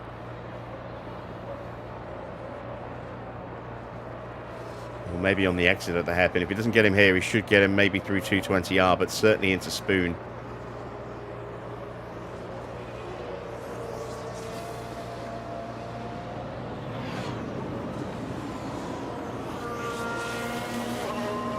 Colapinto's driving defensively.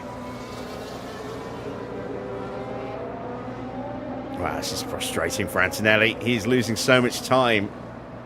Stuck behind Colapinto.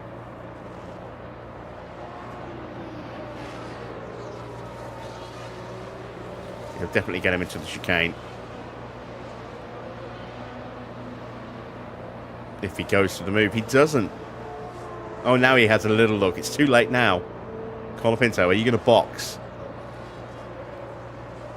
No, he's staying out. Why? Why? Why are you staying out? He did a 1:48. He was nearly 5 seconds slower than Hadjar. He was over 5 seconds slower than our two drivers. And Antonelli is stuck lapping 3 seconds slower than he should be at the moment on that last lap. Ferrari is finally into the pits.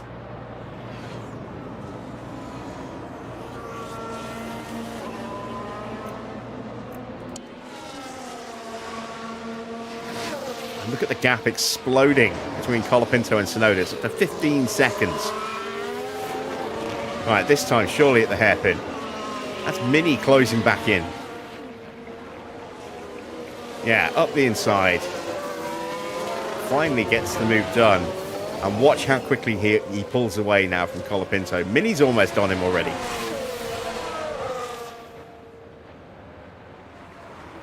It's not so much the straights where the different compound makes the difference, it's the corners, both entry and exit.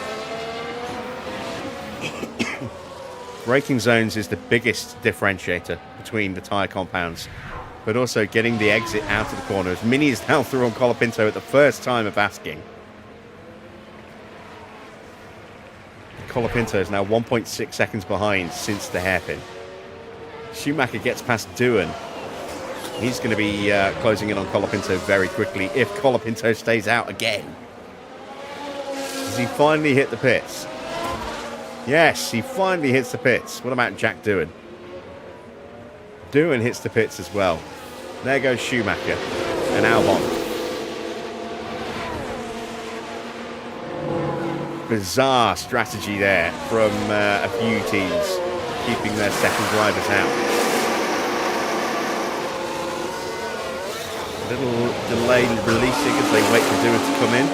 Doohan's out quickly, but it's killed their races. They're going to be so far behind now. As Porsche gets through, here comes Fornaroli. Can't quite get past Doohan. And Doohan should pull away quickly, I would imagine. So Mini's still hanging on for a point with 14 laps to go. As well, 14 laps for Max as he crosses the line. 14 and a half for Mini.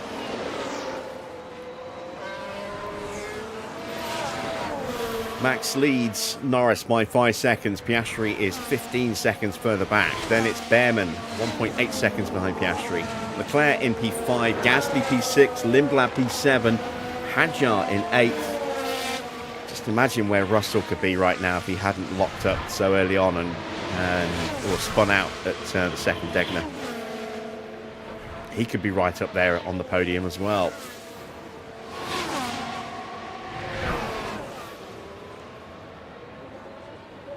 I think Antonelli's pace is going to settle now. Let's see what he does across the line. 144.8 for Tsunoda. 144.5 for Antonelli. Mini does a 145.5, so a second slower. And that kind of tracks the difference between the two drivers. The fact that Matt Minardi is damaged with a damaged underfloor.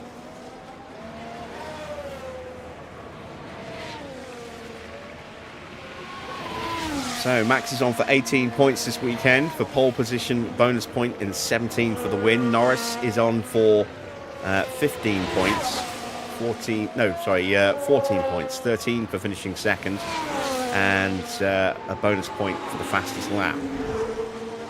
Piastri is on for 10 points. Bearman 8, then 7 for Leclerc, 6 for Gasly, 5 for Lindblad, 4 for Hadjar, 3 for Tsunoda, 2 for Antonelli, and Mini on his debut and Minardi's return to the grid is looking like he could maybe hang on for a point, but Schumacher will try and take that away from him if he can. He will be quicker, but catching is one thing, passing is another.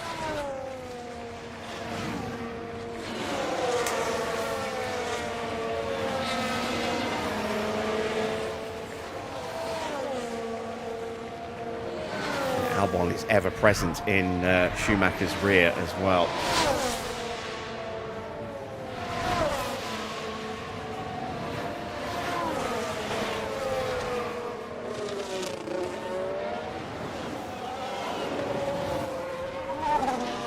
There is Mini.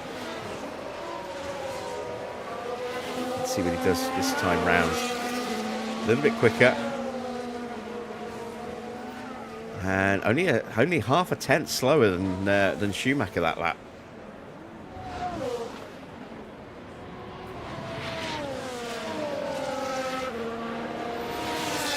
This would be a dream start to the season for Minardi.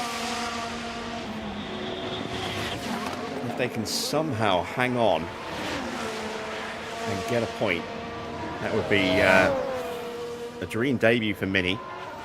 And a great return to the grid for an old established mark.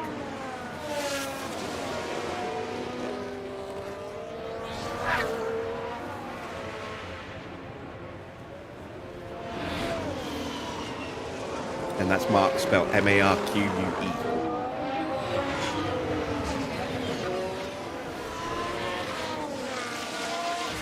Right, back to Lando and Max at the front of the grid. We are potentially going to lap somebody.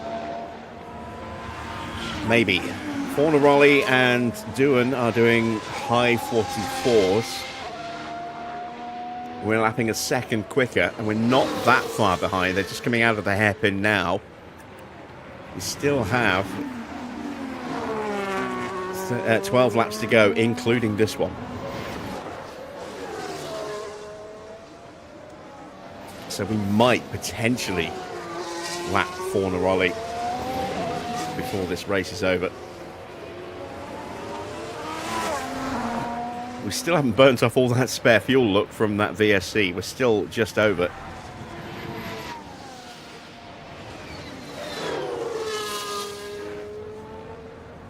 And this track's going to continue to get wetter until the end of the race. We're unlikely to burn it all off.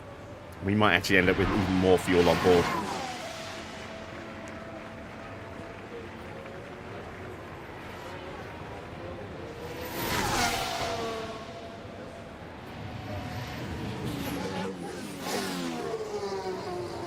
Hasn't been a lot of action or a lot of drama on the track today. Most of the excitement has happened in the pit lane. But it's been a good start to the year. The upgrades that we put on have worked and brought the car back to the level that we looked like we had at the very start of the year. We do need to work on acceleration, because that has slipped a bit. But I imagine that's probably quite a tight stat. I don't think there'll be massive differences there, unlike tyre wear, where we are clearly better than everybody else. It's a shame we didn't get the chance to really use the DRS much today, because we've got really good DRS.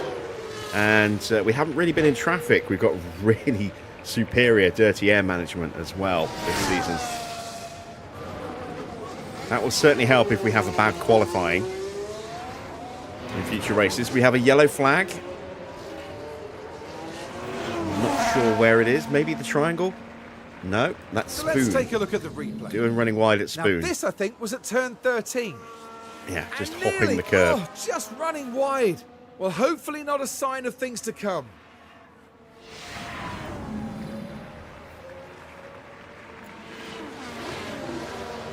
And that's allowed Fornaroli to close back up again.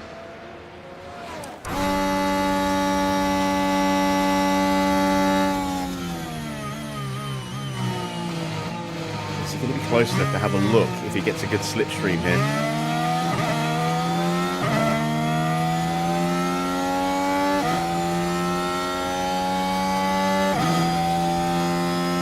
Car just sounds sluggish.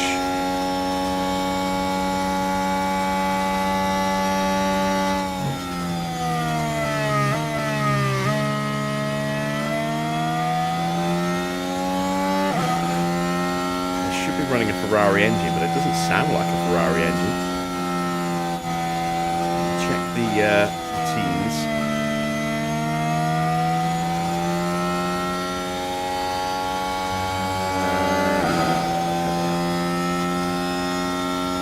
Yeah, they are running a Ferrari engine.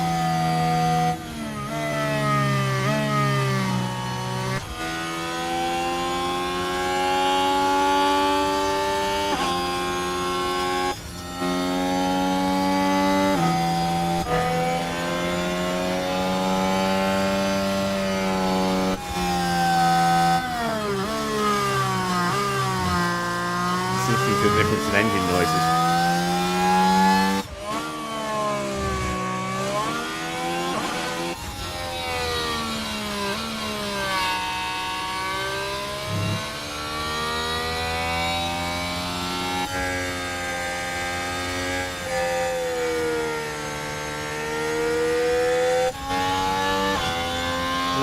some distinctly different engine noises.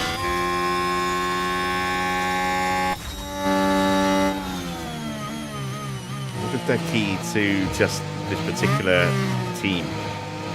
So no matter whatever engine they're going to run, they're going to sound like this. Because it's that sound tied to this team, so V-Carb / Maserati / Minardi / whatever else we want to run for this team.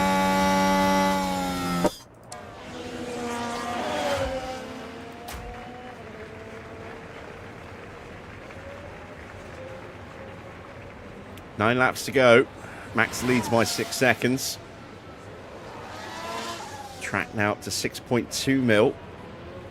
Have we reached the peak yet? Not yet. Might even go as high as 7.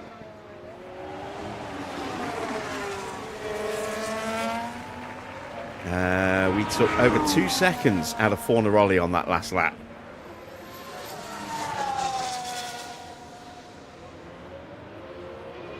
He's just pulling into the hairpin now. That's where we are. We're going to be seeing him on track soon.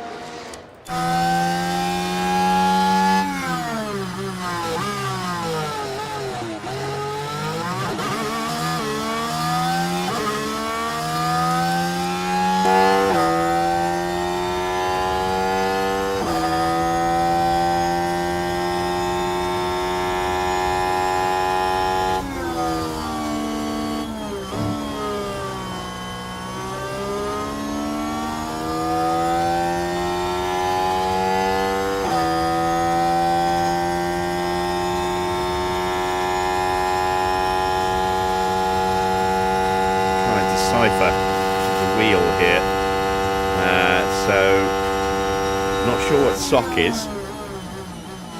We've got brake balance on the opposite side. That'll be, I'm guessing, neutral. That'll be the pit limiter box.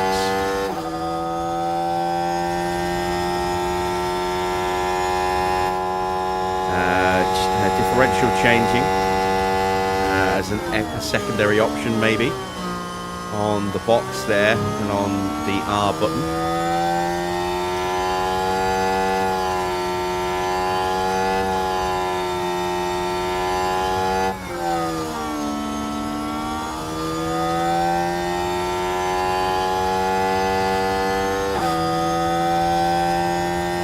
Another brake balance thing down here as well. Yeah, it's tricky trying to figure out everything on a wheel because every team has their own unique layout.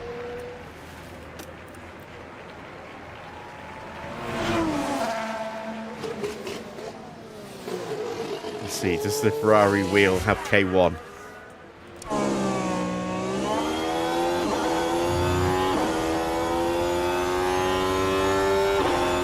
There's a K1 indicator there, but it's not the button for it. That's going to be that button there. Overtake. You can even see the radio button on the wheel there. Ah, maybe that's what the R is on our wheel. It's R for radio. Maybe that's radio. Alright, Mini is into the Casio triangle. Did a 1:45.9. Last lap, let's see what he does across the line this time. We are getting very close. Look like we might lap him. And maybe doing as well. So he did a 1:46.3. And a 1:44.4. So yeah, we took almost 2 seconds out of him again on that lap. We are going to get very close to him very quickly, like that.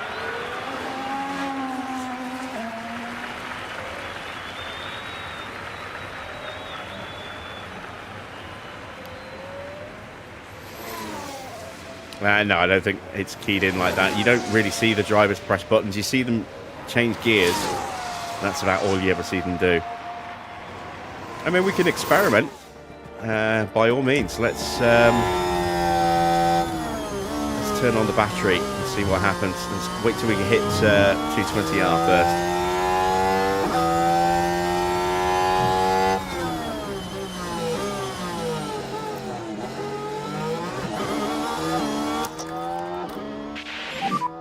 Load push. Yeah, okay. Yeah, see, he doesn't hit the radio button, doesn't hit the boost button.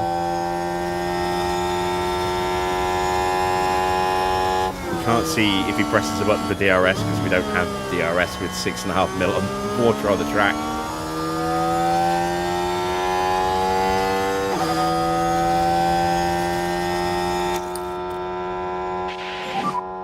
Charge on. Okay.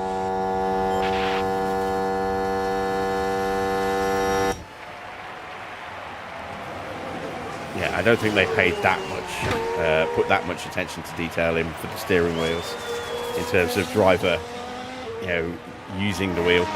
They turn it, they use the gear levers. That's pretty much it, as far as I know.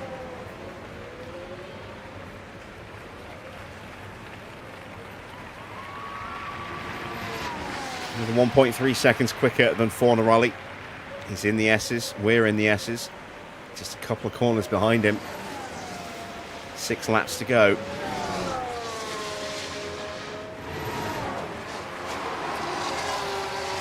There are no potential fights going on anywhere at the moment. Everyone is at least a second behind the car in front of them.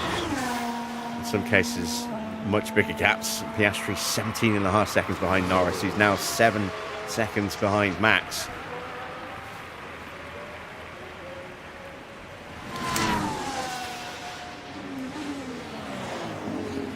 This has been a very comfortable Grand Prix. I don't know how quick our stops were going to work against everyone else, as Gasly has a little wobble at turn 1. So here we go, heading into turn 1. And that won't help their chances. Yeah, just running wide on the Fighting exit with the there. car, just a little, perhaps. Oh yeah, the F1 games did, but then they had to, because that's all you're doing is racing the car. Well, I say all you're doing, that's the main focus of it. This is a management series. You know, they've made it look good, but they haven't gone into, you know, that level of detail for the steering wheels. At least we get different steering wheels for different cars, rather than just one generic wheel.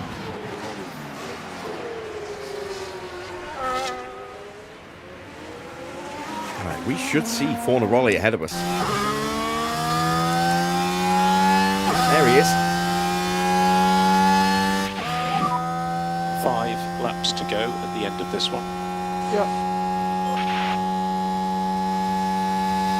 He said just 5 laps to go now. So that message came through a little delayed there.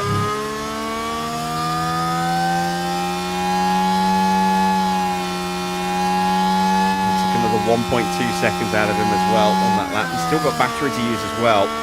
I'm not sure if I want to use the battery to definitely lap him. I feel that would be a little brutal to get lapped on your debut when your teammate's going to get a point. We'll just wait and see if he does it naturally.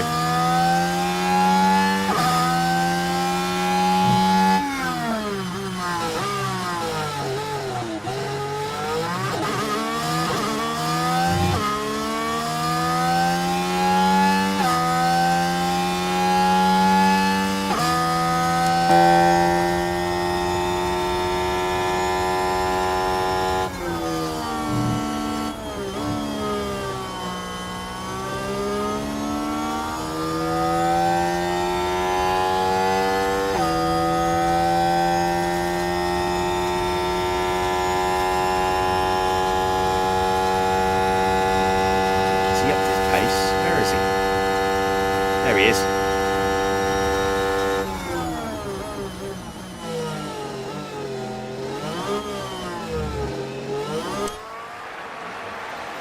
Right, he did a 146.4. He did a 144.7. 4 laps to go. 1.7 seconds quicker. Yeah, it's going to be tight, but I think we might just get him. What about tyres? I'm good. How much have we taken out of the engine so far? Ooh, 11%. Let's Go back to doing lift and coast now. we're so comfortable. Let's just ease off. We'll put these Look in after the harvest tyres, mode please. to save a little bit of wear on those as well. Yeah, confirm. And we need some lift and coast. We'll need to keep Yeah, the tyres confirm. like this, or else they're going to drop out of the temperature window really quickly. Mode push, please. Mode But we'll push. just ease down the Yeah. power usage, Energies are good. Confirm. and we'll stop using the battery so that doesn't gain. It'll save us barely Okay. anything on the wear, but given that we're supposed to have one extra on engines, Yeah, confirm. gearboxes, and DRSs, and we don't, that will at least make things a little bit more comfortable. Long season of racing. Back to a full 24 race calendar with 8 sprints. That's a lot of time for just 3 engines. I think we may well have to buy new engines towards the end of the season.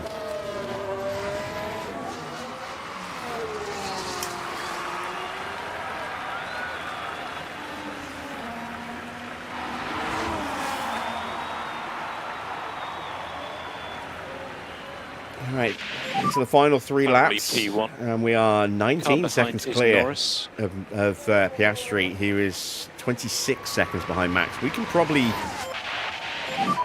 look at There are unrefueling 3 our laps cars as we remaining, have a yellow including flag this on one. track.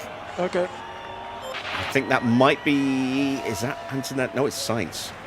Antonelli just looks slow going through the hairpin. What Now does we Sainz can do? see what happened. Right, let's follow the Now action wide through now at Dunlop. turn 7. Yeah, And they very just wide can't through keep on the Dunlop track. into the gravel. Really, they must be careful. Not a realistic recovery from that situation at all. He would have been straight on at that point and into the barrier. There's no way he'd have been able to just jerk the car back on track like that, not in gravel. That's always been a little bugbear of mine with this series, is that cars don't get stuck in the gravel every now and again. You know, they go into the gravel and they just drive straight out of it. There's no penalty as such for gravel over. Rain intensity. Well, you slow seems down to be more in the decreasing gravel now. than you do in grass. And there we go. We are going to lap 4 on a Raleigh.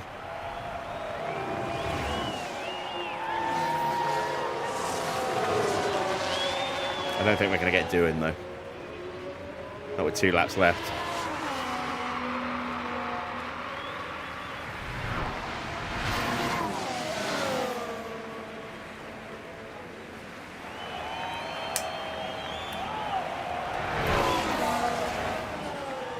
Not when he's over 6 seconds up the road.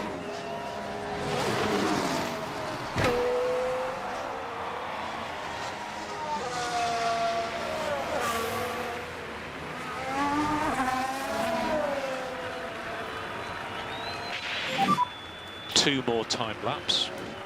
Yeah.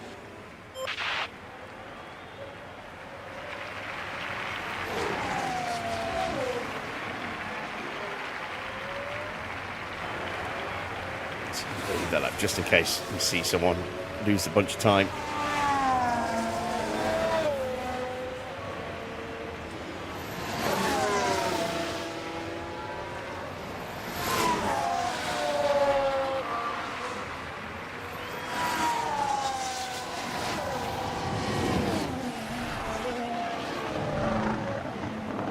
We don't know the completely full extent of our advantage over Ford yet, because the conditions have certainly played a part.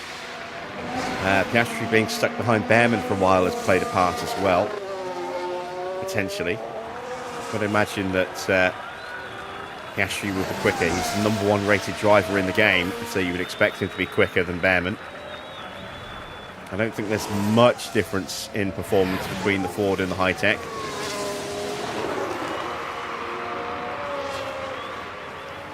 Tsunoda's race could have been better. It was kind of ruined by being kept out too long on the Inters.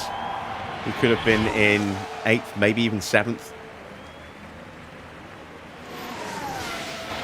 Maybe even 6th. As we start the final lap of the Grand Prix, it's been a pretty comfortable race for Max Verstappen. And Norris, for that matter, as well. Once we got those initial laps out of the way, we've just been able to stretch our legs. We've boxed at the right times as well to get the best pace. They've been very consistent.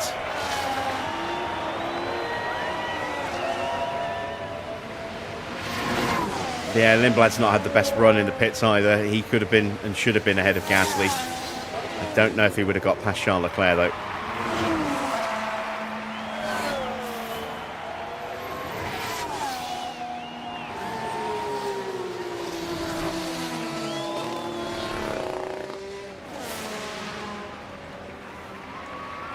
It does look like Mini is going to hold on for a point though. Schumacher a second and a half to go. There'll be one more lap around for them when they cross the line.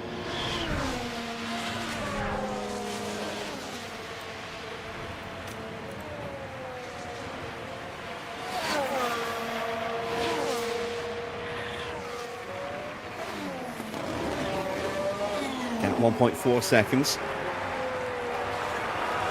In CMS, you remember the P18, P19 days, crazy how it's changed. Yeah, I mean, this season we've definitely had a huge jump in performance because of the reg changes. They're a major overhaul to the regulations.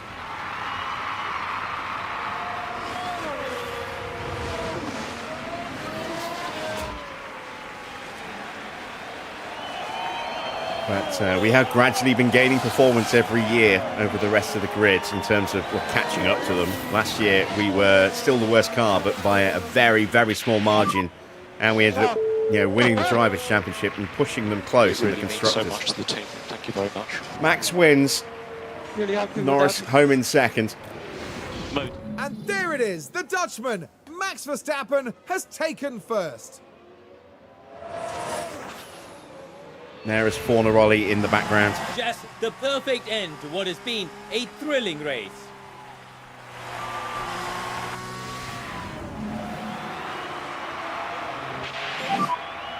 And checkered flag. Mini does look like he is going to hold on. And P2, great job, great job. Yeah, let's keep pushing, guys. Love you all. Well done, really good job. Well driven. Then into the pit lane, please. What a fantastic return to the grid this is going to be for Minardi if Mini can just keep it on the tarmac for just a couple more corners.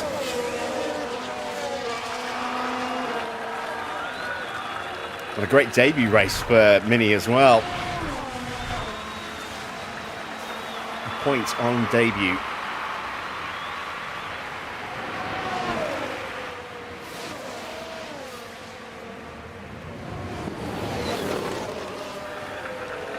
Antonelli crosses the line for 10th. Mini is going to get the final point in 11th because we are running a new point system this year. And there we go, he's done it. Schumacher crosses the line in 12th, just ahead of Alex Albon. It'll be Lawson 14th, Bortoletto 15th. Here comes Sainz. Drukovic has close, Colapinto close behind, but stays ahead. Then it'll be Pourchaire and Doohan. Not a good start to the year for Mercedes at all. And this is a what could have been race for George. He could have done very well today. A great drive today from Max Verstappen. That was a really well executed race, I thought. Major credit to the driver, the pit wall, and the whole team for that win. It's hugs all round for the team. In fact, they all deserve a pat on the back as well for everything that they've achieved. And no doubt, Verstappen fans will be celebrating the Dutchman's achievement. There's further delight for the team as they get to see both drivers up there together. And a lovely show of sportsmanship to conclude proceedings here in Japan.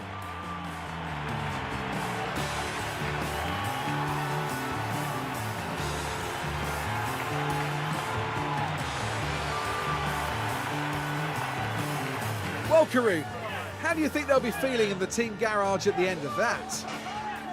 I doubt they could be much happier. A win and a podium place. What a great way to round out the weekend. And that's all for today as we wrap up the weekend here in Japan. We now look ahead to the next round in Monza in Italy. The Temple of Speed is waiting and the teams will be ready and raring to go. So, confirmation of the final results with our brand new point system. It's a win and 17 points for Max Verstappen. Lando Norris gets 14 points.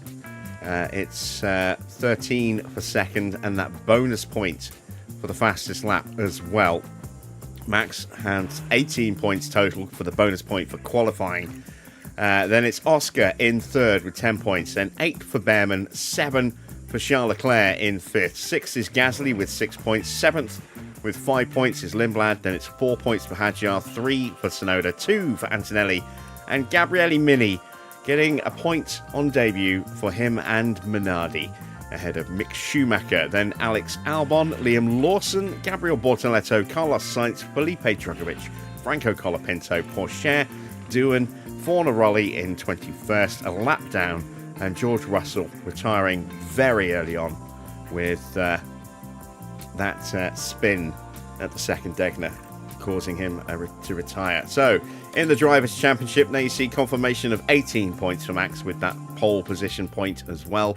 Fastest lap point combined with second place for Lando puts him on 14, and then everyone else as they finished on track. In the Constructors' standings, 32 points for Cadillac, 16 points for Ford. HiTech have 13 points, 10 points for Honda, McLaren with 4, 2 points for Ferrari, a point for Minardi, and then it's Williams from TGR, Audi and Mercedes at the bottom of the standings. Let's take a look at the pit stops. Quickest stop went to Williams with Alex Albon, Ferrari in second, Ford get third, 4th for Porsche, 5th for TGR, 6th for Audi, 7th for Honda, 8th again for Ford. We do make the board, but only just in 9th, and Minardi pick up a point in this competition as well, thanks to Fornaroli's stop. So the slowest time is 2.03, and AC Norris's best top was a 2.12, so just not good enough. So in this competition, it's Williams who take the early lead with 25 points, Ford on 19, 18 points for Ferrari, 12 points for Mercedes, 10 for TGR, 8 for Audi, 6 for Honda. There is us in 8th place with just 2 points, a point in 9th for Minardi, and then it's HiTech and McLaren in 10th and 11th.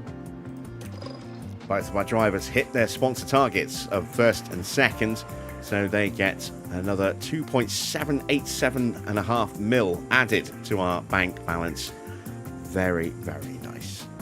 So back to HQ and start prepping for the next Grand Prix, and I'm not sure how long we've got until that happens.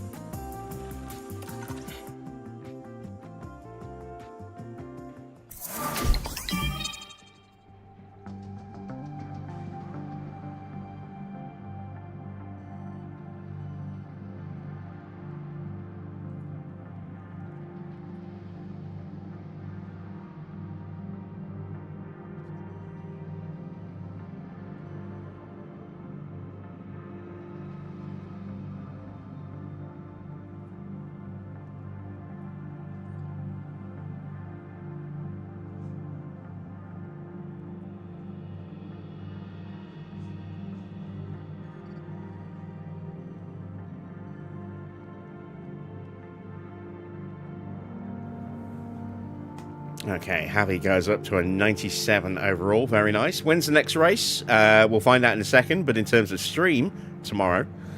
Let's see. 4 days. It's back-to-back. Straight to Monza for our first sprint of the season. That will be a real test of our car. The high-speed circuit of Monza. Our dirty air ability will hopefully come in very useful there. Let's check in with the boards, see what they thought of the opening Grand Prix. They should be delighted.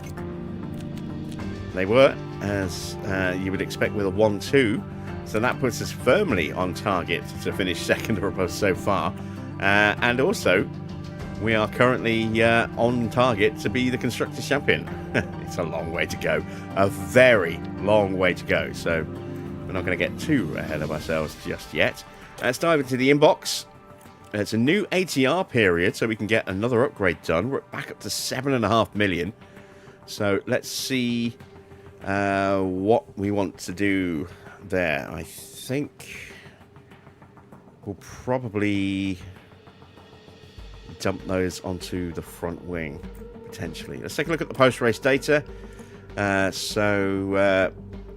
We expected to finish in first, and our best position first, so we were on target. The best strategy was the 2-stop, which is what we made. An update on Ford. Our car has better high-speed performance, which puts us on a good footing to beat them in the next race. Nice. Everything came through unscathed, although the engines have taken 11.5% life out of them. We did do a lot of running in practice, and we ran the engines hot all the way through Monza. Through Suzuka because of the weather. What I might do is I might take a lot of fuel out and just run in a low setting, maybe, for Monza. We'll see. ERS lost 4%. Gearboxes lost about 10%. Not too bad. Right. Let's take a look at the forecast for tomorrow's race, shall we? So 27 degrees on Friday for practice and sprint quali. It's quite hot. It'll be cooler on the Saturday with cloud cover for the sprint and then main quali, and then the race around 20 degrees with some sun, some cloud, sort of intermittent kind of weather. That'll be interesting to see what the temperatures are like there. Let's take a quick gander at the car. So this is where we stand at the moment, but that might not be entirely accurate. It might be dependent on whether cars have got faulty parts that need to be replaced or not. Here you can see the huge advantage we have over the grid average in dirty air performance and in tyre wear. We will get caught at some point there, so we can't rest on our laurels too long on that. But let's get straight into car development and start making the next round of upgrades to bring us up to a full Spec 2 car. I can't do both wings because that's going to cost best part of 11 mil. But we can get the front wing done, and let's drop all the hours into that.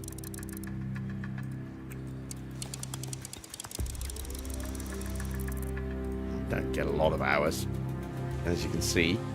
Right, let's make some little tweaks and alterations. We want to work on front airflow to really ramp up. Actually, maybe not. Might just leave us quite balanced, actually. Maybe go a little tweak to the high speed. It's the weakest of ours. Maybe the medium as well. We're pretty strong in the low speed. Let's take some life out of the front wing. Let's take it down to... Take it down to that. 2 to 4 races. There we go.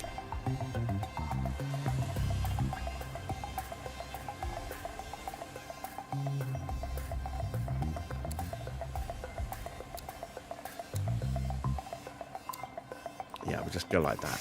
Just a slight increase in the medium and high speed. So we want to go intense. That's going to cost 5.4 mil. Means I can't get another intense part started. Don't quite have enough money. Still got 2 mil in the bank.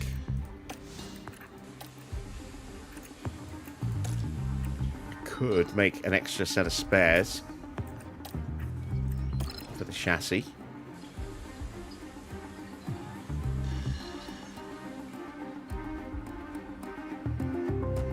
When do we get our first sponsor payout? Let's have a look. Actually, we need to scout ahead as well and see if we're going to have issues with it dropping on a race weekend again as well. So that one's going to drop just before round 4. That's Miami, I think. Yeah, Miami. So let's scout ahead.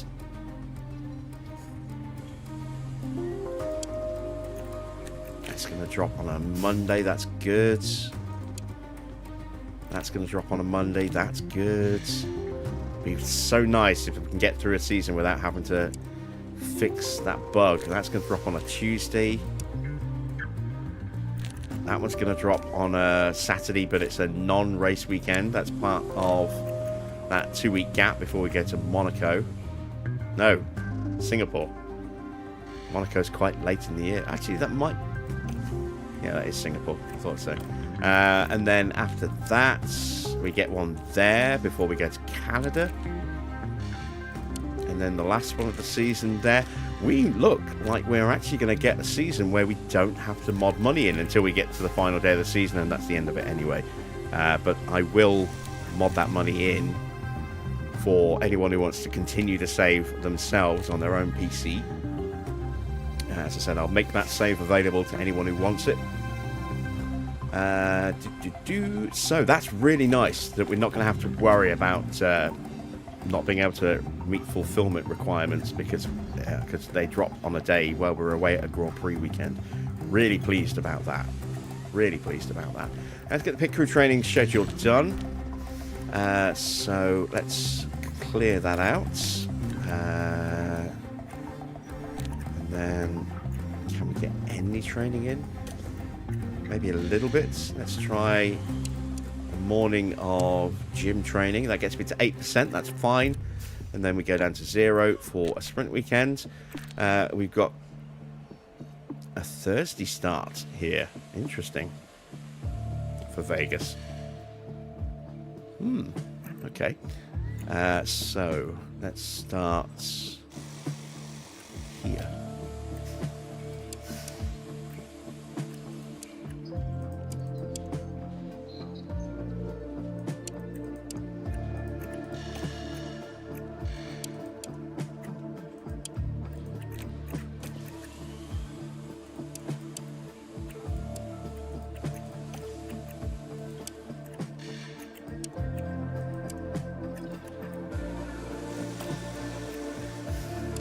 Be the last day that we can get training done before we go to Miami.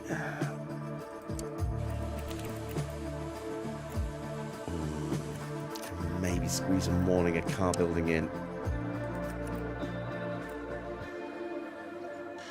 Oh no, wait, that's Vegas, isn't it? Vegas is a sprint weekend. I'll carry 1% in. I'll be okay with that. Then we'll give them the Sunday off. We'll give them the Monday off as well. Back to work on the Tuesday.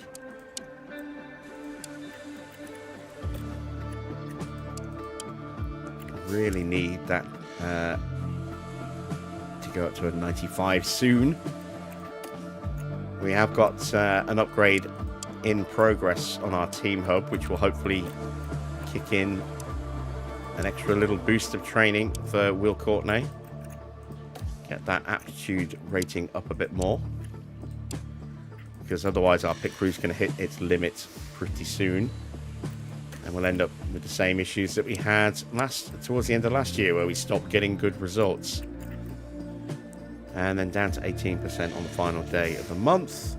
So we'll end up with a 5.3% chance of a mistake, get the estimated stop time down to 1.93.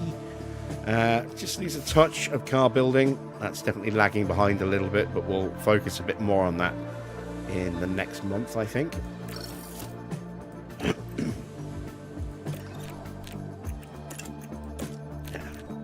Still only a 94 on aptitude.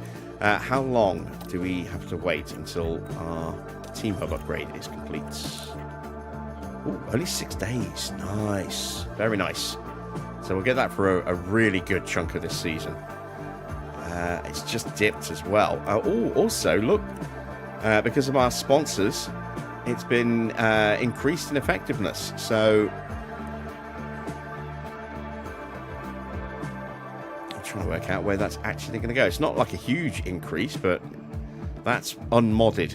That's maximum normal levels. It will actually be slightly better than that. Hopefully in 6 days' time. We'll find out when we come back from Monza exactly where it stands.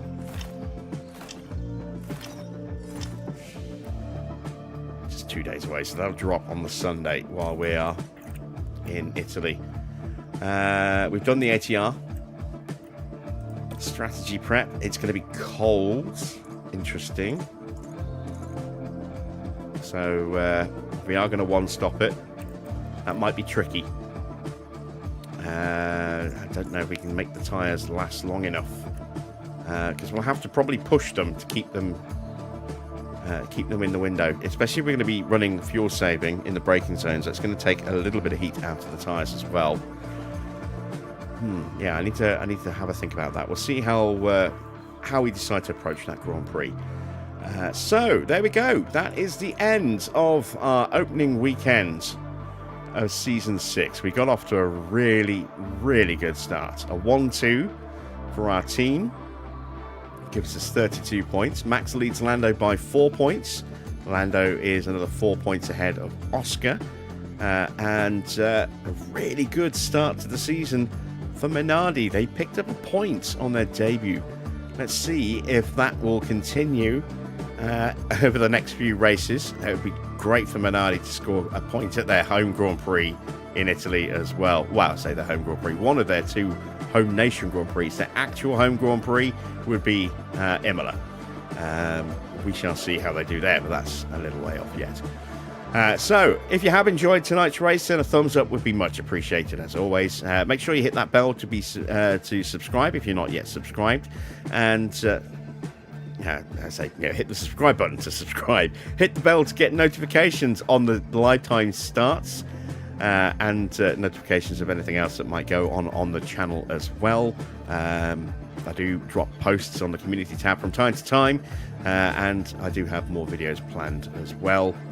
And share this around with your friends as well. Let's see if we can get some extra viewers in for our 6th and final season before we break out the other series on top. So I will be back at the usual time of 8 PM GMT tomorrow for round 2, when we head to Monza for a sprint Grand Prix. Until then, though, that's it from me. Thanks for watching. I am Jim Bob, and I'll be back with more F1 Manager very soon.